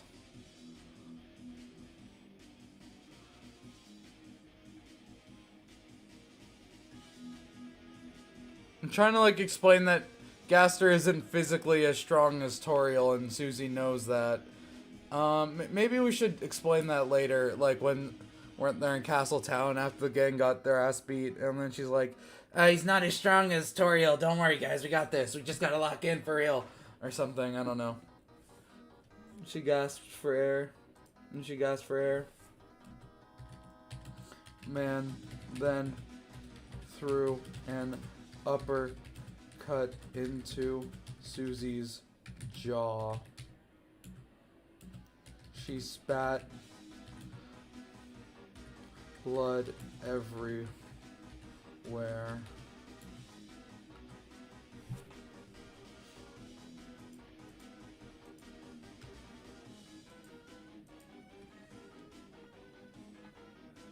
Now let's do this your way, mean girl. Gaster isn't as strong as Toriel, but is way better at hand-to-hand. No. Toriel's better at hand-to-hand. Gaster just has, just uses blue magic bullshit and Gaster blasters. Toriel is like a demon in the streets. Blood spat and splat blood everywhere. He threw jab after jab, connecting. I love this fic because we go from like dumb bullshit like Noelle hitting Birdley with a steel chair, or like a courtroom scene where Muffet somehow loses and wins a case, to Susie getting invincible like right now, because that's what's happening. Hacks abilities versus physical abilities. You think you can still summon him blasters? Toriel is strong, but Gaster's a PhD and connections to higher academia. Yes, it's true. I studied this. I don't know. Connecting effortlessly.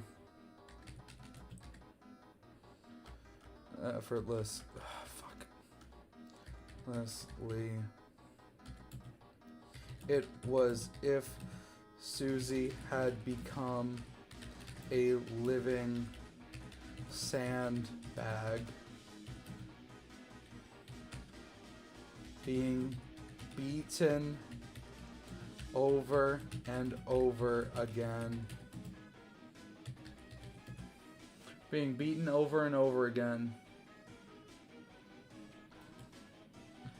With the sounds of another her enjoying another life permeating eating the room.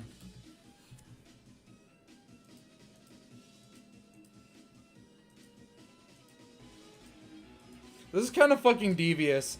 Imagine like a supervillain plays like you and your family eating dinner and like laughing happily as he beats the shit out of you. That's fucking insane. I went to college for this.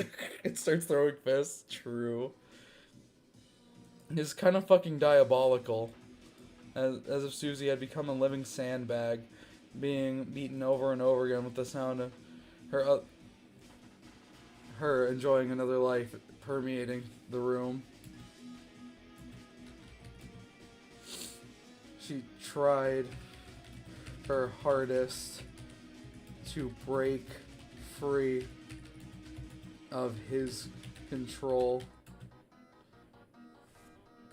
but with each blow, her body shuddered and became weaker.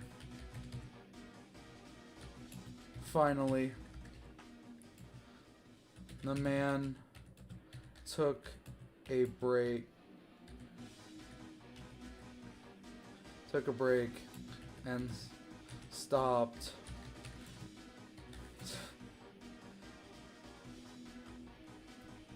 To summon a large bone that he carried as a staff.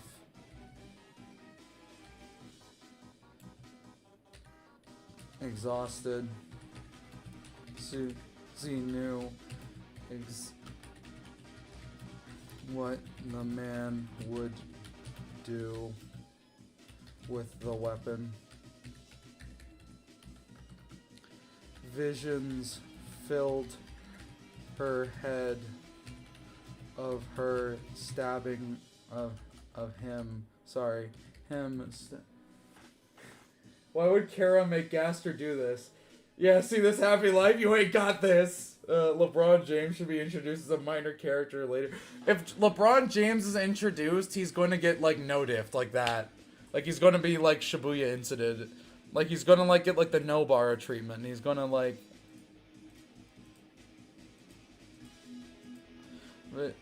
visions filled her head of him slicing.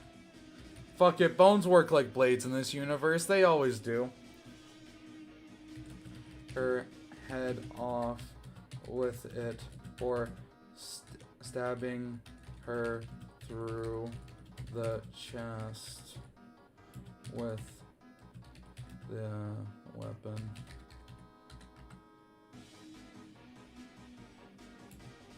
She was powerless.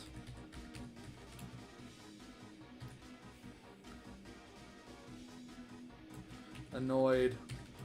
All she could think to do, this is the most Susie thing to do, by the way, was say, "Hey, dumbass!"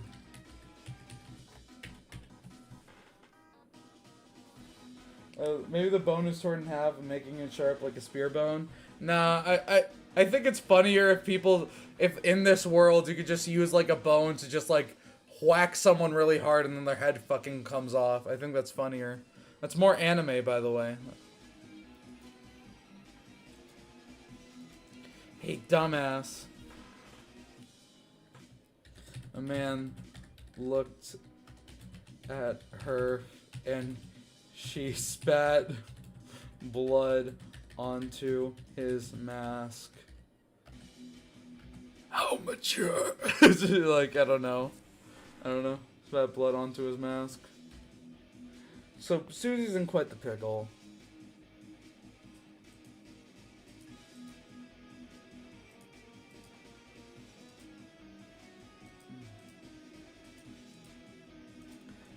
And spat blood onto his mask.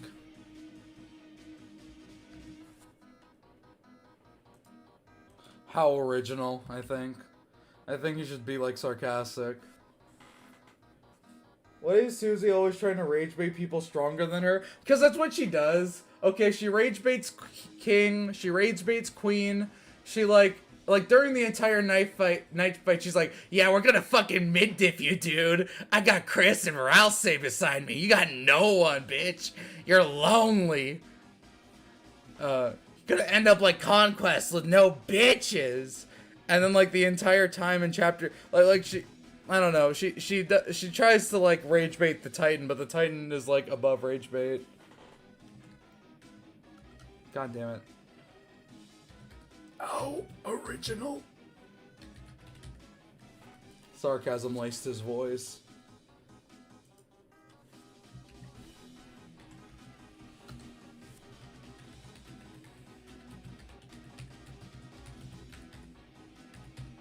Susie the goat, yeah. Laced his voice. He took out a handkerchief and wiped the blood from the mask. But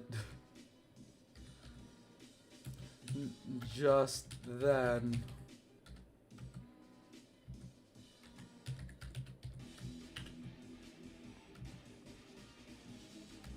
he gasped and then fell to his knees.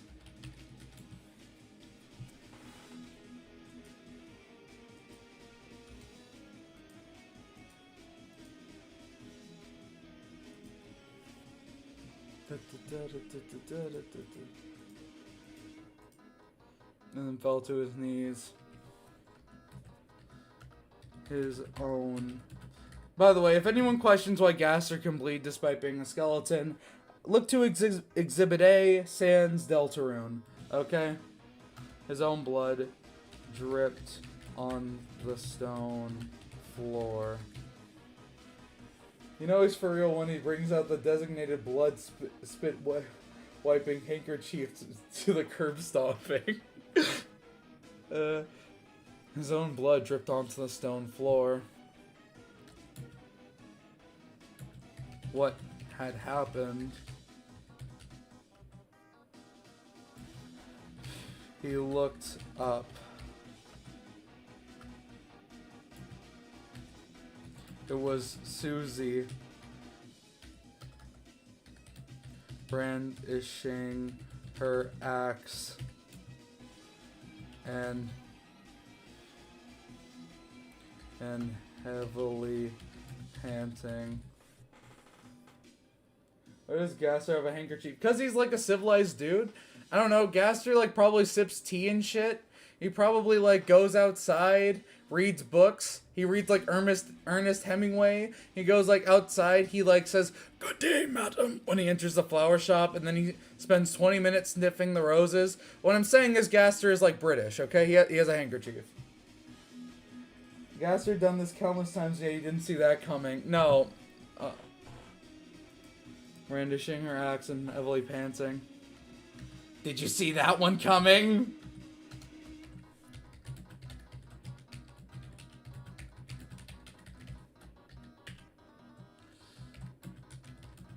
Said, a twisted grin on her face.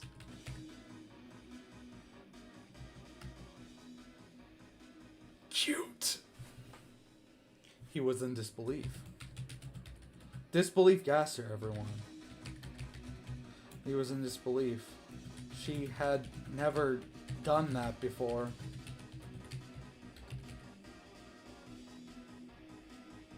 Or perhaps, maybe she had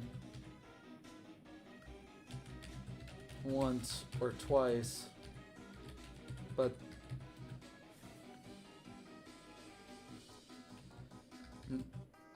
he certainly didn't expect it.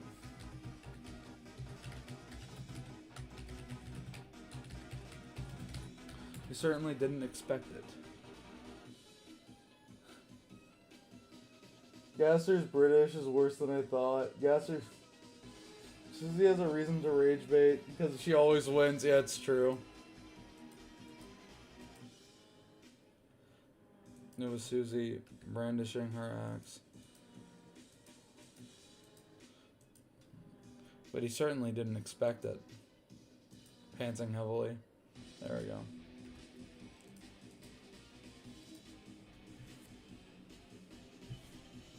He raised his head. Cute.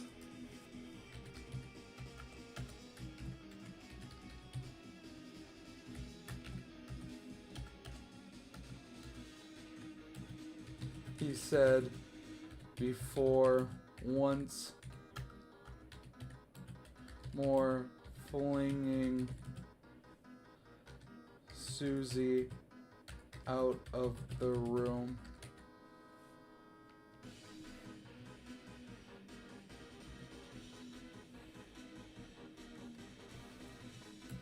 She hit the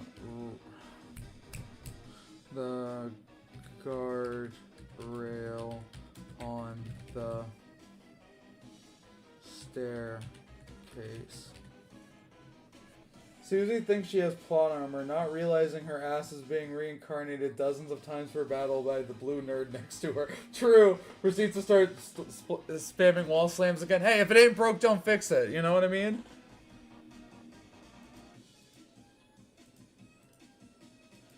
I should probably break it up, because that would be repetitive. And everyone knows a repetitive fight scene is a bad one. Staircase. She felt her spine make an unsettling pop.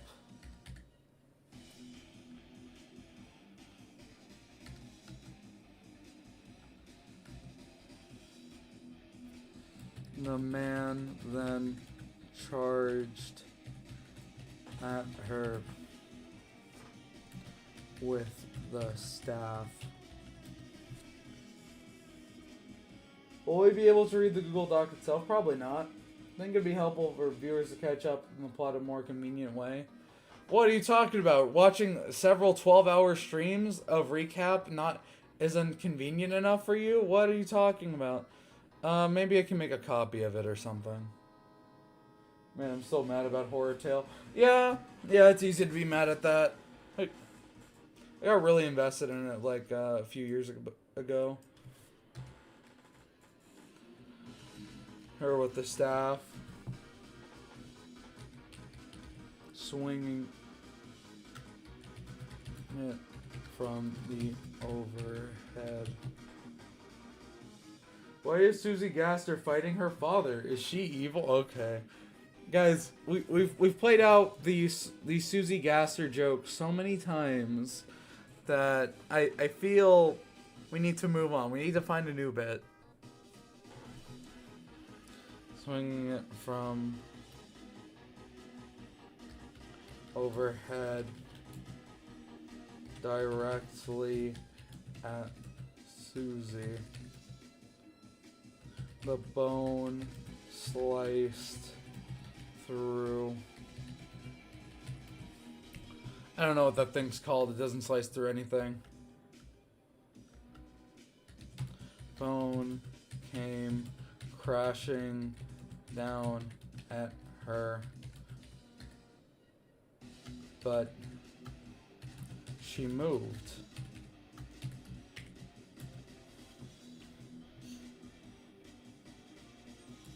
Despite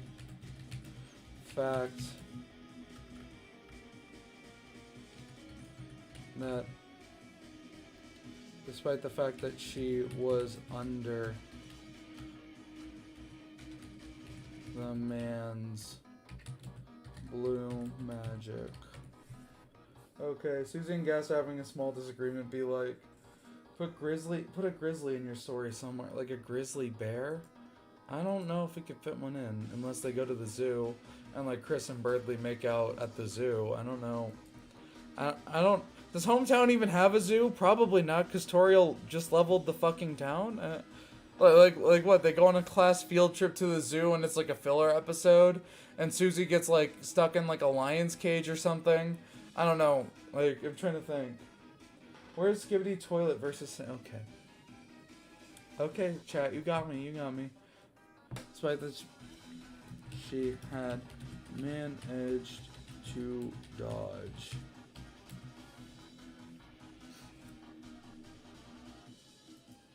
Oh my god.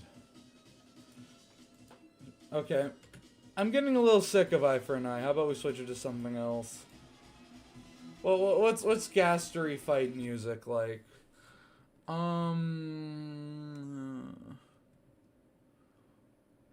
can go back to Lost Core if you guys like. Susie kills Harambe. Okay.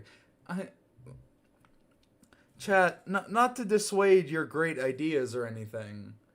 I don't think that's funny or good.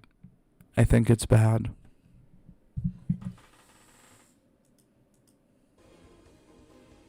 There we go. We could go back to Lost Core. Canon event.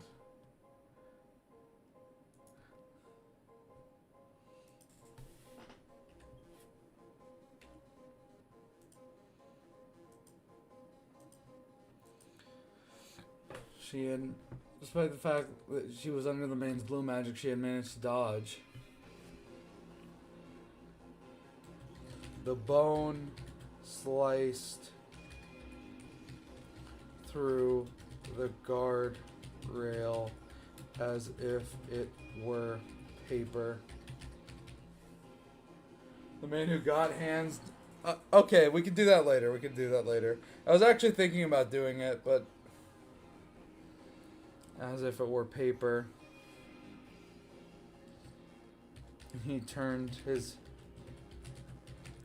head and then vanished.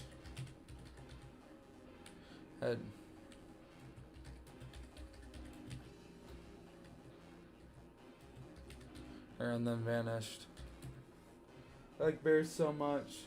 You forever if I will love you forever if a grizzly shows up.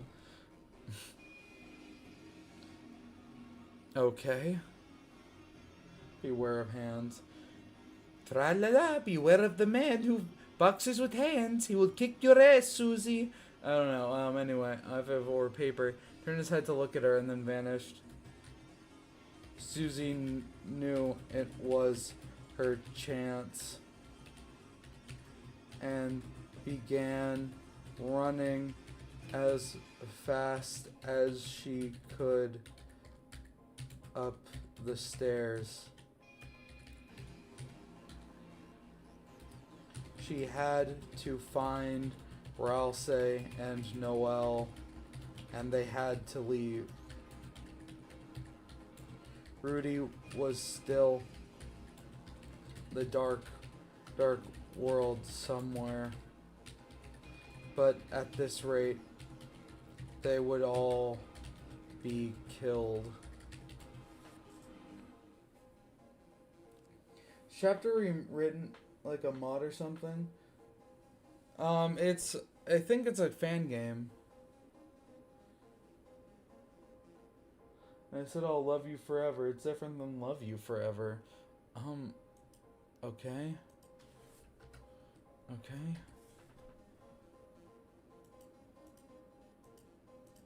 They had to leave. Stirs. They would be killed.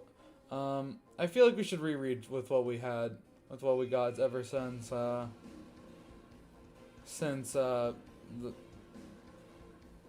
we go. I feel like to catch everyone up, we should reread what we have. My eyes. This isn't from a first person's perspective. Google. Explained.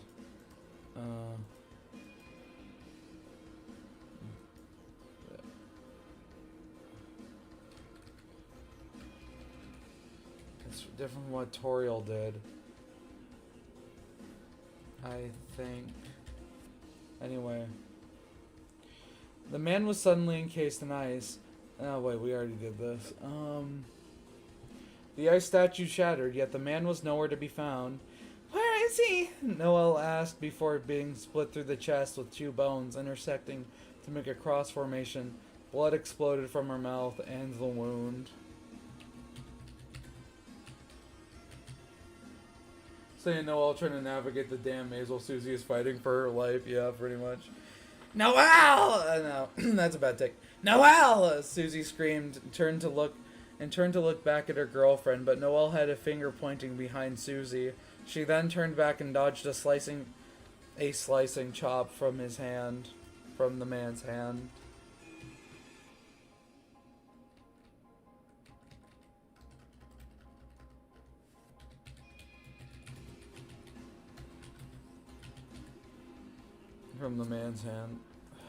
God damn it.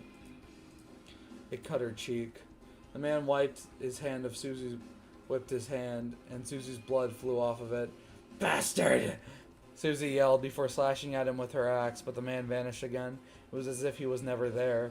Susie grunted and then healed Noelle. Her magic was already running low, but she cracked her neck. She wasn't going to lose. Question, how many words are in this fic again? Let's check. 37,898. 120 pages. Alright.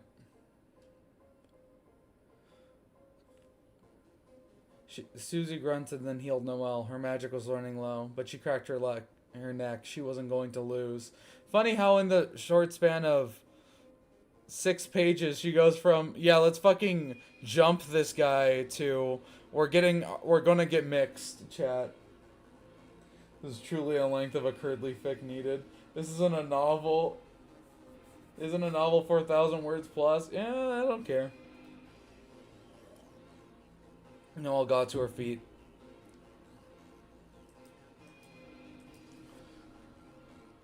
Her eyes. Noelle got to her feet. Her eyes widened. The pain was gone, but the shock from being impaled wasn't. He is fast, she said. No, it's not speed. It's different from what Toriel did. I think... Oh my god. I think he can teleport, Susie explained. Teleport? It's tricky, but a few Darkners have been known to do it, Rouse explained before bracing for another attack. We need a special thanks section with all the chatters. Sure. Or I could say credited to me and YouTube chat, and you guys can know who you are.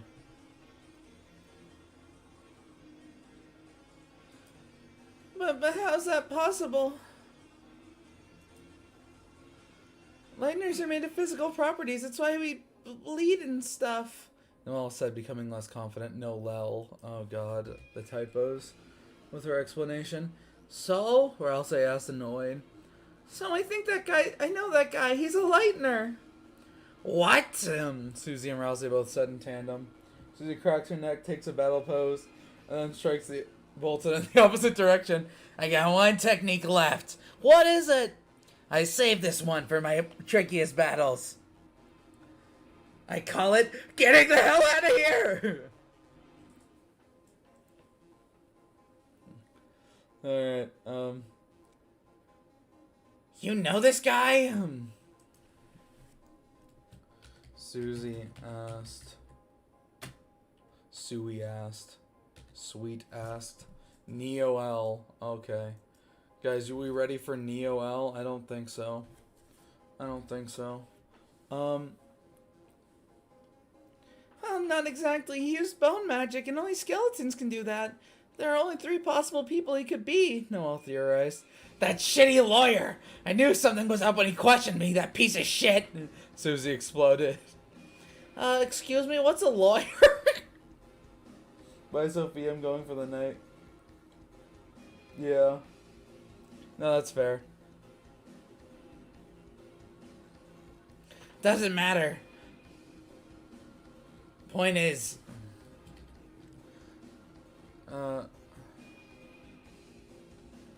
it doesn't matter. Stay on guard. Stay on guard, yeah. Point, doesn't matter. Stay on guard. He can attack from any angle. And if he can teleport, then that means we need to be alert, Susie ordered. All formed a circle, their backs facing each other. All braced themselves. Noelle spelt wrong, re-equipped the thorn ring, determined not to lose herself to its might. This time determined not to lose herself to this night. Gaster commits child abuse. I mean, yeah, but isn't that like valid? I'm not gonna joke. YouTube's gonna catch wind of that and they're gonna be like, oh, what the fuck? to its might. Well done. All of them felt their stomachs drop when they heard his voice. It was formless. It sounded like it was coming from everywhere and nowhere at the same time. They all braced for impact. To be honest, this battle grows tiring, but... They suddenly heard heavy breathing from above them. They all cocked their heads to look at the roof. They saw about 15 grotesque skulls above them. I can't describe them as gaster blasters, so that's what we're going to do. They all opened their mouths and a bright glow appeared from inside. Shit, run! Susie yelled. The three heroes departed in separate directions. Noel and Ralsei ran to nearby doors. Susie. Okay. Susie Neo. Yo, where can I read the whole thing? You can't yet. I'm going to post it when it's done. Susie hung herself over the edge of the guardrail using her arms.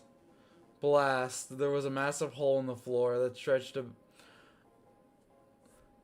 through to 100 others. The floor began to crack. It had lost its structural integrity. Susie! Ralsei yelled. He saw the cracks expand to the guardrails. Shit, go into the rooms and keep run!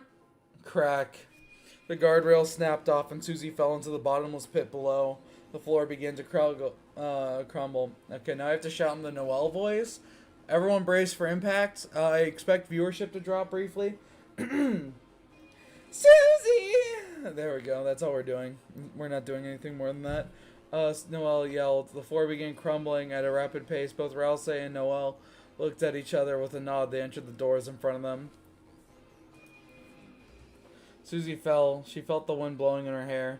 She had fallen into a lot of dark worlds, but this one looked bottomless. Bottomless. Okay. She wondered if she would die, if that was the end of that... Die. If this was the end that damn prophecy had showed her. Then in an instant she saw him. The man was upside down and falling next to Susie. He turns to look at her. Greetings. How was the fall? Fuck you guys.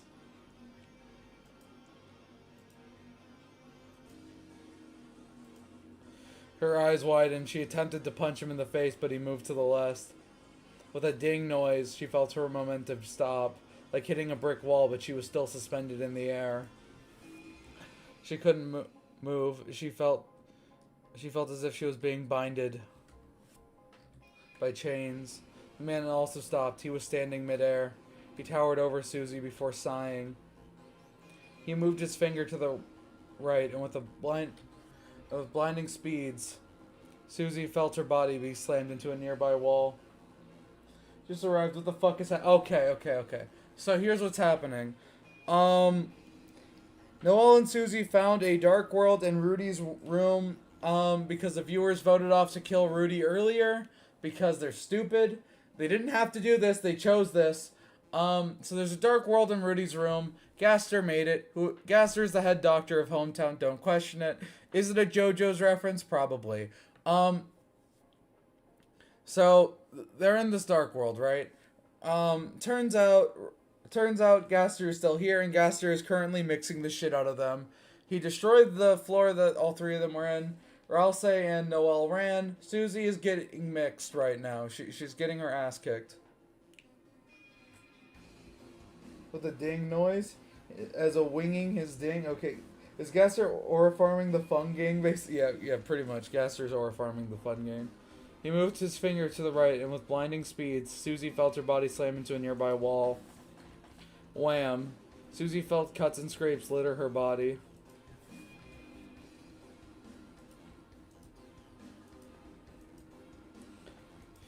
But all it did was piss her off. It's gonna take more than... She started feeling blood in her mouth, but the man just snapped his fingers, and she flew upwards, her back dragging against the wall. She was slammed into the roof, which in reality was the bottom of a staircase. Wham! He then raised his hand and sorry, that's a bad snap.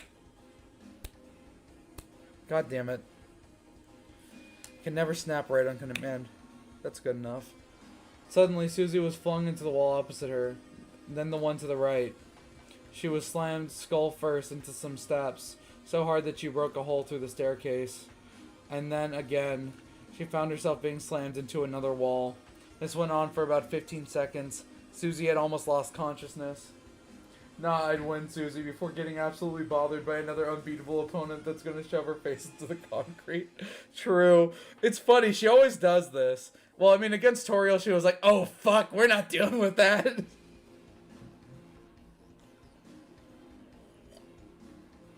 And nah, I'd win. If anything, Birdley was the nah, I'd win guy in that fight. Is the entire fic just fights from now on? No. We're gonna have more scenes to break him up.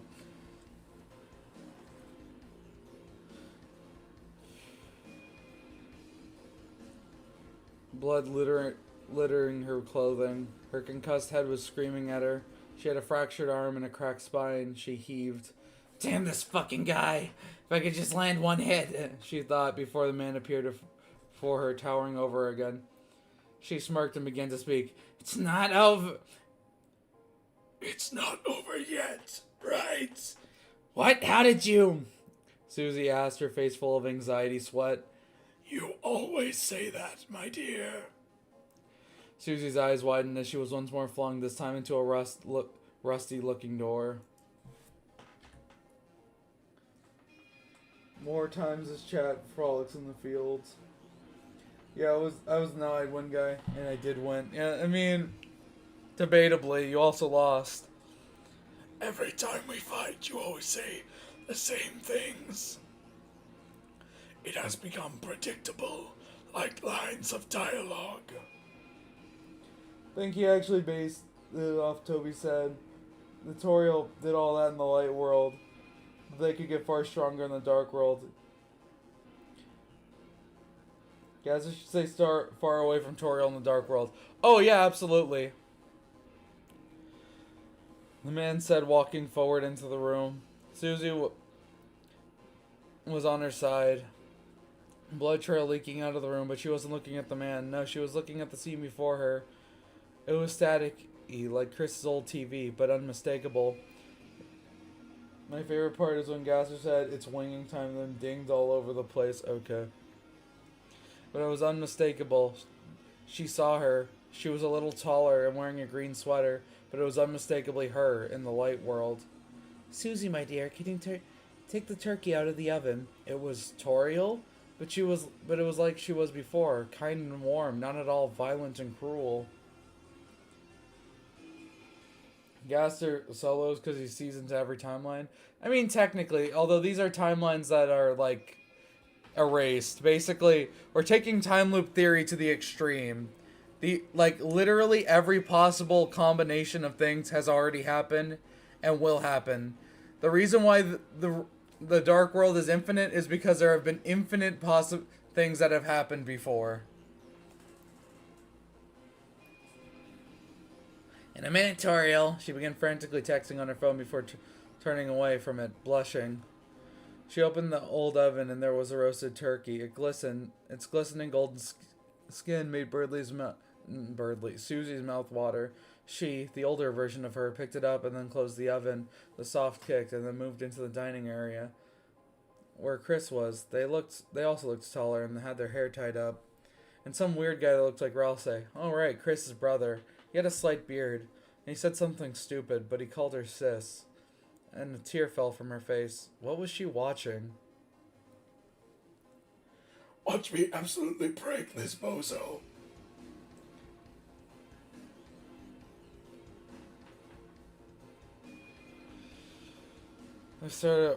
They started all talking to each other and eating the meal together.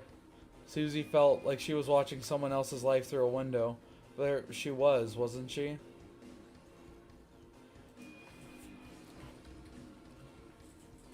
Pay attention, the man said before stomping her face in with his penny loafers.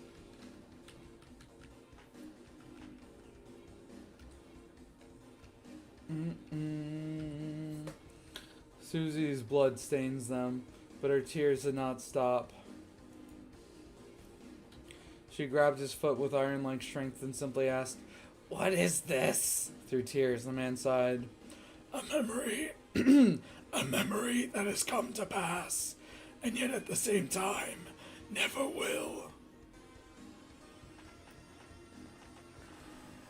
If the chat votes on something, it's all Chap's fault. This implies that you are Toriel and you did all that to turned away. He turned away to look at the scene of the happy family eating their Thanksgiving dinner. He seemed briefly to remember something before snapping his fingers, and Susie's body became heavy. Susie felt her body sink into the stone floor. Before she rose up, unable to move, suspended in midair, the man tightened his right hand, and then wham! He punched Susie in the stomach.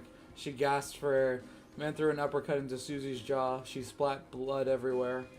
Threw a jab after jab, connecting effortlessly. It was as if Susie had become a living sandbag, being beaten over and over again, with sounds of her enjoying another life permeating the room. She tried her hardest to break free of his control, but with each blow, her body shuddered and became weaker. And finally, the man took a break and stopped to summon a large bone that he carried as a staff. Exhausted, Susie knew exactly what the man would do with the weapon. Would you like an egg in these trying times?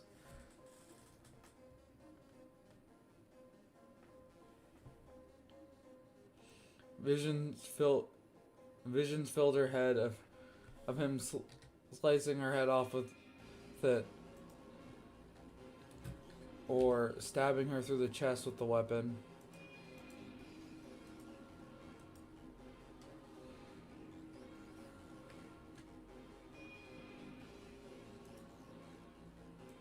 God, I hate Google. She was powerless. Annoyed, all she could think to say was, "Hey, dumbass!" The man looked at her, and she spat blood onto his mask.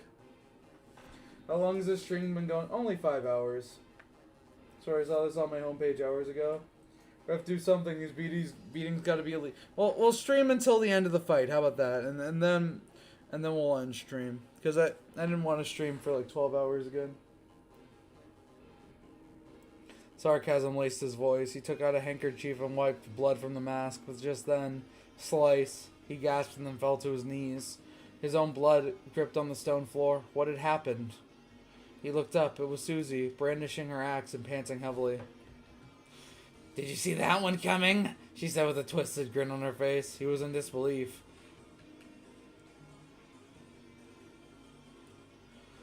She was in disbelief. She had never done that before. Or perhaps she had done that once or twice, but he certainly didn't expect it. He raised his head. "Cute," he said once more before flinging Susie out of the room. She had a guard rail on the staircase. She felt her spine make an unsettling pop. The man charged at her with the staff, swinging it overhead directly at Susie, but the bone came crashing down on her, but she moved. Despite the fact that she was under the man's blue magic, she had managed to dodge. The bone sliced through the guardrail as if it were paper. He turned his head to look at her and then vanished. Susie knew it. It was her chance. She began running as fast as she could up the stairs. She had to find Rouse and Noelle. They had to leave. Rudy was still in the spark. Okay. Dark world somewhere. But at this rate, they would be killed. She then heard a familiar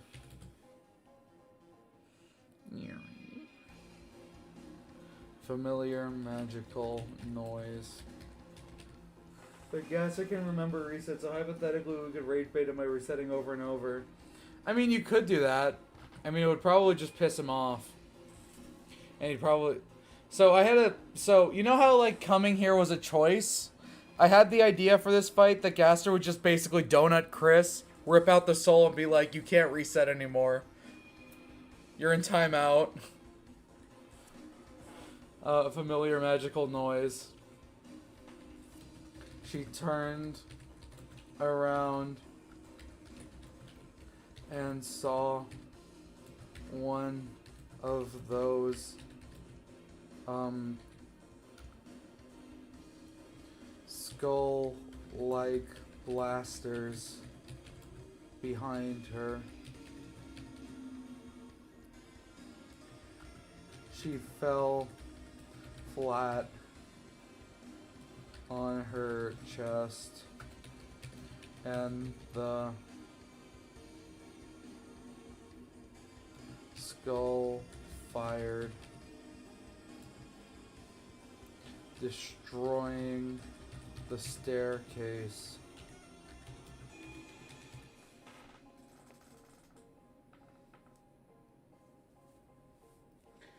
You would never guess what I called these blasters.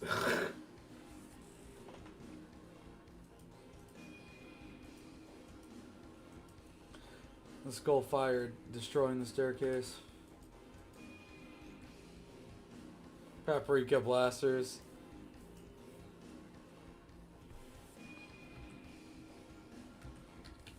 Panic overwhelmed the girl. She turned around and he was rising from the bottomless pit below, cocking his head to look to the side.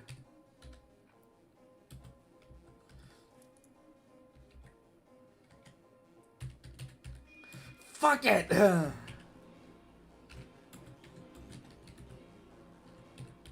She yelled, and with a slash of her axe, a rude buster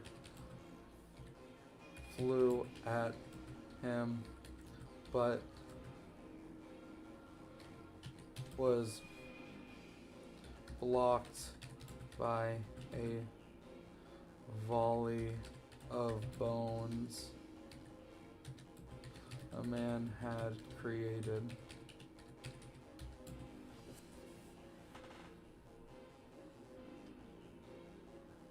A lot of spelling errors. You should, yeah. I feel like these spelling errors make these streams like really.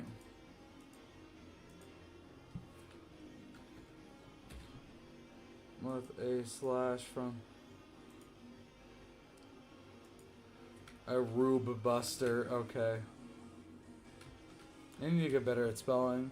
What Emma was blocked by a volley of bones the man had created.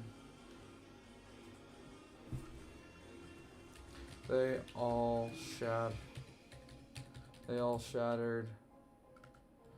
and turned to dust.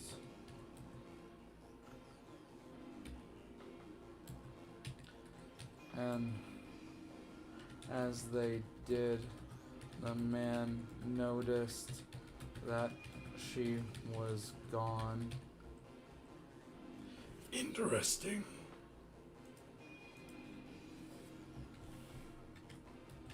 A diversion. Very interesting.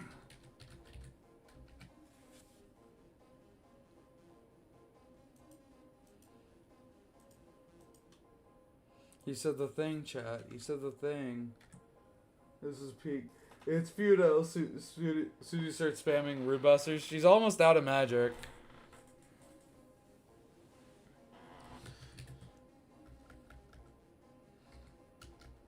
The man vanished again.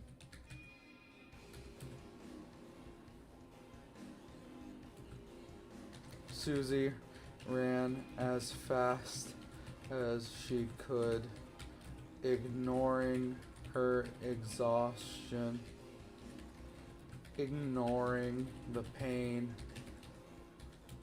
She needed to find her comrades and escape.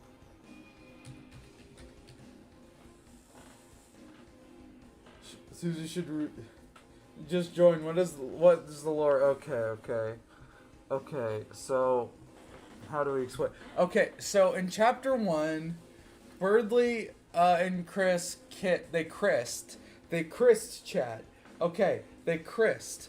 And this caused Toriel to go Shibuya incident mode, and she turned hometown into like a husk of itself. Thus the name of the fic Hometown Incident. First time on the channel. How are you? Good. Good.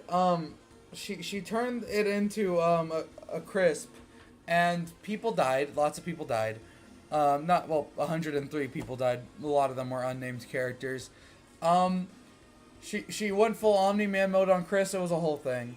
Then this chapter, Paprika, who is this universe's version of Papyrus because Google Docs does not have the Papyrus font, was her lawyer. We had a very silly court case that he lost. He lost the case. But we're now in Gaster's Dark World, which is in Rudy's hospital room because Rudy died, because chat voted on it, because chat's stupid. And now Susie and Gaster are fighting.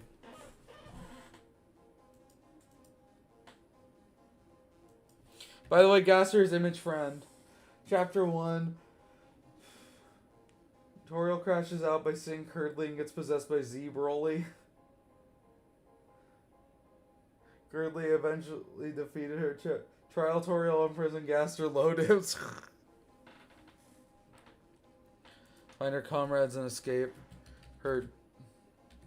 I wish I could play copyrighted music. Can't wait for the Togor cameo. It's never happening. Her blood dripped onto the steps below. I'm gonna post it somewhere when it's done.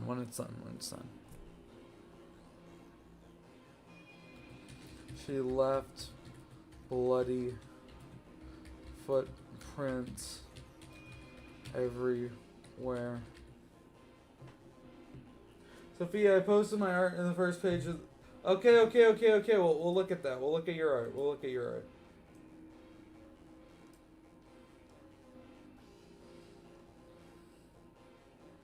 Okay.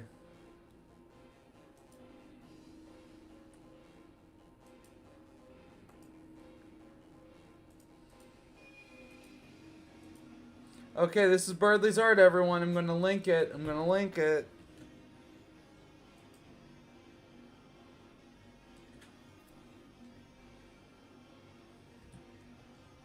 So, Birdly's aura farming against Makima. It's still pretty hard to read this, but that's not what I wanted to do. Open image in new tab. There we go.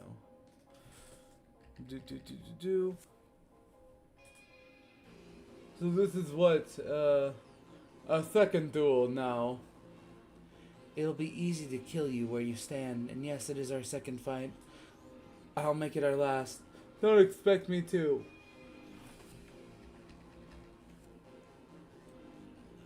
To be deceived. To deceive like that. I can't read that. This fight will be our last. And they ready their weapons.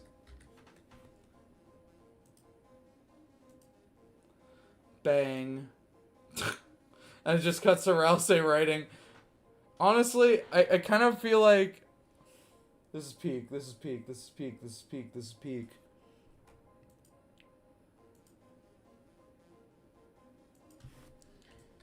Peak if fiction there we go. This is like the Blackbeard meme. This is Rousey writing this is Rousey writing the fic.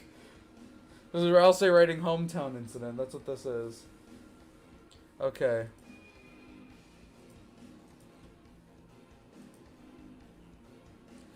We're gonna go back to writing.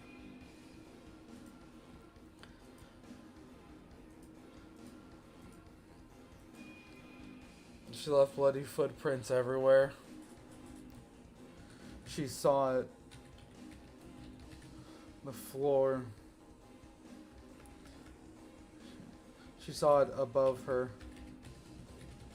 Roughly 100 floors with holes through the stairs.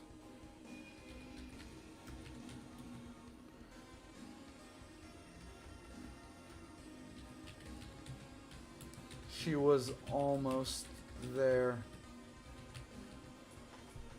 You have a really weird fan game choices. I'm Phil Deltarune, FNAF fan. I should probably get to drawing if I make more fan art before the stream is done.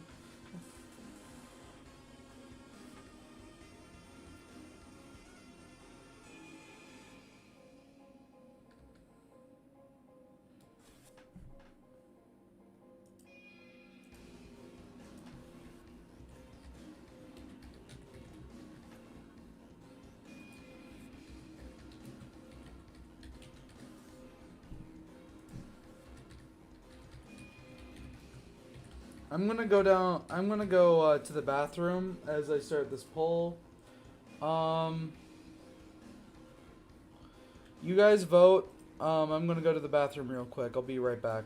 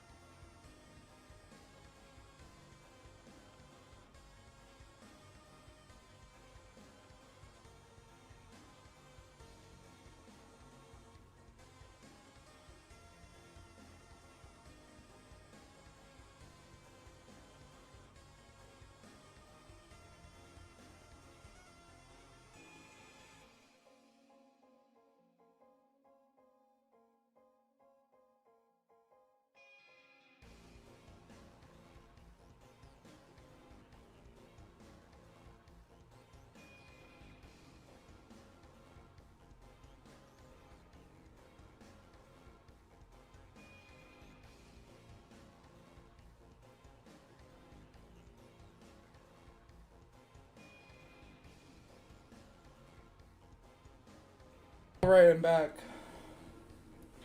Another good glimpse. You guys have voted. Suddenly, a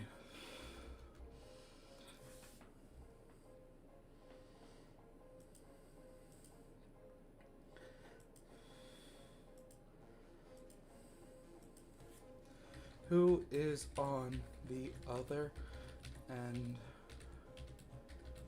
the door? Noel, or I'll say. Suddenly, a door to her left opened, and a familiar hand grabbed her and pulled her in.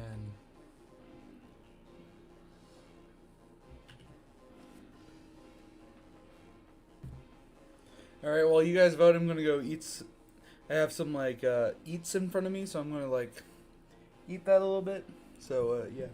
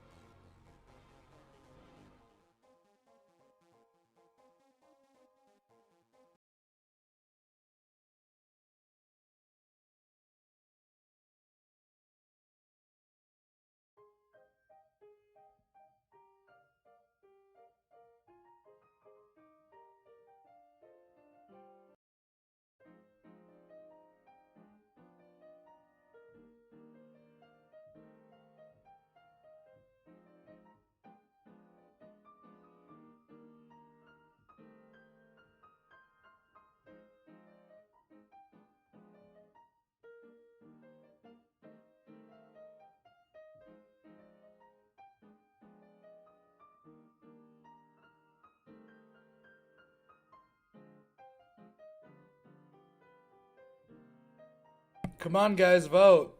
We won't be able to progress unless you do. A ghost is changing the music? No, it was me.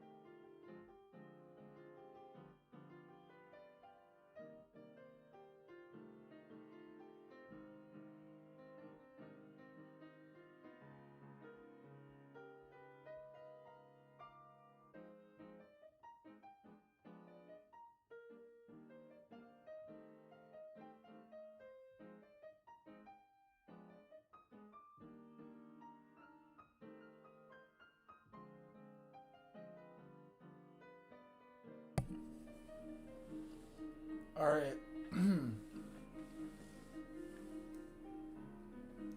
Alright, have you guys voted? 6 minutes ago there were 7 notes. And 7 votes, just saying. We have 20 viewers. I will stop the poll when the majority of people have voted, so vote. I'm back from the last stream several days ago. It's fine. Caster and Susie are still fighting. I just gotta highlight this. Birdley's not here. Is that WD? Yes.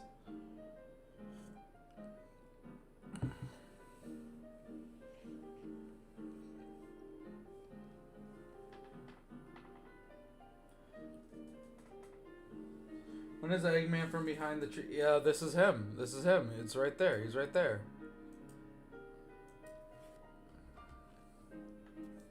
Do you two think Birdley isn't here? Yeah, he's not here. He's with Chris. We're in Gaster's Dark World. Is there any point to living if Birdley isn't here? Probably not, but you should still vote anyway. We're doing the Dragon Ball Z thing, where the villains gotta run their way through the gauntlet of side characters before they get to the main two. This is truly peak. No, thank you. Goodbye, cruel world. Oh, okay, don't hurt yourself. It's just a fan fiction. How original. We just reread this. Vote, you cucks. Yeah, come on, guys, vote. This vote is just like real life. I'm right here. Is Goku show? No. Both options are not what I want. Okay, well, those are the people there. So you gotta vote.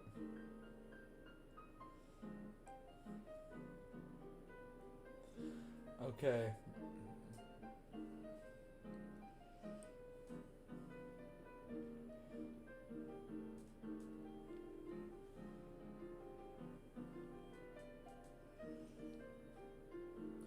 This is the best part of all of my streams, just waiting, just watching and waiting.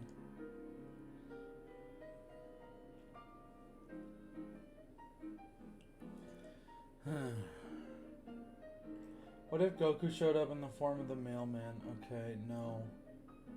I voted for President Mr. Games. No, that's not a good cameo. We're gonna, this is ridiculous, but by the logic of Deltarune itself, I'd say. We're not gonna have, like, we're not gonna have Goku show up and then do, like, a default dance. We're not doing that. Otherwise, because once you do that, then, like, we can't have serious scenes anymore. Then it just becomes all shitpost. Stanley-esque cameo. No. I'm against it. Everyone's voting Noel. Everyone wants Noel to be on the other end of the door. I agree, but Ralse has barely had any screen time this entire fic. Don't you want some fluffy boy screen time? I honestly don't know what to do.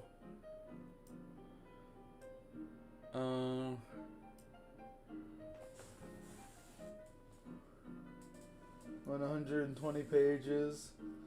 Dude, Slenderman's 122 pages. Well, listen to the viewers, and you could just instead do whatever the fuck you want. After all, you are the writer. Yeah, but it's true, but I don't know who I want on the other end of the door. Normally, I just, like, think about this for, like, 5 hours, do something else, and then come up with an idea. But you guys are right here. Oh, okay, the majority of people have voted Noel. We need Noel. Okay. Pulled her in.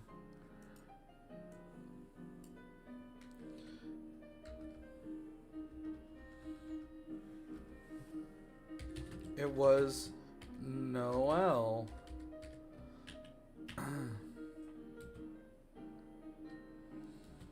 She yanked Susie into the room and the door slammed shut. Noel 67. Why are y'all complaining about voting Noel then? I'm not complaining about you voting Noel.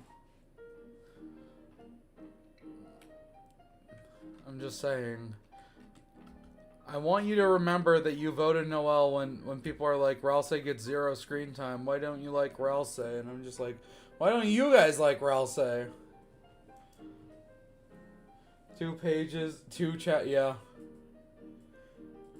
The door slammed shut.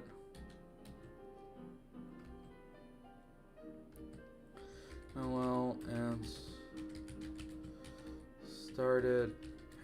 How do you call this maneuver? Like, you know, like the thing people do, where they like hug their girlfriend so hard they like lift them off the floor and then they like start spinning. What's that maneuver called? Get out of my head, get out of my head, get out of my head, get out of my head. No. What could this fanfic be about? I'm new to. Okay. Okay, so Toriel went sicko mode on Hometown in Chapter 1. People died. And by people I mean Onion San. Onion San died.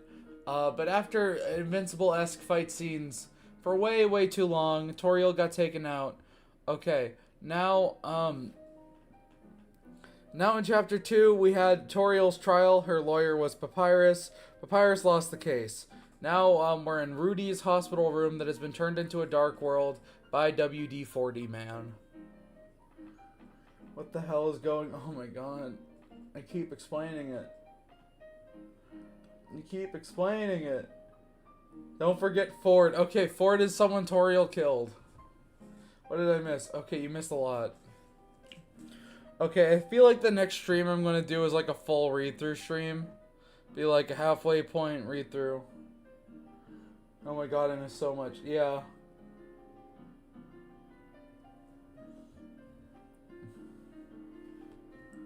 It is Curdly. It is Curdly. Curdly is in this. Chris and Birdley are currently hanging out and kissing right now. Always bet on WD-40 night. Okay.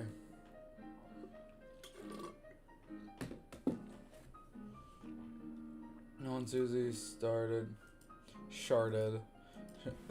pantsing. May safe on the other of the door.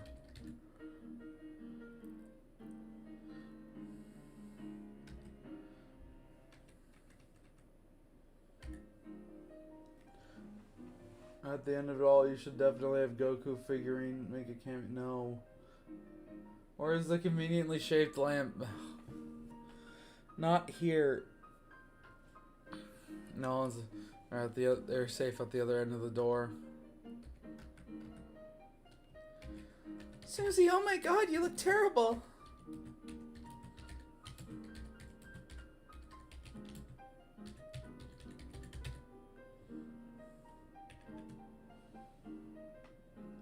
Got insert jerk. Okay. Ford from. No, it is not Ford from Gravity Falls.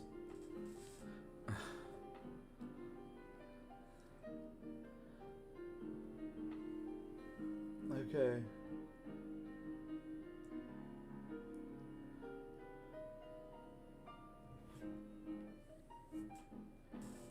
Okay.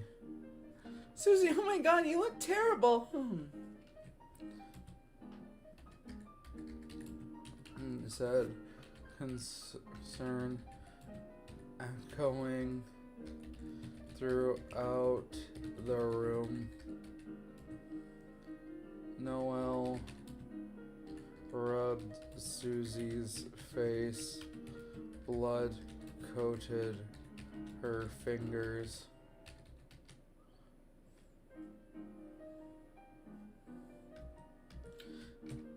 What did he...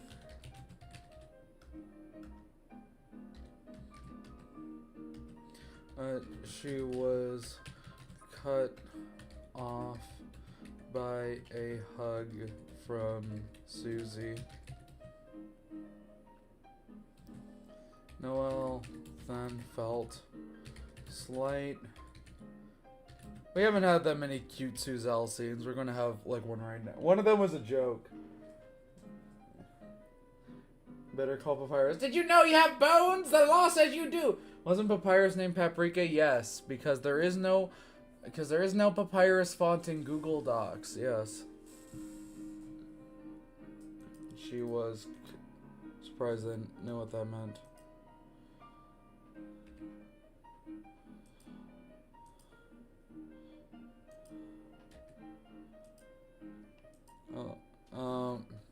Panic.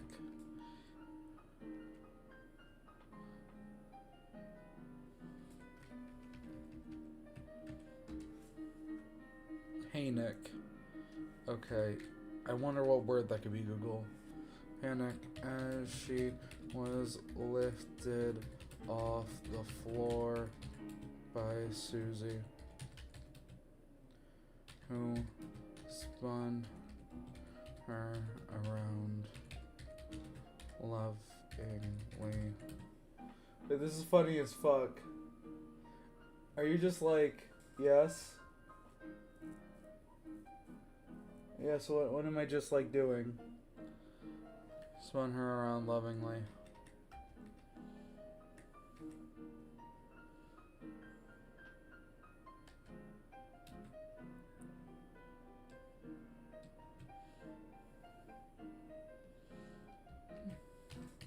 Susie, what are you doing?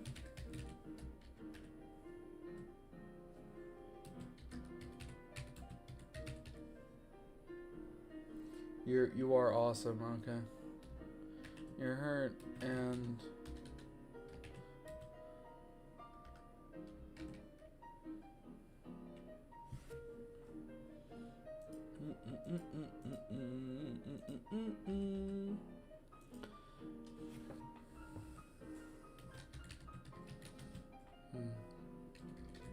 off by a deep hug by Susie.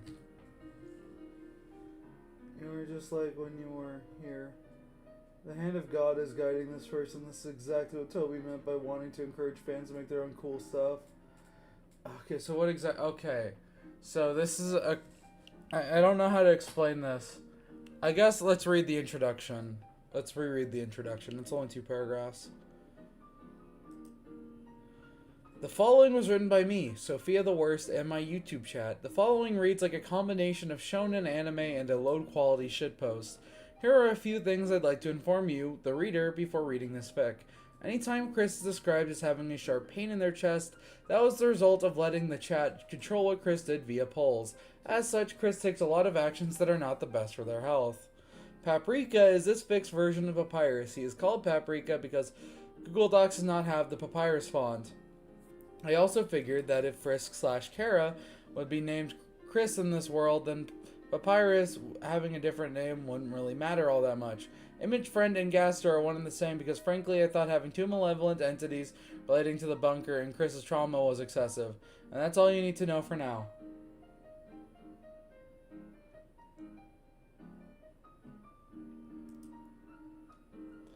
Okay, it starts at page 63 and 121. Okay. Susie, what are you doing? You're hurting. She was cut off by a deep hug from Susie.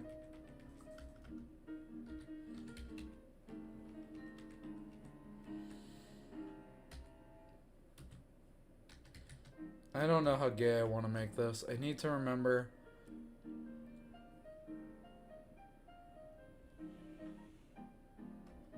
Okay, and we're making it gay. Could you share the document at the description, though? Okay, I'll make a copy of it in a different alt account. Okay, I'll do that. A deep hug from Susie. I'll do that on the upload of this upload.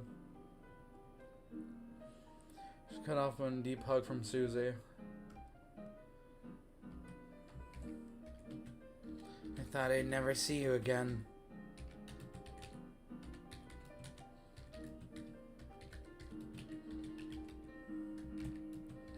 Her voice became saddened.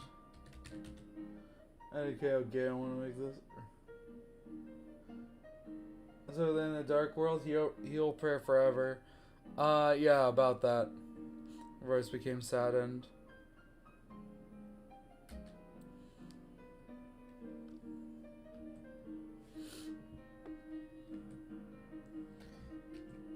Susie, hi.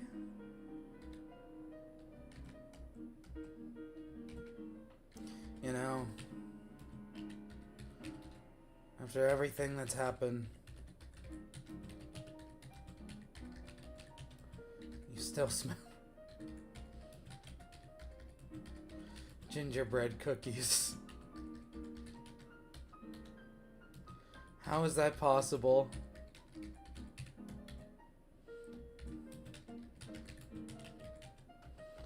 Noel, sniffing someone is pretty gay, okay? This is what we're doing. No. Oh, blushed. Susie,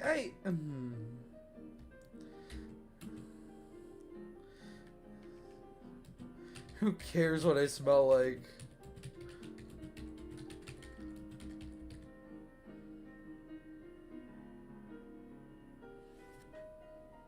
Roaring Knight died because it seems very... Roaring Knight's identity is going to be revealed in this fan... Okay, the Roaring Knight died. No carries gingerbread pockets and performing all the time. Toby Fox is guiding this man's hand. Who the hell is this man? I believe you mean this woman.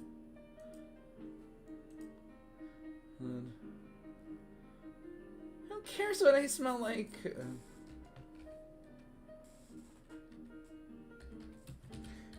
You're bleeding, and...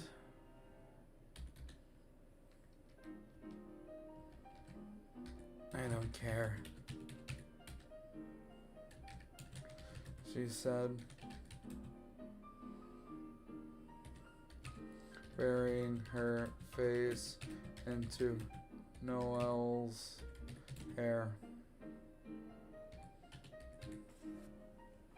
Well, I took a break from writing my own Yuri thing to find this. Off screen. Yeah, the night got off screened by Undyne as a joke, and now the evil Fountain Makers group chat wants to make a new night.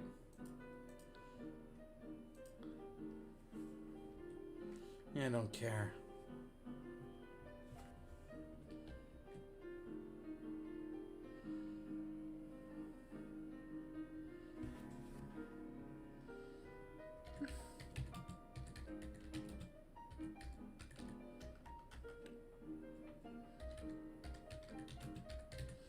You're gonna bleed out.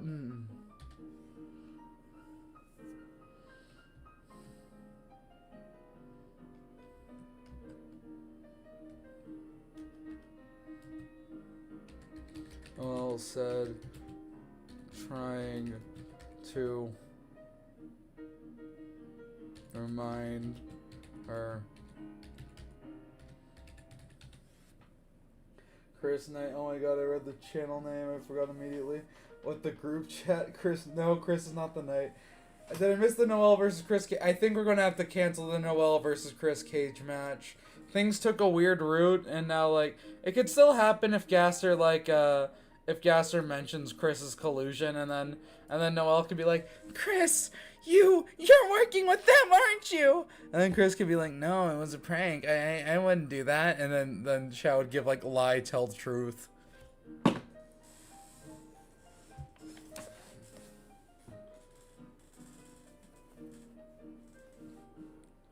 Damn it, why?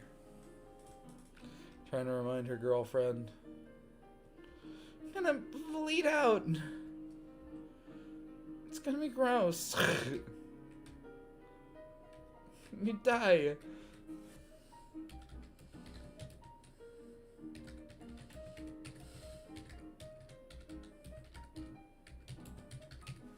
This is what spending 2 years of reading nothing but Yuri manga does to you. You die. Should I write a fanfic when the Knight kills Ralsa and Susie gets fueled by vengeance, or maybe just kill the Knight? Susie and Noel when Chris's phone auto connects to the bunker, yeah. Togor is canon. Alright, I'm gonna give you guys a new poll. Serious question. Is Togor Chris is dead name? There we go. Tricky Tony versus Sinister Sophia. I think Tony wins, right? Like, I mean, like, he can compose music. I can't. Like, I win.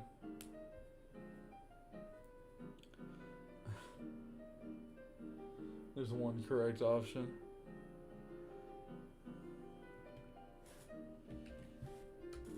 Nah.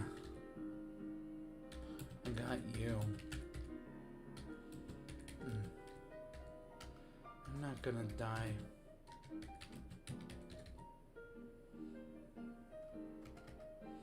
I'm not gonna die around you.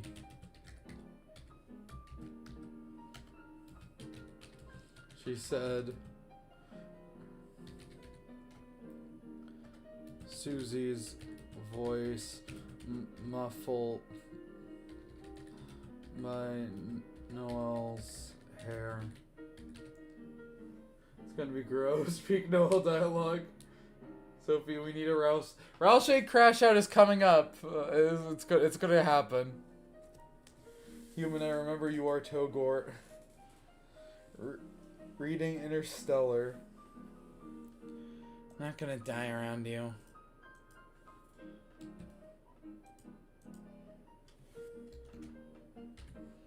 You know the worst thing about reading Sue's Elfix, by the way? I feel like a lot of authors kind of misunderstand Susie's character because they simp for Susie the same way Noelle does. So, like, they'll have Susie be really mean to Noelle, and they'll have Susie, like, I don't know, like, call her, like, a fucking bitch, or, like, almost hit her or something. And I don't like that, because that's, like, in the game, it's made pretty clear that Susie doesn't want to be mean to Noelle, that she, like, really loves her and stuff. You know what I mean? It's, like, a consistent theme of mischaracterization, too. It's, like, not just, like, one or two fics. It's, like, almost every Suzelle fic I've read, except for, like, 5. Peak is coming. We need Ralse and Noelle crash out. Yeah, no. Frankly, I feel like that's more likely. Well, what? Can you stop doing that? Stop what? Stop stealing my friends from me, or something like that. I like Ralse as the angst femboy. Nah, I got you. I'm not gonna die around you. That's stupid.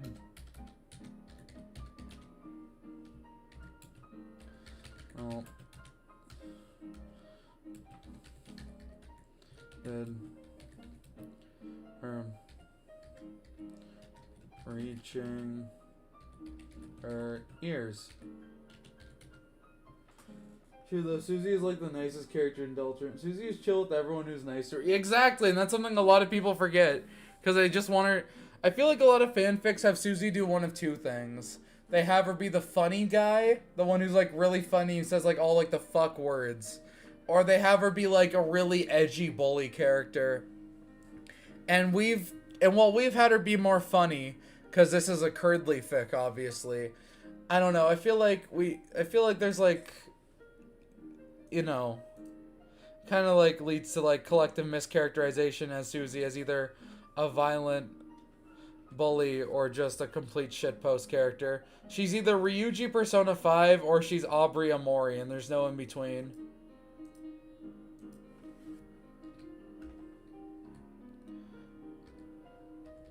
I'm not gonna die around reaching her ears. You calling me dumb?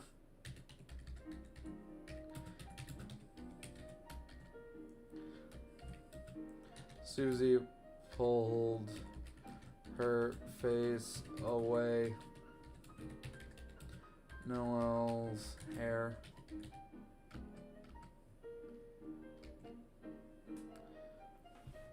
What did I just join? Okay, so Gaster currently beat the shit out of Susie. Noelle escaped into a door in the dark world. And they're currently having gay moment. Okay? Heaven or hell. Peak writing. Wait, are you guys like for real? I feel like most people are just writing chapter 1 Susie, but even flatter as a character in chapter 4 situations. Yeah. Is this a shit? Yeah. I mean, it's like kind of like a shonen anime, except like all the Deltarune ships I think are funny and or based are canon. No, no, no, no, no. You know the best part about reading Curdly Fix though? Literally no one acts weird. Like, literally no one is weird when writing them. No one describes Birdly or Chris as in, like, weirdly sexual ways. And I think that's because a lot of people know it's a shit post and they, like, just, like, move on with it. It's something that's, like, really annoying when reading, like, something like, I don't know, even, like, Carol X Toriel, like, both characters are pretty heavily sexualized. It's just, like, ugh, these are cartoon characters, guys. Demon Toriel coming back. She's currently in prison. Maybe only a little.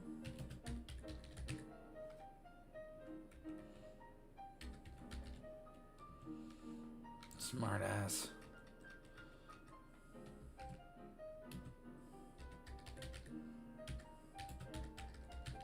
Into Susie's eyes. You know, I actually had like a few scrapped like pure Yuri comics I wanted to make back when I tried to leave YouTube. Though I could never really get them just right, so I hope my failed efforts come through in this fic. Triple stuff, that's how you know it's peak. Low-key name.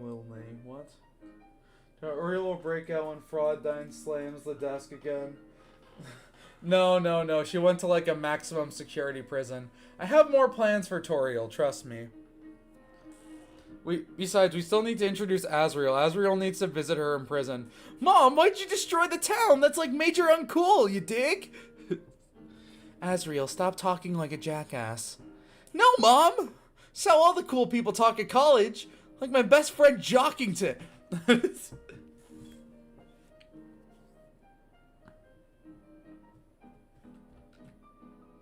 Smart ass.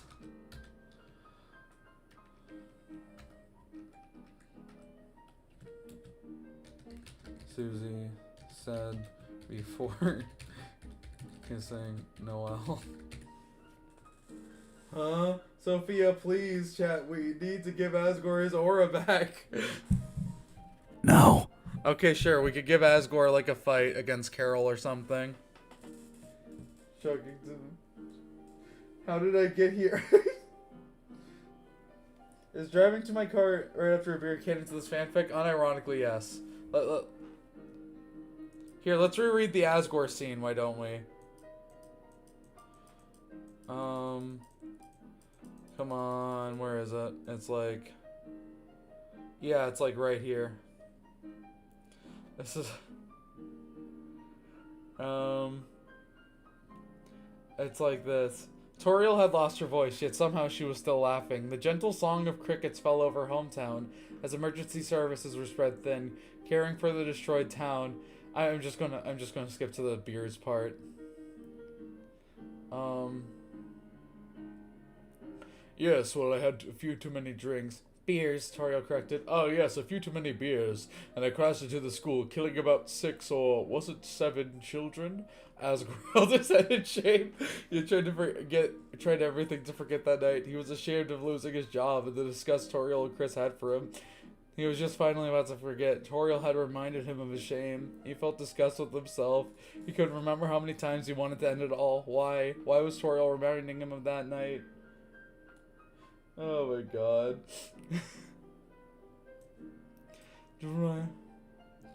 Before kissing Noelle.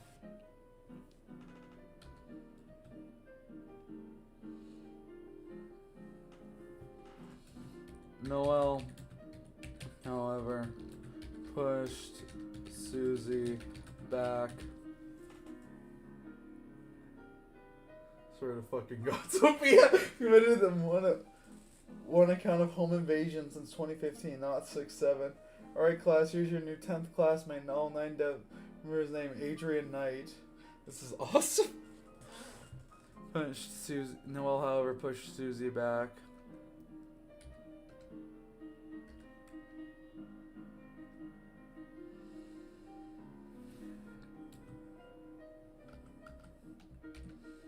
Susie, I'm serious.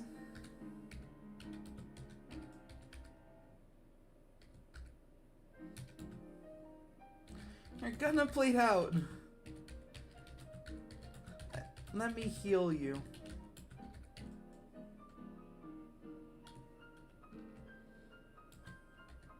All said, now covered in Susie's blood.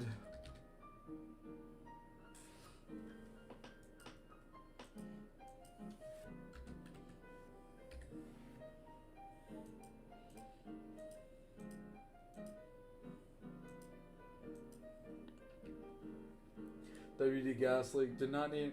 Then also blows up the pancakes of mine. Sophia Night Theory. Dr. Gas Tier. Okay, so Togor is Chris's dead name. So technically, chat, Togor has been here the whole time. Stop asking about them, okay? Their name is Chris now. You're being very insensitive. I'll say burns Susie's pancakes in his mind. Or is Susie even bleeding? Did Noelle get a mouthful of blood in that kiss? Yes. Yes, she did. That's kind of gross. Or romantic, if you really think about it. Now covered in Susie's blood.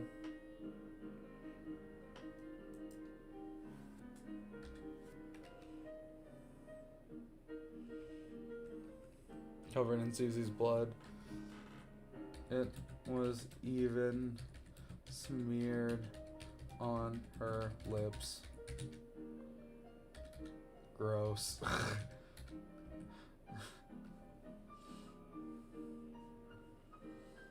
I need. Fun fact: Delta stands for the names Chris Ralse and Andrew Togor and Dad. Stop dead naming Chris. If we voted no, we could have gotten the real Togor. Yep, Susie bleeds. Driving in my car. Okay. If you guys donate, I'll sing that entire song. I memorized it. Smeared her on her lips. Gross. Nah, don't actually.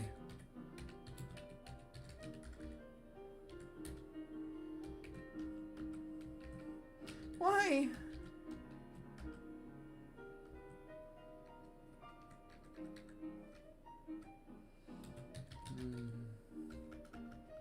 Wrong character. Noelle asked. Your Snowgrave.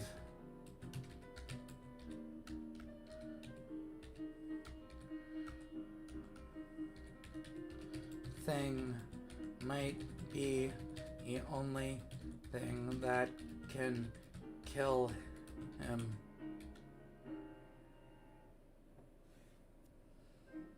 I cut him once. He doesn't seem to as much defense as Toriel did.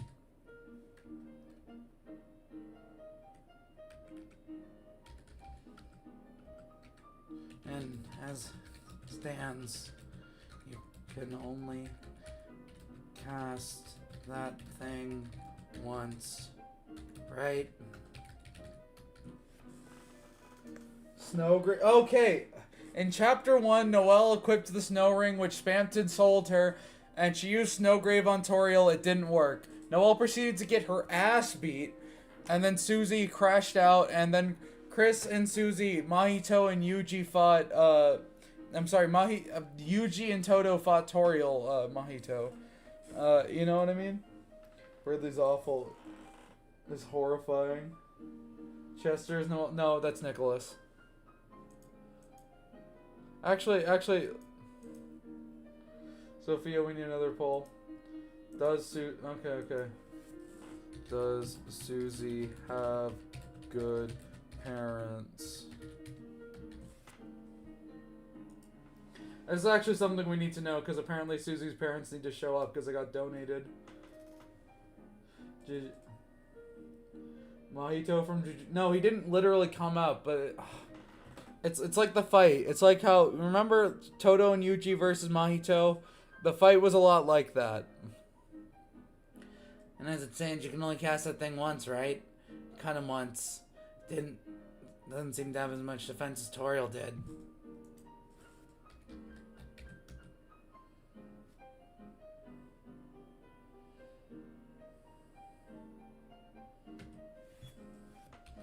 Noelle looked shocked. Was Susie actually using strategy?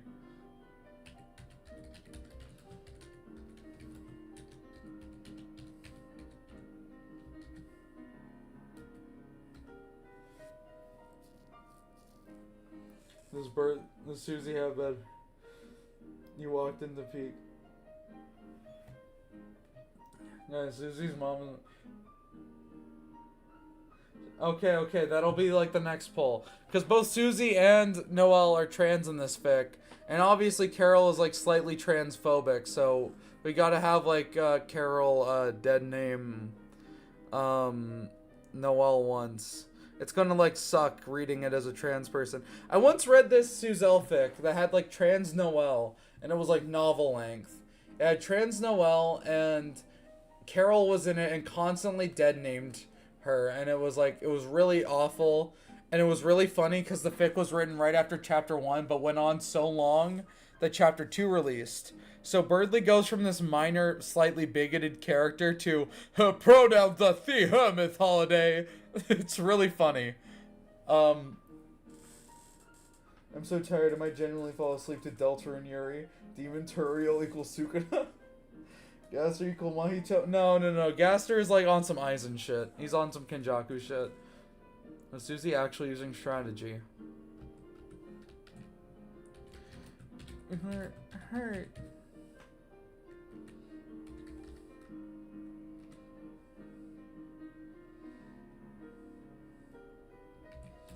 She said, yeah, we're making this really gay. Her face into Susie's chest.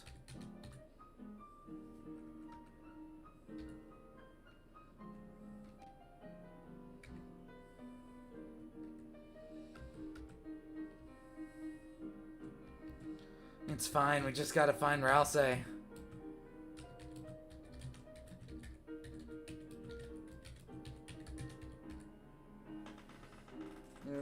Sounds bad. That Carol was on some Aizen timing. They're both kind of on some Aizen timing. Although we did kind of make Carol more like Dio coded, I guess. Like, because during the whole courtroom, she was having like tons of Dio in her monologues. I was low-key watching this with Hatred's theme. Yuri in this economy? Oh, you're eating good tonight.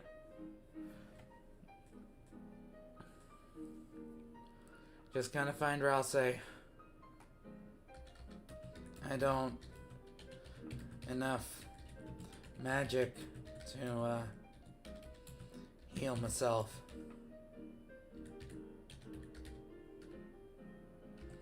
She said with a laugh.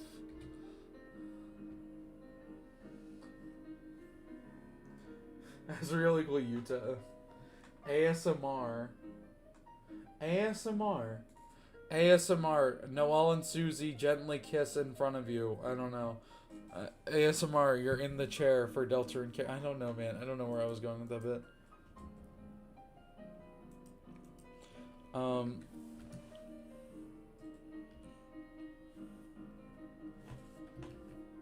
Honestly, I wish you would take better care of yourself. No.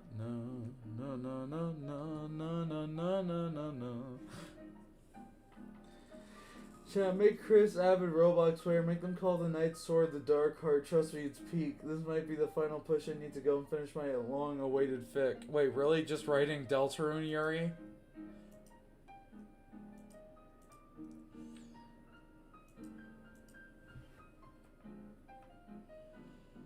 It was even smeared on her lips. Guys. Wow. 3 whole pages of Deltarune, Yuri. Come on, chat. Let's go for a 4th.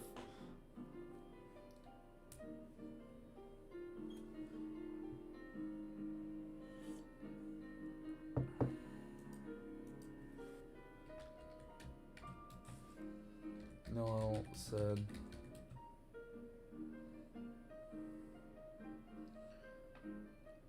Holding Susie tightly.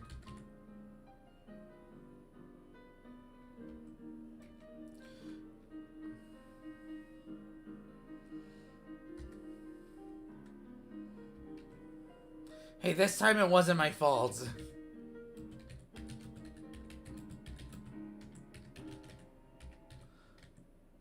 Deltarune Chapter 1. Deltarune, if it was AAA. Whoa, this Susie girl seems pretty aggressive. Maybe we press X and if we can pull out of this sticky situation. Just by Deltarune, Yuri, and Blocktails.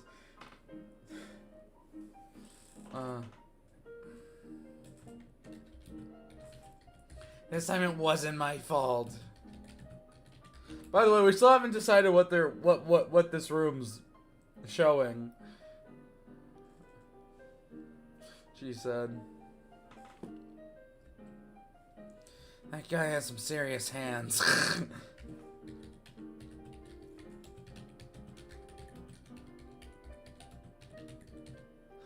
I feel like this should be like in yellow. There we go. There we go. There we go. This is so dumb. Guy has some serious hands. Shut up. Seems like things took a bit of a weird route there. Okay, Man, this Delta is kind of ruining right now.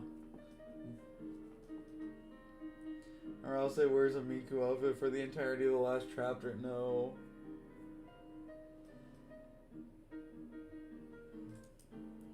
That guy has some serious hands.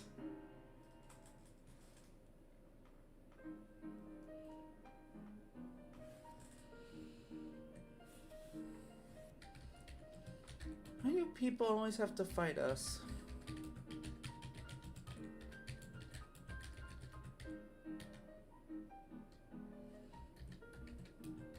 All said just loud enough for Susie to hear. We're really cooking, chat. Never question. Gasser, remember you are speaking hands. Susan, shut the fuck up! Get out!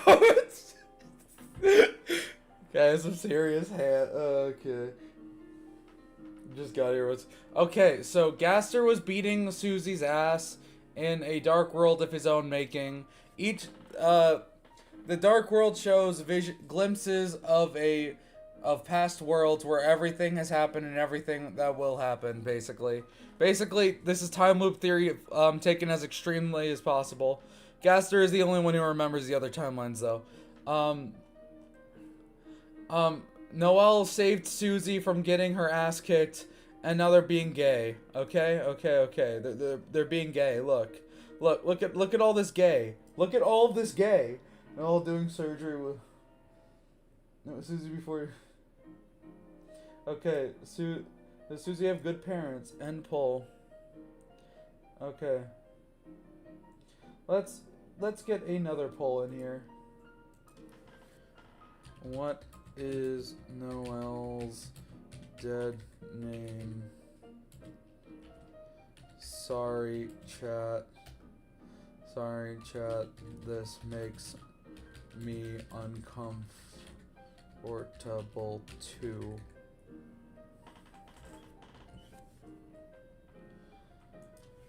Chester, Nicholas. What are other Christmassy names? I'm gonna go Herbie.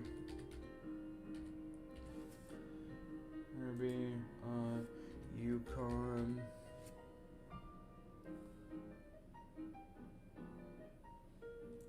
No.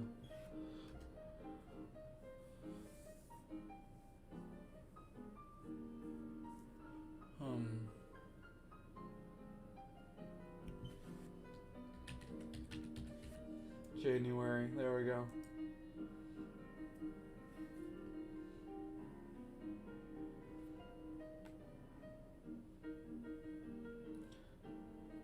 All the viewers in not know the demon formerly known as Toriel? I'm pretty sure they do.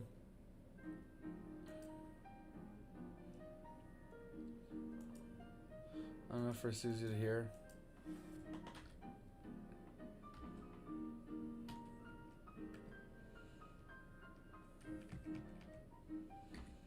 Nah, I don't know.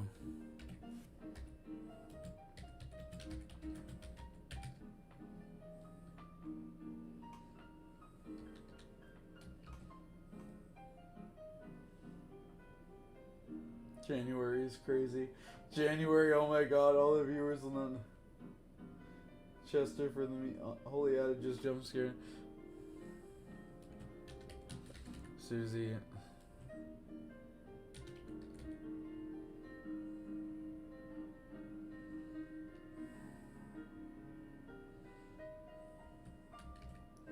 Maybe it's fate. Just once. I guess. I don't want to fight anymore. At least, not right now.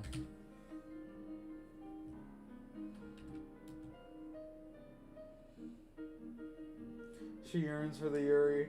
What the fuck did I just... Oh my god, I have to explain this every fucking 20 seconds. Okay, Gaster was beating the shit out of Susie. Noelle saves Susie. They have gay. Look at gay. Look at gay, chat. It is gaying. Ugh. Being a Yuri writer in this economy. But I will say the viewers are coming in for, I am not on Super Chat. You're finally awake.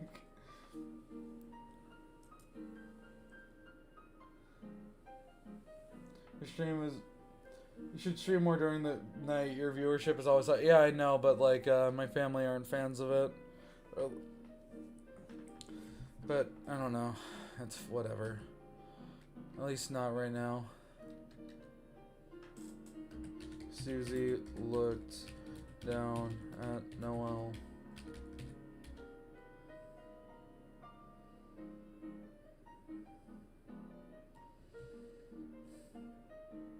She looked so... Okay, this is really gay. She looked so small.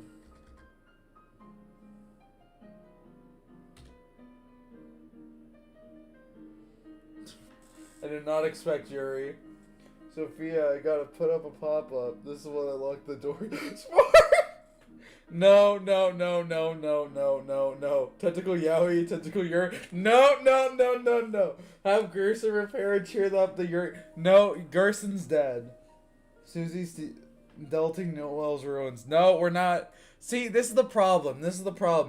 I knew if I made it too gay, you guys would be like, oh, they're gonna fuck, right? They're gonna fuck. And I'm like, guys, these are teenage girls. I don't want to write that. That's gross. That's disgusting, man. I just want to write funny Deltarune fanfiction. Why does everyone gotta be so fucking gross about teenage characters, my guy? Like, come on, man. Come on.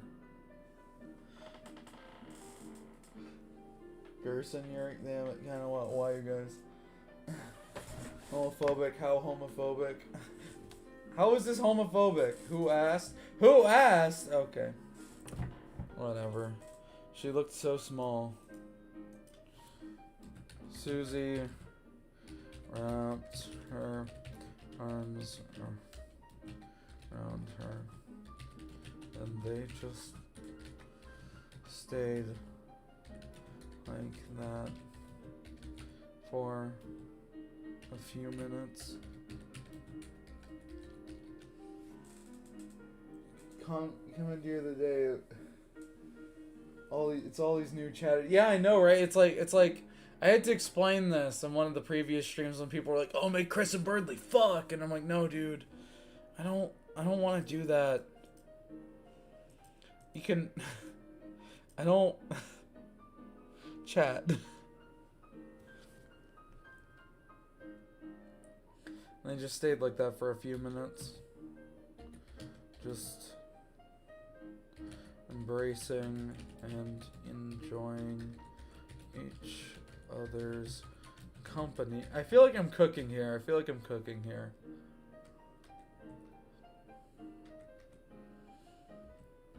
Eventually, Susie looked up.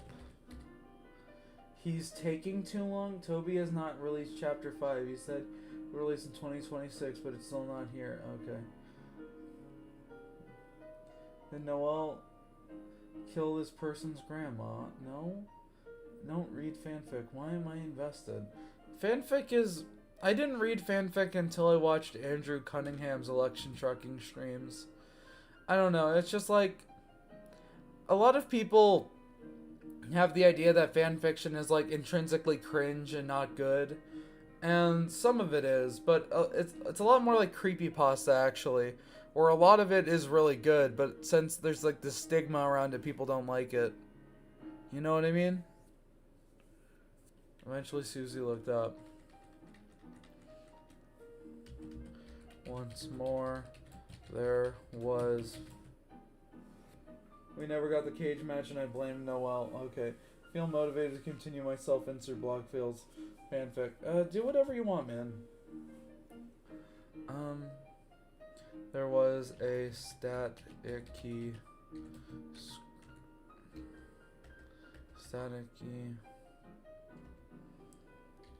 display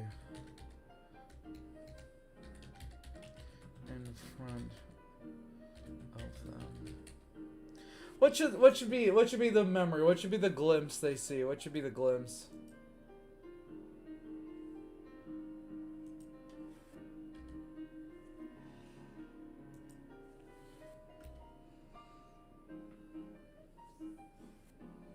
We need cage match Sophie. It'll happen later. It'll happen later.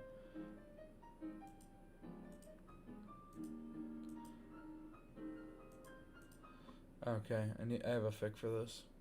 Not fic. No.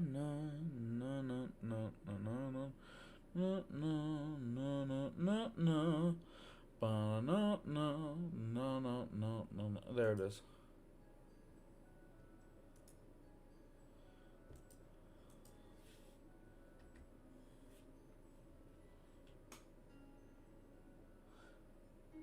Gerson, no.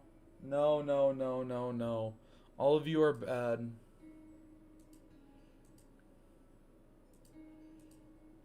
Let's play in front of them.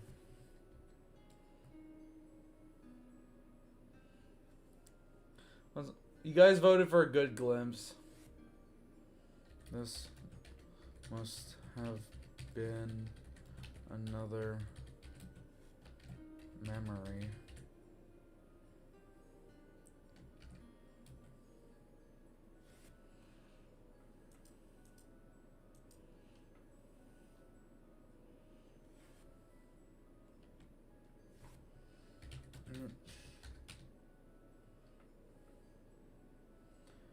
Ferris wheel. Yeah, fine, Ferris wheel. We're also getting his ass beat by random Sharkmare, okay. It showed a Ferris... It showed the festival they had gone 2 months ago.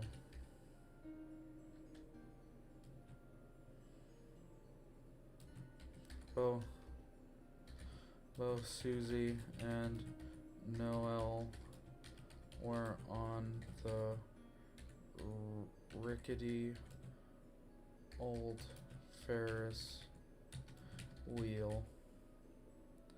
Susie and Noel were on the rickety old Ferris wheel.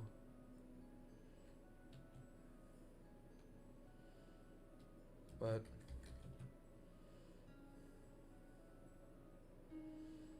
despite the fact that they were so high up, the only sight each other wanted to see was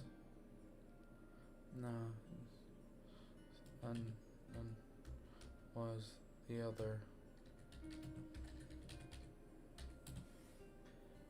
Roaring is gonna happen again. Ralse is darkening at Loki. Okay. I'm in a position of many illegal and illicit substances acquired released source. Okay. Ralse is low-key cooking a cake where Susie and Noel are getting mugged. No, Ralse is like looking for them.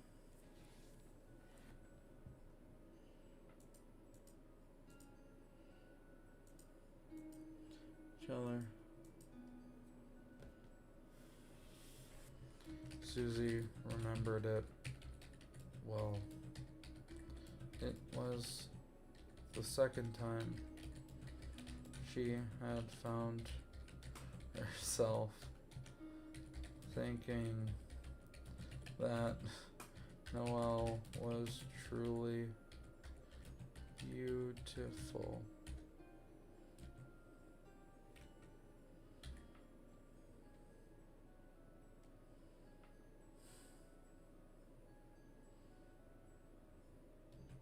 She hoped the other Susies, the ones before her, got to enjoy the view as much as she did. There we go. Okay, we wrote Yuri. You need the shining worm. 10, are you still shiny hunting? Whimsy is illegal. But doesn't Rousey just eat gas or okay? I'm locking in on the yaoi. We can have like some intense yaoi scene, okay? We can have some intense yaoi scenes. I don't know.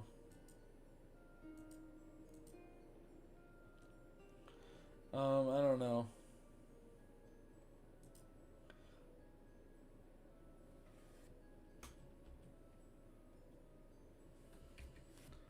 Hey. Susie said, yes. Looking down at Noelle once more. I think we voted for them both being trans. Yeah, I know. It's still Yuri though, they're both girls. What the fuck is wrong with chat? I think they're both, yeah, they are both trans femme. They are both trans femme.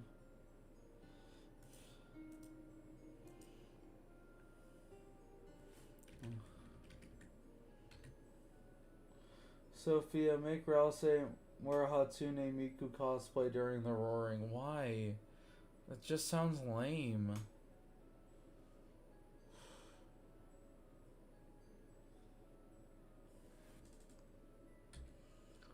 She said once more, looking down at Noel once more.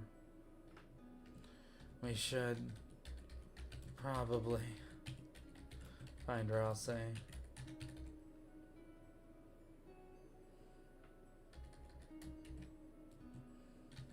She said, not really wanting to go find him. Superior Susie looking down on puny Noel. Okay. Yeah, if this is the way I would have loved to be dead named Chester Deltarune purely for bragging rights. What does that mean? I think chat is pretty normal for this kind of fanfic. Chat needs to lock in. Always, always. Chat is, listen. It's not that I hate all of you. It's that I hate most of you, okay? Some of you are good.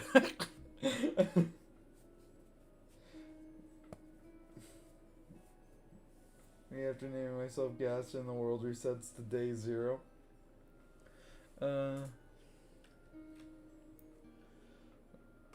Dude, wait, but what if it didn't reset to day 0? What if it just reset to yesterday?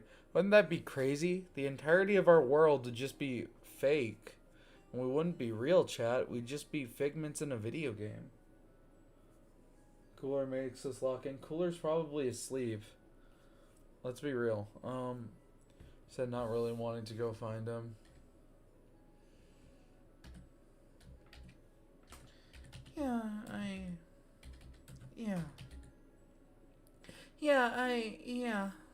Let's go. Oh, said, unconvincingly. Right. Me and Nepta are good ones. Like some sort of Truman show. Chat fell off on cooler left. Yeah. No, I'll said unconvincingly.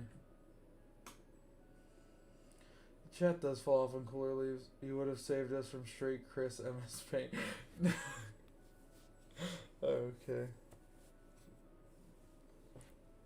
That was a legendary segment. Someone should clip that. Someone should clip like the MS Paint explaining Chris Deltarune.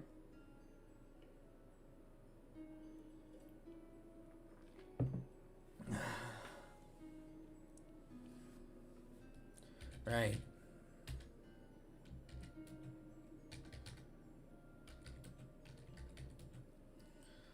Finally letting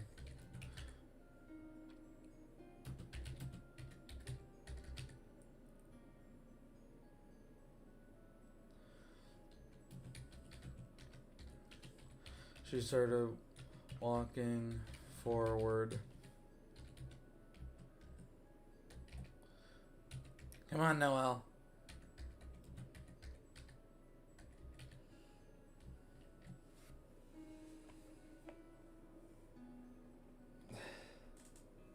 I'm traumatized. Y'all don't know the chaos that happened out of me and Cooler thinking that Chris is straight. He is acting like a political campaigner. Chris is asexual. Alright. Everyone's asexual in this fic. Fuck you, no one's having sex.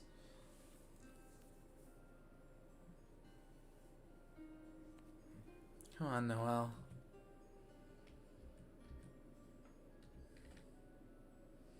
Yeah.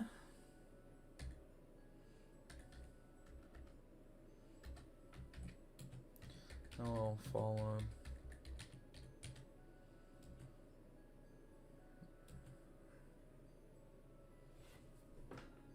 Okay.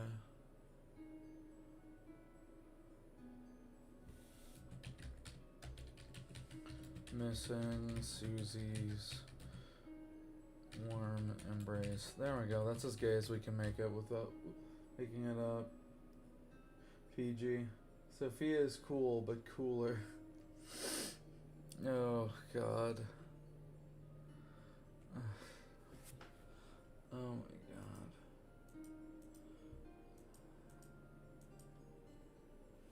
There we go, chat. We wrote Yuri. Look at all this Yuri, chat. Oh, this bad boy can hold so much Yuri in it. Anyway, already missing no. Should we reread the Yuri?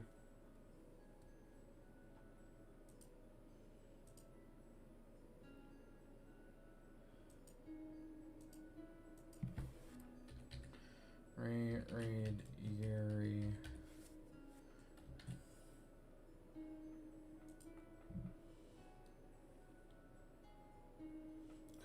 Cool, yet cooler. What is happening? Drink some energy or you're gonna pass out. What do you mean? Oh, right, I had to buy some energy drinks. Sorry, Chad, I haven't done that yet.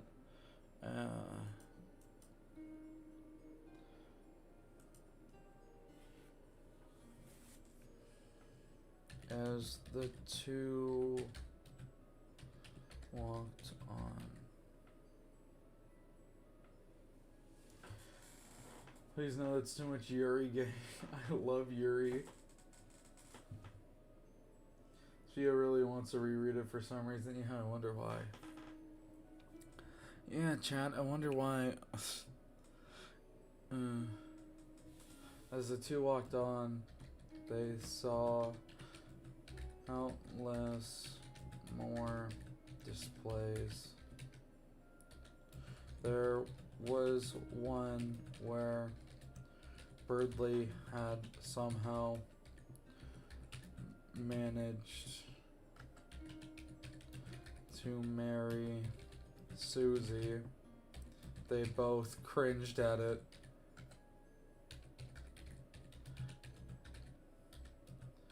One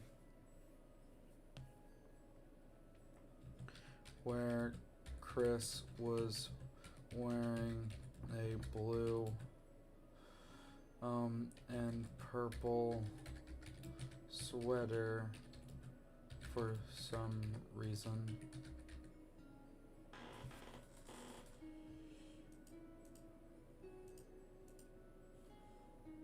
Peak timeline. Does Sophia have Riz? Probably not. Like, without going into too much detail, probably not. Oh well. Chat, why do you always make me depressed? Whatever. This is fine. I guess. Nah, it's gonna give me a headache.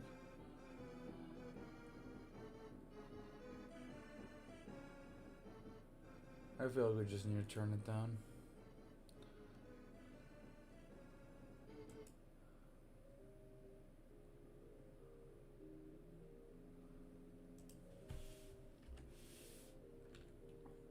Sophia has no game. We know. Is there crew?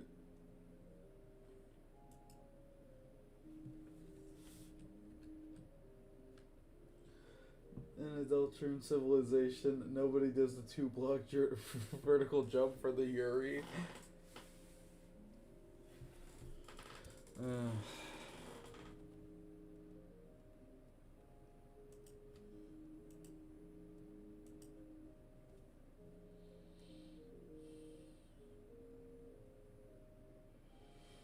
Fun fact, Chapter 5 isn't out yet because Birdly and Ten are watching a stream about Deltarune Yuri.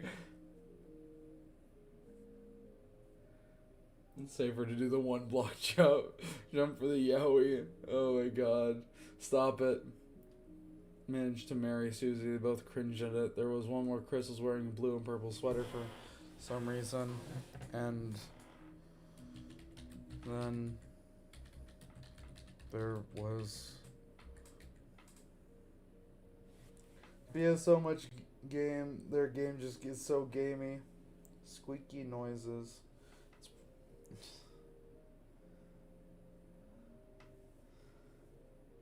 The book was written in Tentacle Yowie. God damn it. The squeaky noises are in my chair. It's pretty ass. There was one, however, that made Noel's blood run cold.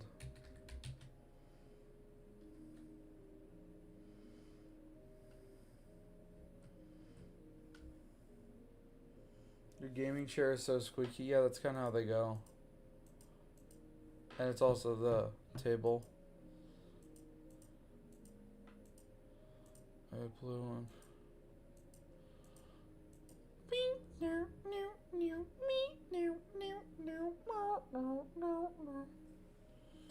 I was wondering whether that made Noel's blood run cold.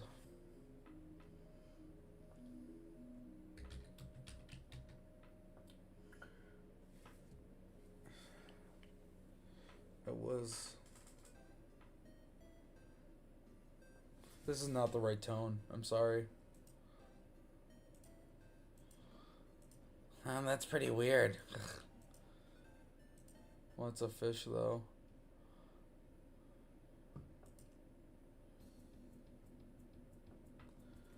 At the gas, or you turn left? I don't think it was that even supposed to be. 23 votes. That's a lot of votes. Let's end it there and let's reread some Yuri. Here. No.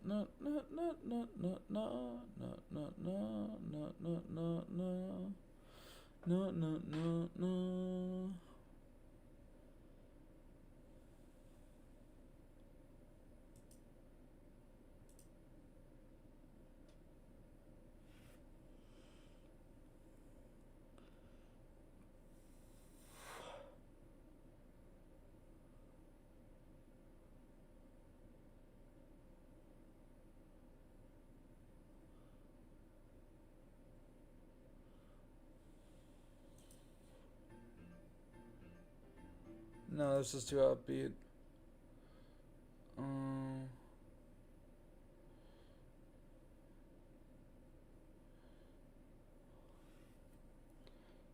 There was a scrapped Lost Girl variant, wasn't there?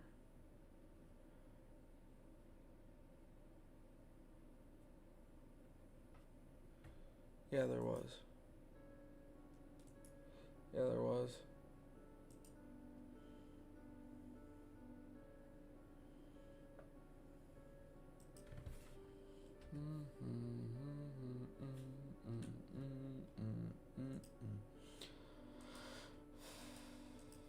There we go. We're doing all the shit. Do.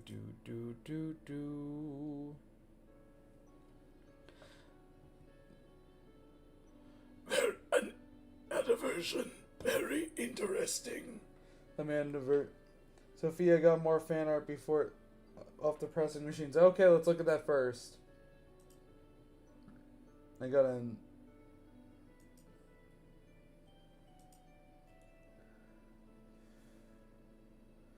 I'm reloading and it doesn't look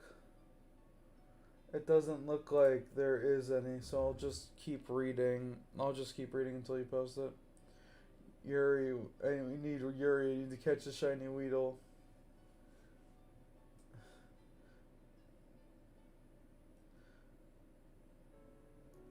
Yeah, though, a gamer should be sleeping because she has an exam tomorrow, but Yuri is more important. Yuri in the morning had her on noon, Yaoi at night.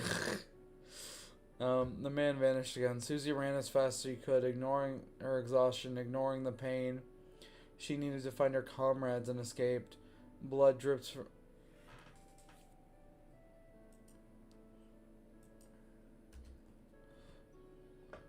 onto the steps below, and she left bloody footprints everywhere.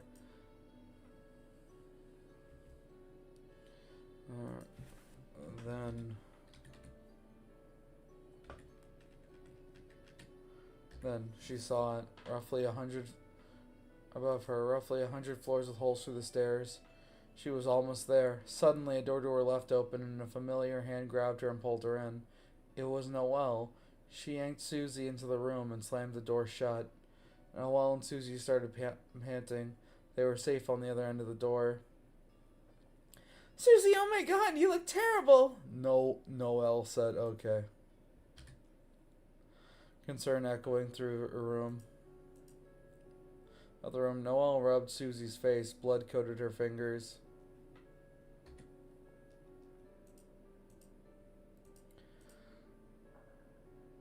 What did he?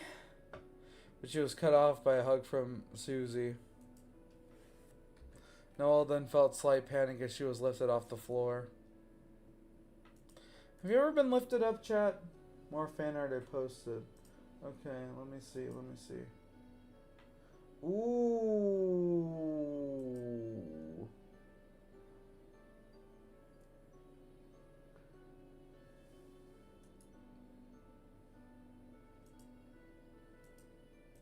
I'll post what I envision Gaster looking like.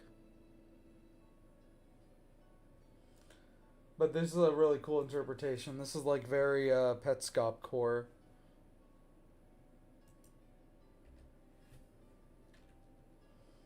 Peak voice acting, really?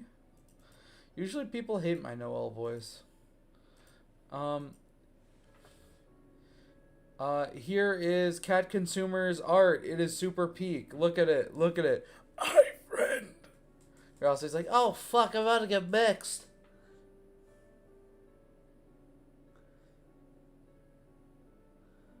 Did you happen to read Twin Runes?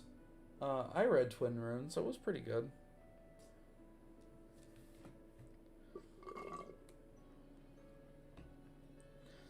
I think the most unbelievable part of that, though, is like Susie and Kara feuding. Definitely not favorite Undertale comic and underplayer Dr. Megalo.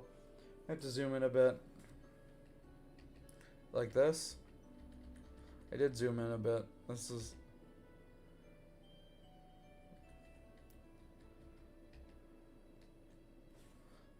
No. Fun fact, Petscop is called that because Your pet's cop. You catch pets. I knew it. Anyway, Cat Consumer made this. It's really good. I really like it. I'm going to link it in chat. And you all can support them. Now we continue reading Yuri. Yuri is all that matters.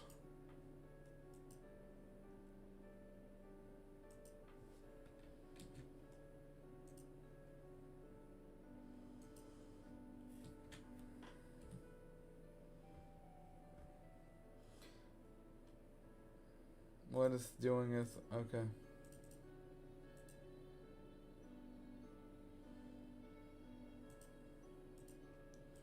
What did he? But she was cut off by a hug from Susie. And all of them felt slight panic as she was lifted off the floor by Susie, who spun her around lovingly. Susie, what are you doing? You're hurt, and She was cut off by a deep hug from Susie. I never thought I'd see you again. Her voice became saddened.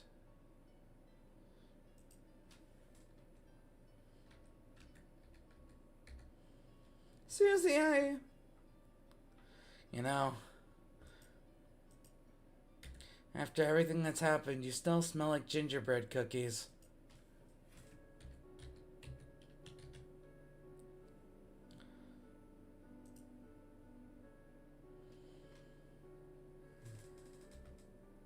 Susie said. Noel blushed. Susie, who cares that I smell like you're bleeding and... I don't care, she said, burying her face into Noel's hair. This is so gay. Now that you... No, it's not. The MC is just some random dude who can't accept that Undertale is fictional. Stop everyone's run and Okay. Coded himself into getting a game instead of getting a job.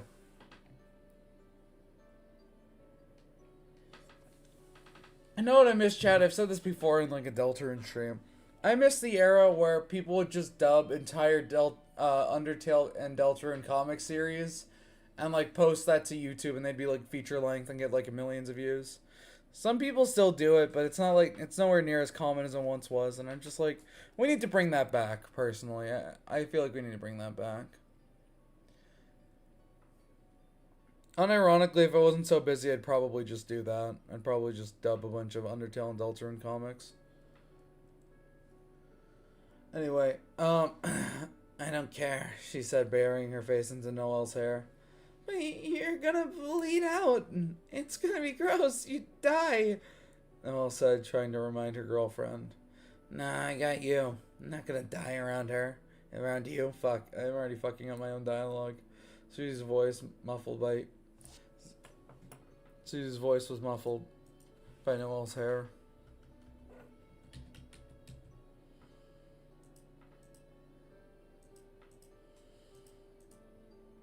That's stupid, Noel responded, her blush reaching her ears. Calling me dumb? She pulled her face away from Noel's hair. Probably got their ass beat by Rory Knight. I haven't read any fanfics other than this one, so I have no context. Should probably read more fanfics. Maybe only a little. No, wait, sorry. Maybe only a little. Susie said, Noel said, looking into Susie's eyes. Smart ass, Susie said before kissing Noel. Noel, however, pushed Susie back. Susie, I'm serious. You're gonna bleed out. Let me heal you, Susie said, now covered in Susie's blood. It was even smeared on her lips. Gross. Nah, don't actually. Why? Your Snowgrave thing might be the only thing that can kill him. As it stands, you can only cast that thing once, right? Cut him once, but it doesn't seem like he has as much defense as Toriel did. Noel looked shocked. Was Susie actually using strategy?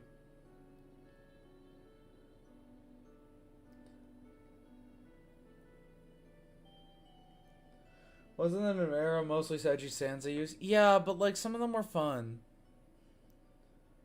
Make Birdley return from the hospital because of the Snowgrave. No. Birdley didn't get Snowgraved. Okay, it's hard to explain.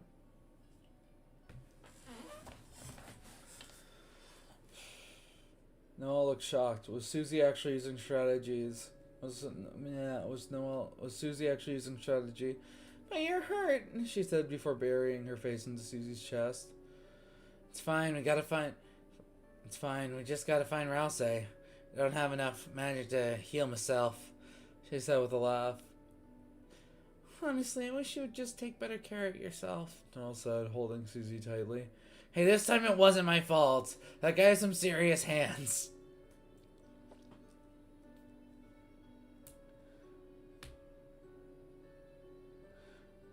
Why the hell do you guys keep acting like, imagine if Toby Fox found these streams? Guys, Toby Fox isn't gonna find these streams.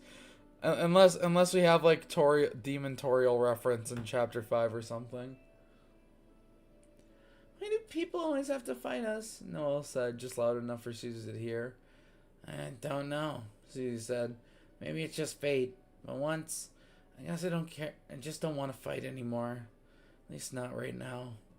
Susie looks down at Noelle. She looked so small. It was so gay. Susie wrapped her arms around her and they just stayed like that for a few minutes, just embracing and enjoying each other's company. Eventually Susie looked up. Once more there was a staticky display in front of them. Must have been another memory. Showed the festival they had gone to months ago. Both Susie and Noelle on a rickety old Ferris wheel. But despite the fact that they were so high up, the only sight each other wanted to see was the other. Susie remembered it well. It was the second time she found herself thinking that Noelle was truly beautiful. She hoped the other Susies were.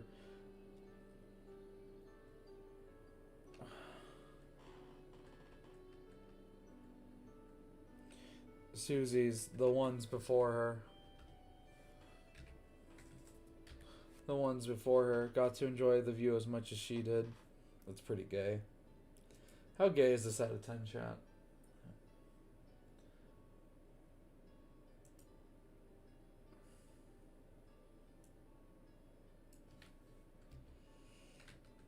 Oh my god. Okay, I'm getting pretty tired, chat. We might have to wrap it up soon. In fact, Susie marking Noelle with the scent of her blood is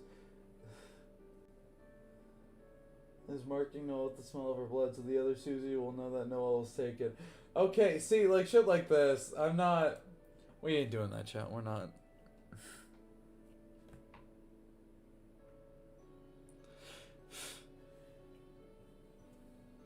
We're not doing that.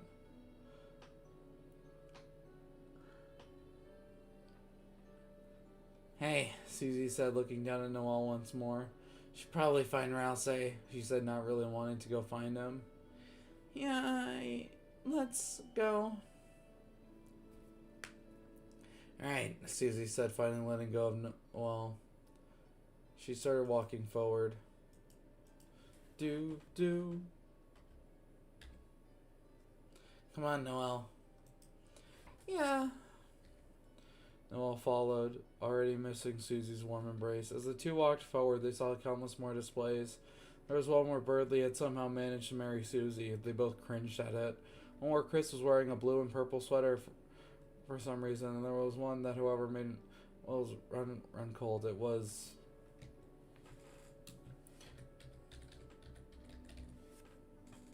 We're gonna write what Noelle sees, and then we're probably gonna end stream.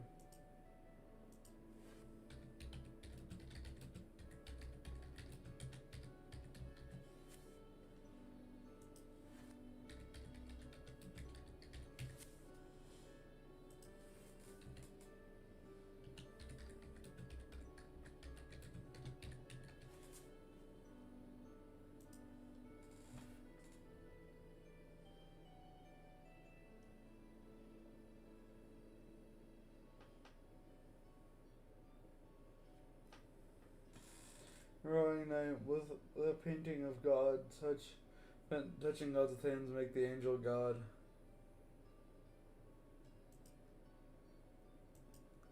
I'm gonna change the music while you guys vote. By the way, everyone vote.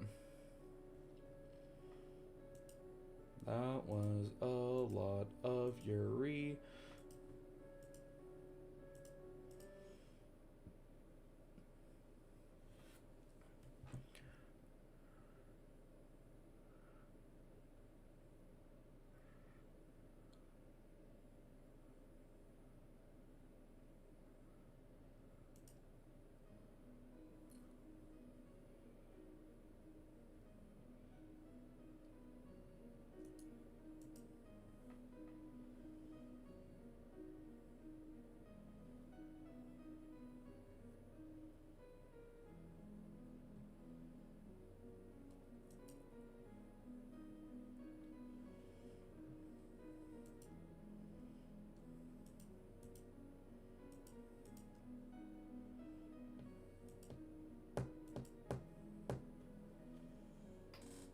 Thoughts on trees? They're trees. I don't know. They make oxygen. Like, what the fuck do you want me to say? What the fuck do you want me to... Thank you for the Yuri kind strange. Oh yeah, this reminds me. Guys, if you like what you see, share this to people. Share this shit to people. I want everyone in the Deltarune community knowing how much of a fucking train wreck this fan fiction is. Come on, chat. We can do it. We can do it. This is the next big shit post. Make 2026 hometown incidents year. I'm waiting for more votes. This thing took a weird route just now. Thoughts on air? I do like breathing. Trees. Half the people have voted. Come on, chat. We need more people to vote. Thoughts on time? It terrifies me, honestly. The fact that time is like some endless entity that just keeps going on, even without us. It's kind of scary when you really think about it. It was but a blink of an eye that we were still, children. That we could basically live free of consequence. And now, in another blink of an eye, those times are gone. They're gone for good. But none of that really mattered to anyone but you. Time doesn't care. It's an endless moving force that doesn't care about anything. It will come for everyone. It'll come for everything. It's this inevitability that you can't beat. It's kind of scary. Lots on the letters S. The letter S is pretty cool. It's part of my name. Who says time is alive? No, I mean... You know what I mean. It's like this force of nature that you can't comprehend. If time was manifested by something, that thing would be pure evil. Sue's deep for a stupid Deltarune fanfic. What the hell is full? Don't depress me like that. I guess you're having a bad time now. Ultra kill? I don't know what ultra kill is.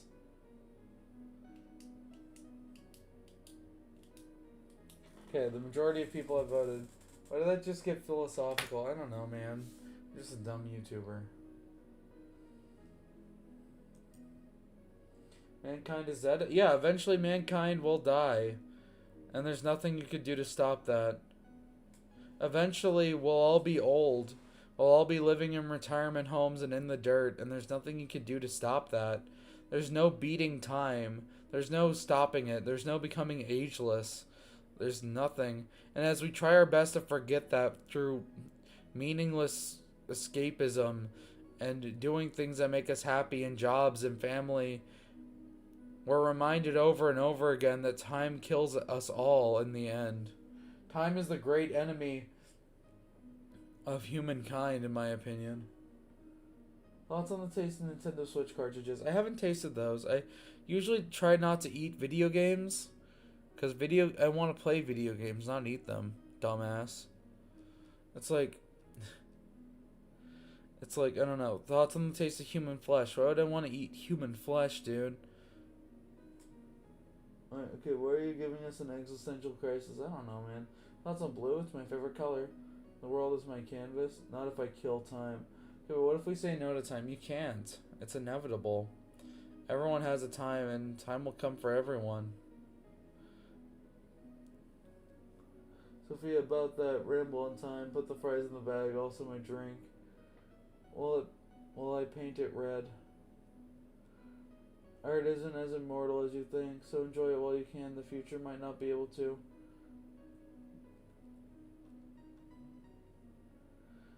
What did Noel see? Weird route, okay.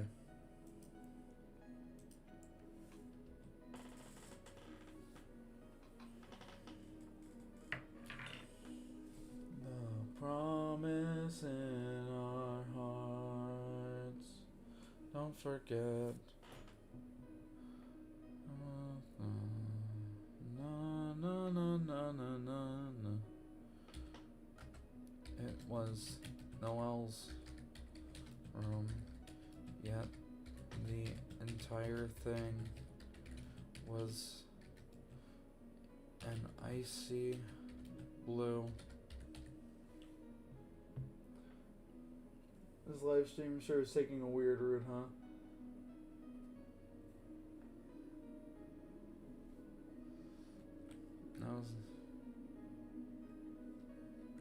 I am not writing well. I'm gonna, yeah, an icy blue.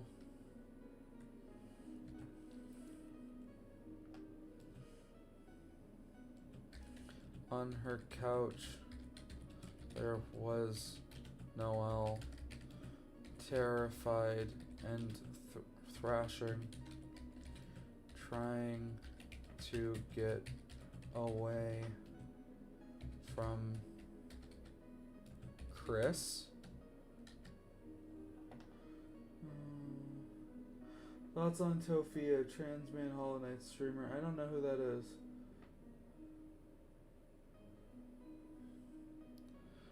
Chris? It was hard to tell. Their face was covered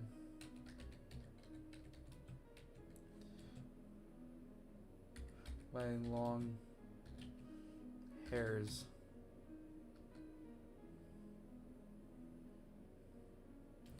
And a voice unlike Chris's just repeated the command.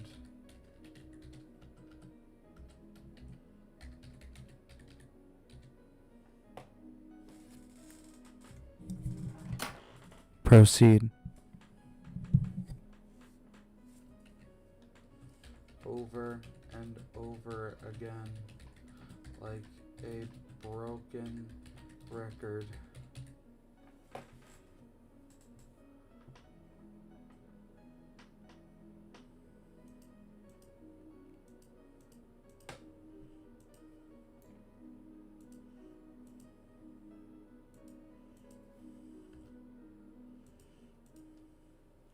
Like a broken record.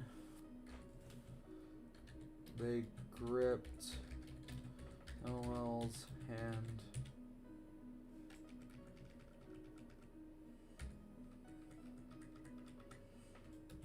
And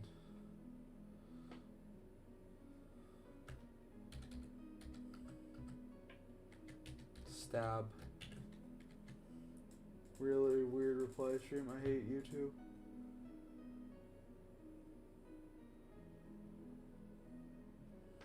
Stab. Noelle's blood exploded from her finger like a packet of ketchup. Her eyes began to glow a shade of red.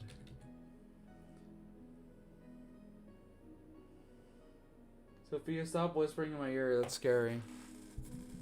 So you don't like it then? You're weak.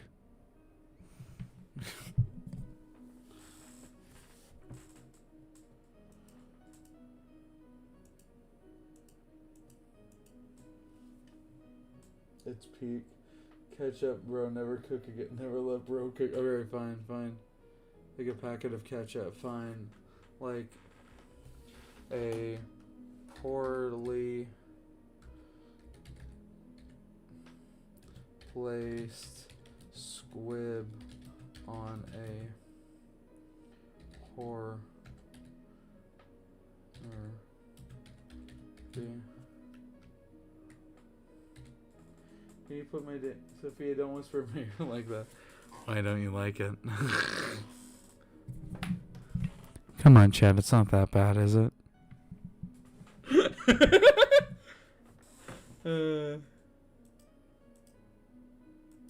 Like a poorly placed squib. No, squib. On a horror movie.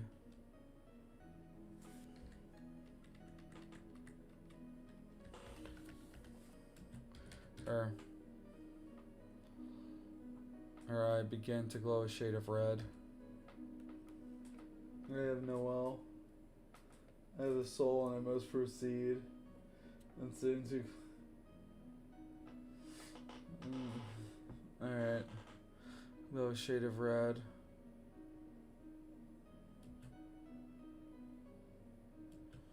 As she clutched her finger on it was the thorn ring. I have no lungs and must breathe. Deltarune become lightener. So, Spampton? What do you mean, so Spampton? What's the thorn ring? Noel gasped. Then Noel in the memory began to become pupilless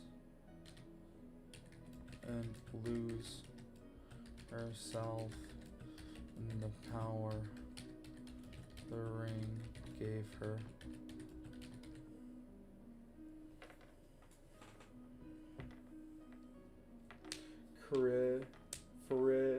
Sophia hates vegetarianism so much she'll have a heart attack if she went to Mumbai or I don't know where Tel Aviv is. No eyes, but I must read the peak Deltarune fanfic. Okay.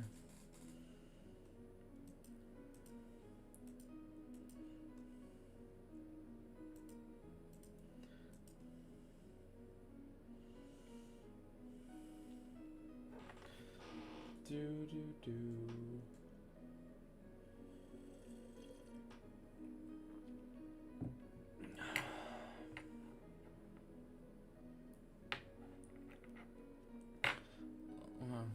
Gave her. She smiled and began giggling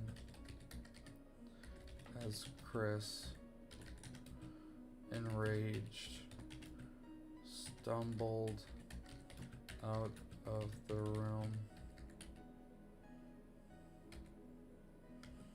What the hell is...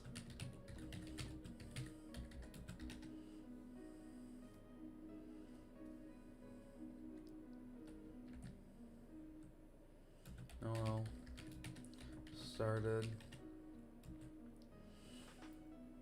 Susie was watching on in horror.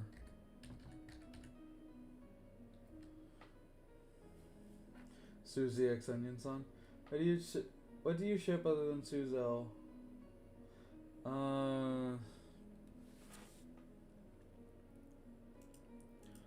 On Jesus Christ.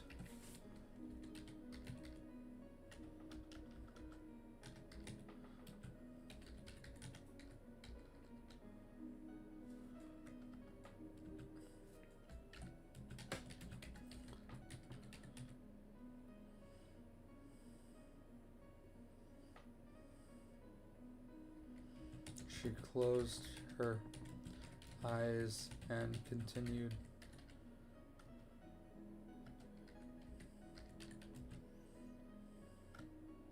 Eyes and turned to Noel.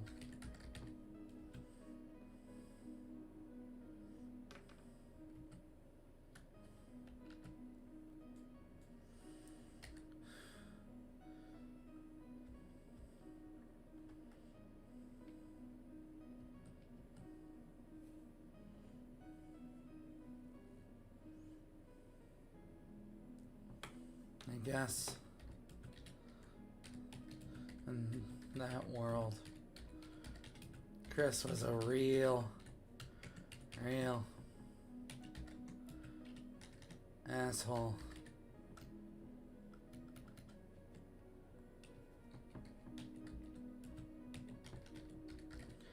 Huh. Susie tried to lighten the mood. Please don't ask what's going on. Think, Mark, think.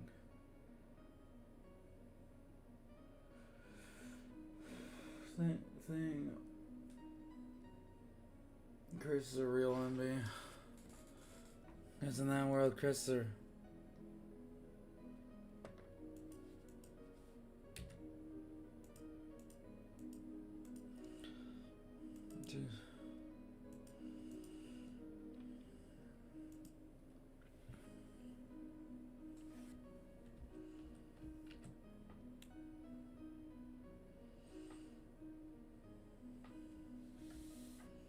I guess.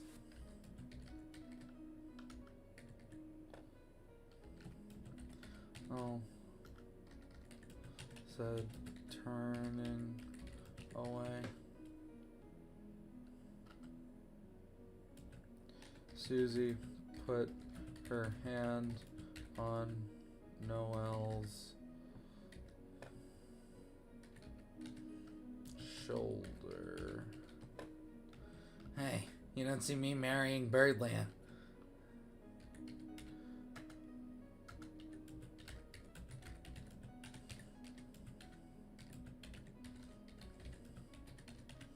Hey, right?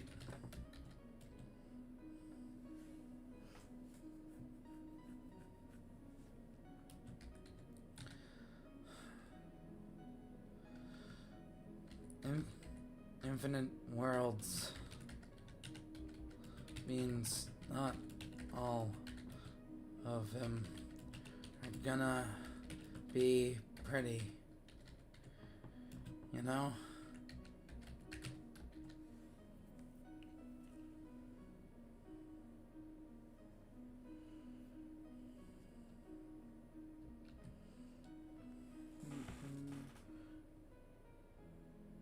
Cool. Sophia, I thought Birdley was fine in the MC and what? Okay, Birdley still is the main character. This is just an extended scene without Birdley and Chris because you guys chose not to have either of them here. Okay? It's like in a shonen anime where you focus on the side characters for a prolonged period of time. It's like that. You know, like those scenes in JoJo where Polnareff goes off to take a piss?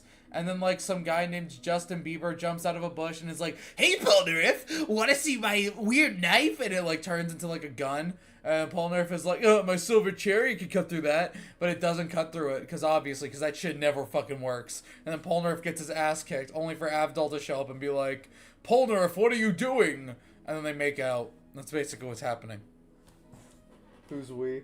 Shit has only gotten worse over time, and it's our fault. Susie X Bird. Humorous happened in one of the universes, but never Cruzy. Fuck you. Who's we? I don't know. You speaking French or something, dude? Means not all of them are gonna be pretty, you know?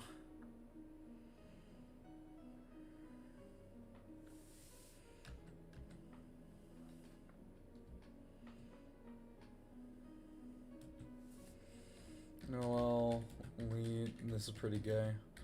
The comfort Susie's hand gave her.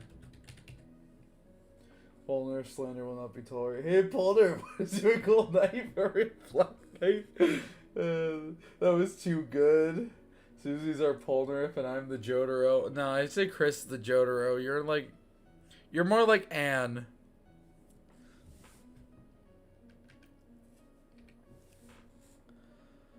I guess that makes Noel Kakyoin. I don't know.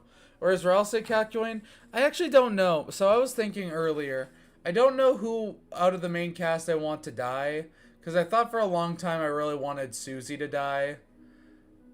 But as I kept writing it, it was like really hard to come up with like a death scene that wouldn't like piss me off. And then I kept thinking, we don't really have a use for Ralsei, so maybe after he gets all of his angst out, he could, like, sacrifice himself or something. But then that would also be lame. And then I started thinking about Noel. And, like, if Carol killed Noel, and that's the only one I've landed on that I'm happy with. But I don't know, we'll see what happens. Your prose and writing are so much more flowery than that stuff, and counted your etchings. Let me write thine a love story. Plot twist. Make it where Birdley actually controls the dark. At the end of this chapter, Birdley's going to become a knight. Have you guys forgotten that? Birdly effectively is going to fucking die by the end of this. Leaned on the comfort Susie's hand gave her.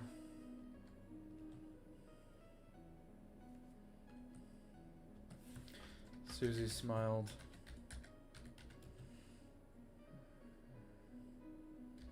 Her face.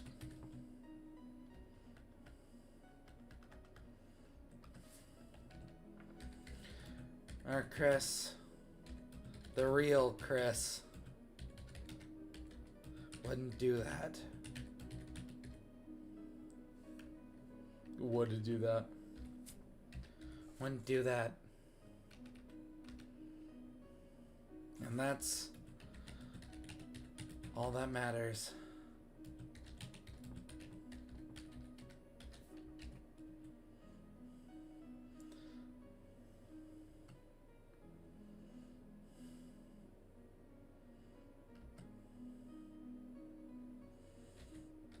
Noelle closed her eyes. Susie was so smart when she wanted to be. Second save file. Gaster killed Rudy for the flick and nothing else. Yes, okay. Rudy is going to become a Knight 2.0. You guys think we're at the end of chapter 2? We're not even halfway through it.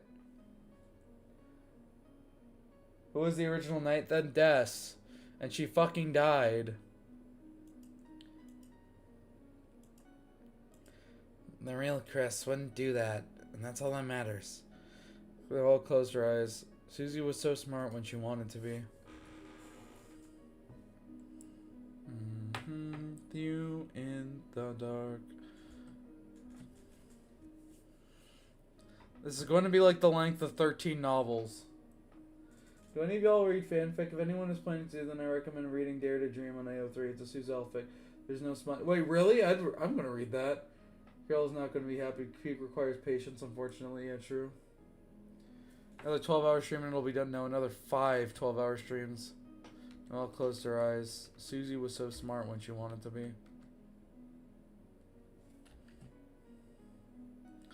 Susie then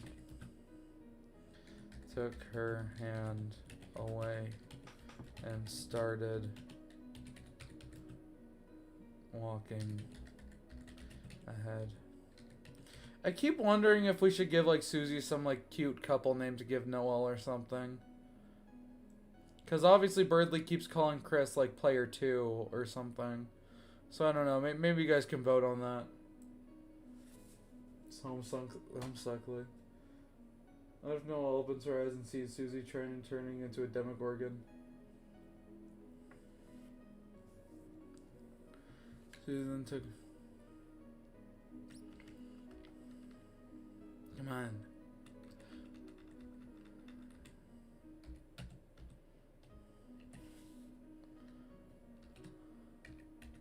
Come on. Elsie's waiting.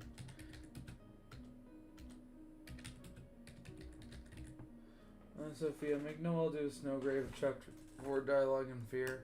And make Susie say it's new. No. That's too cute. Sugar Plum would be cute. Sugar Plum would be cute. Fuck, I want to do that. Since January isn't the dead name, Susie can't use that. Can use it. Hi, what's going on? Earl's card is so hot. Who said that, guys? What? I gave my soul to this fucking franchise, and what do I get in return? You chatters. He's hot, but really weak. Oh my god. I'm going with Sugar Plum. Come on, Sugar Plum. Yeah. Because Sugar Plum's also like kind of like mean, you know what I mean?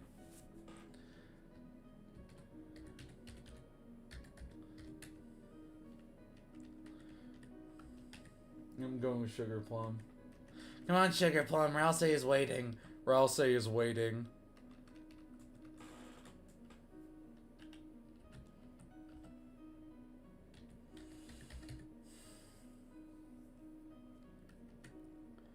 Oh. And continued on. And then, like, the next scene is Ralsei, and he's, like, looking at, like, a scene where Kralsei is canon. There we go. There we go. I finished the chapters in one night. I was half asleep. Okay. So I'm gonna make a copy of the... Okay, here we go. Here's what we're gonna do. Here's what we're gonna do. Here's what we're gonna do, chat. Here's what we're gonna do.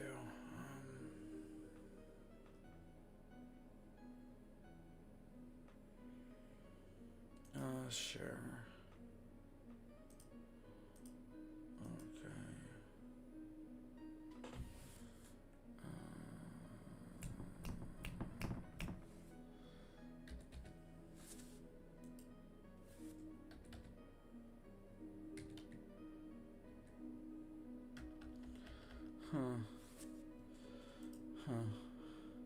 Give me a sec, chat.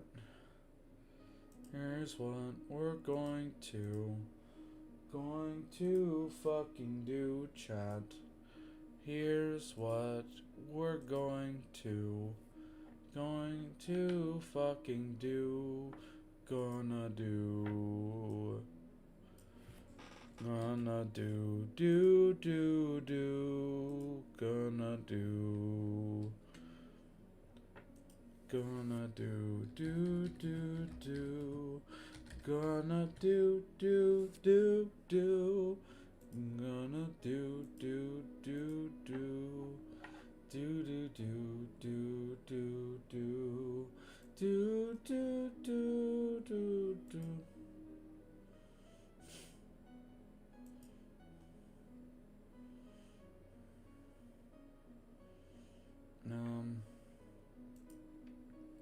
Make a copy.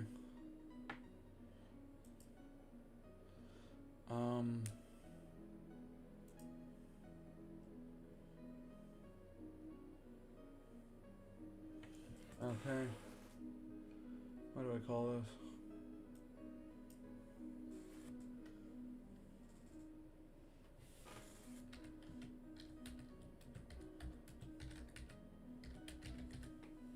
Catch-up document. So I'm gonna give you a copy of the Google Doc. Anyone with the link? And view.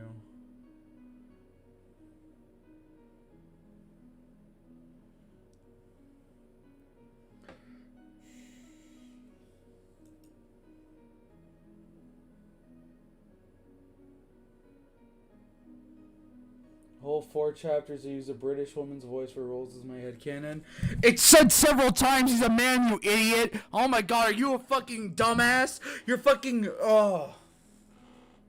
It's a dangerous thing for... Okay, wait, yeah, you're right, never mind. Here's what we're gonna do. Do I have any alt accounts? I'm trying to think.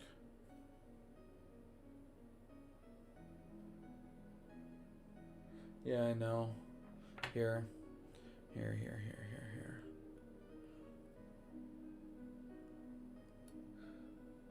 right. That's why I didn't do it. Do I have any alt accounts? No, never mind. You're not getting it until it's done. I'm sorry. Never mind. Just kidding. We're not doing that. I'm just kidding. Sophia, stop screaming. No, your rape is crazy. Is Ralsei making the stream? Okay, never mind. I'm not giving you a copy of the document. You're just gonna have to catch up the old-fashioned way. So, I read through the entirety of chapter 2. Yeah. I'm gonna stop streaming now. I'm getting kind of tired. People make mistakes. So did you really get mad over that misgender? I didn't get mad over a misgender. I got mad over Yeah. It's hard to get mad. I'm not mad. I'm just disappointed. Disappointed in all of you. All of you are disgusting. I'm just kidding.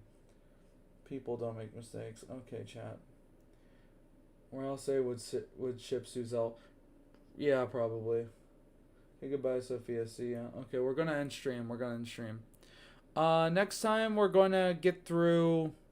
We're going to get to the Ralsei scene. We're going to have another Gaster encounter probably. Noel's going to use Snowgrave. It may or may not work.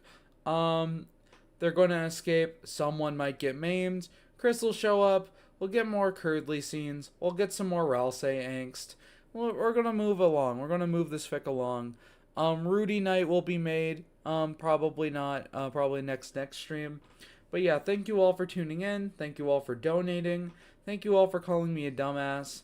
I really appreciate all of you, even if I joke like I don't. It was crazy that fucking Andrew Cunningham joined the stream chat. But yeah, no. Where is Azriel? Azriel is... We could take a break from the middle... Like, after the Ralsei scene, we could take a break and have Ralsei... I really want Azriel to visit Toriel in prison. The thing is with Azriel is I want people to die before we get Azriel. Because we already have, like, a cast that's really big. We need a character to die, I think, before Azriel becomes, like, a main player. You know what I mean? You know what I mean, chat? Because otherwise we have, like, 7 main characters, all of which are, like, goated, against, like, 2 or 3 main villains. And it's going to become, like, real repetitive. Toriel's in prison. Yes, rewind to the beginning of the stream where I reread through the entirety of Chapter 2. Okay. Goodbye, everyone. Thank you all for tuning in. I'm going to tune out from life. Okay, goodbye. I need to catch up immediately. There is a playlist of these streams on my channel. You can go watch them. Yeah, they're good. So, yeah.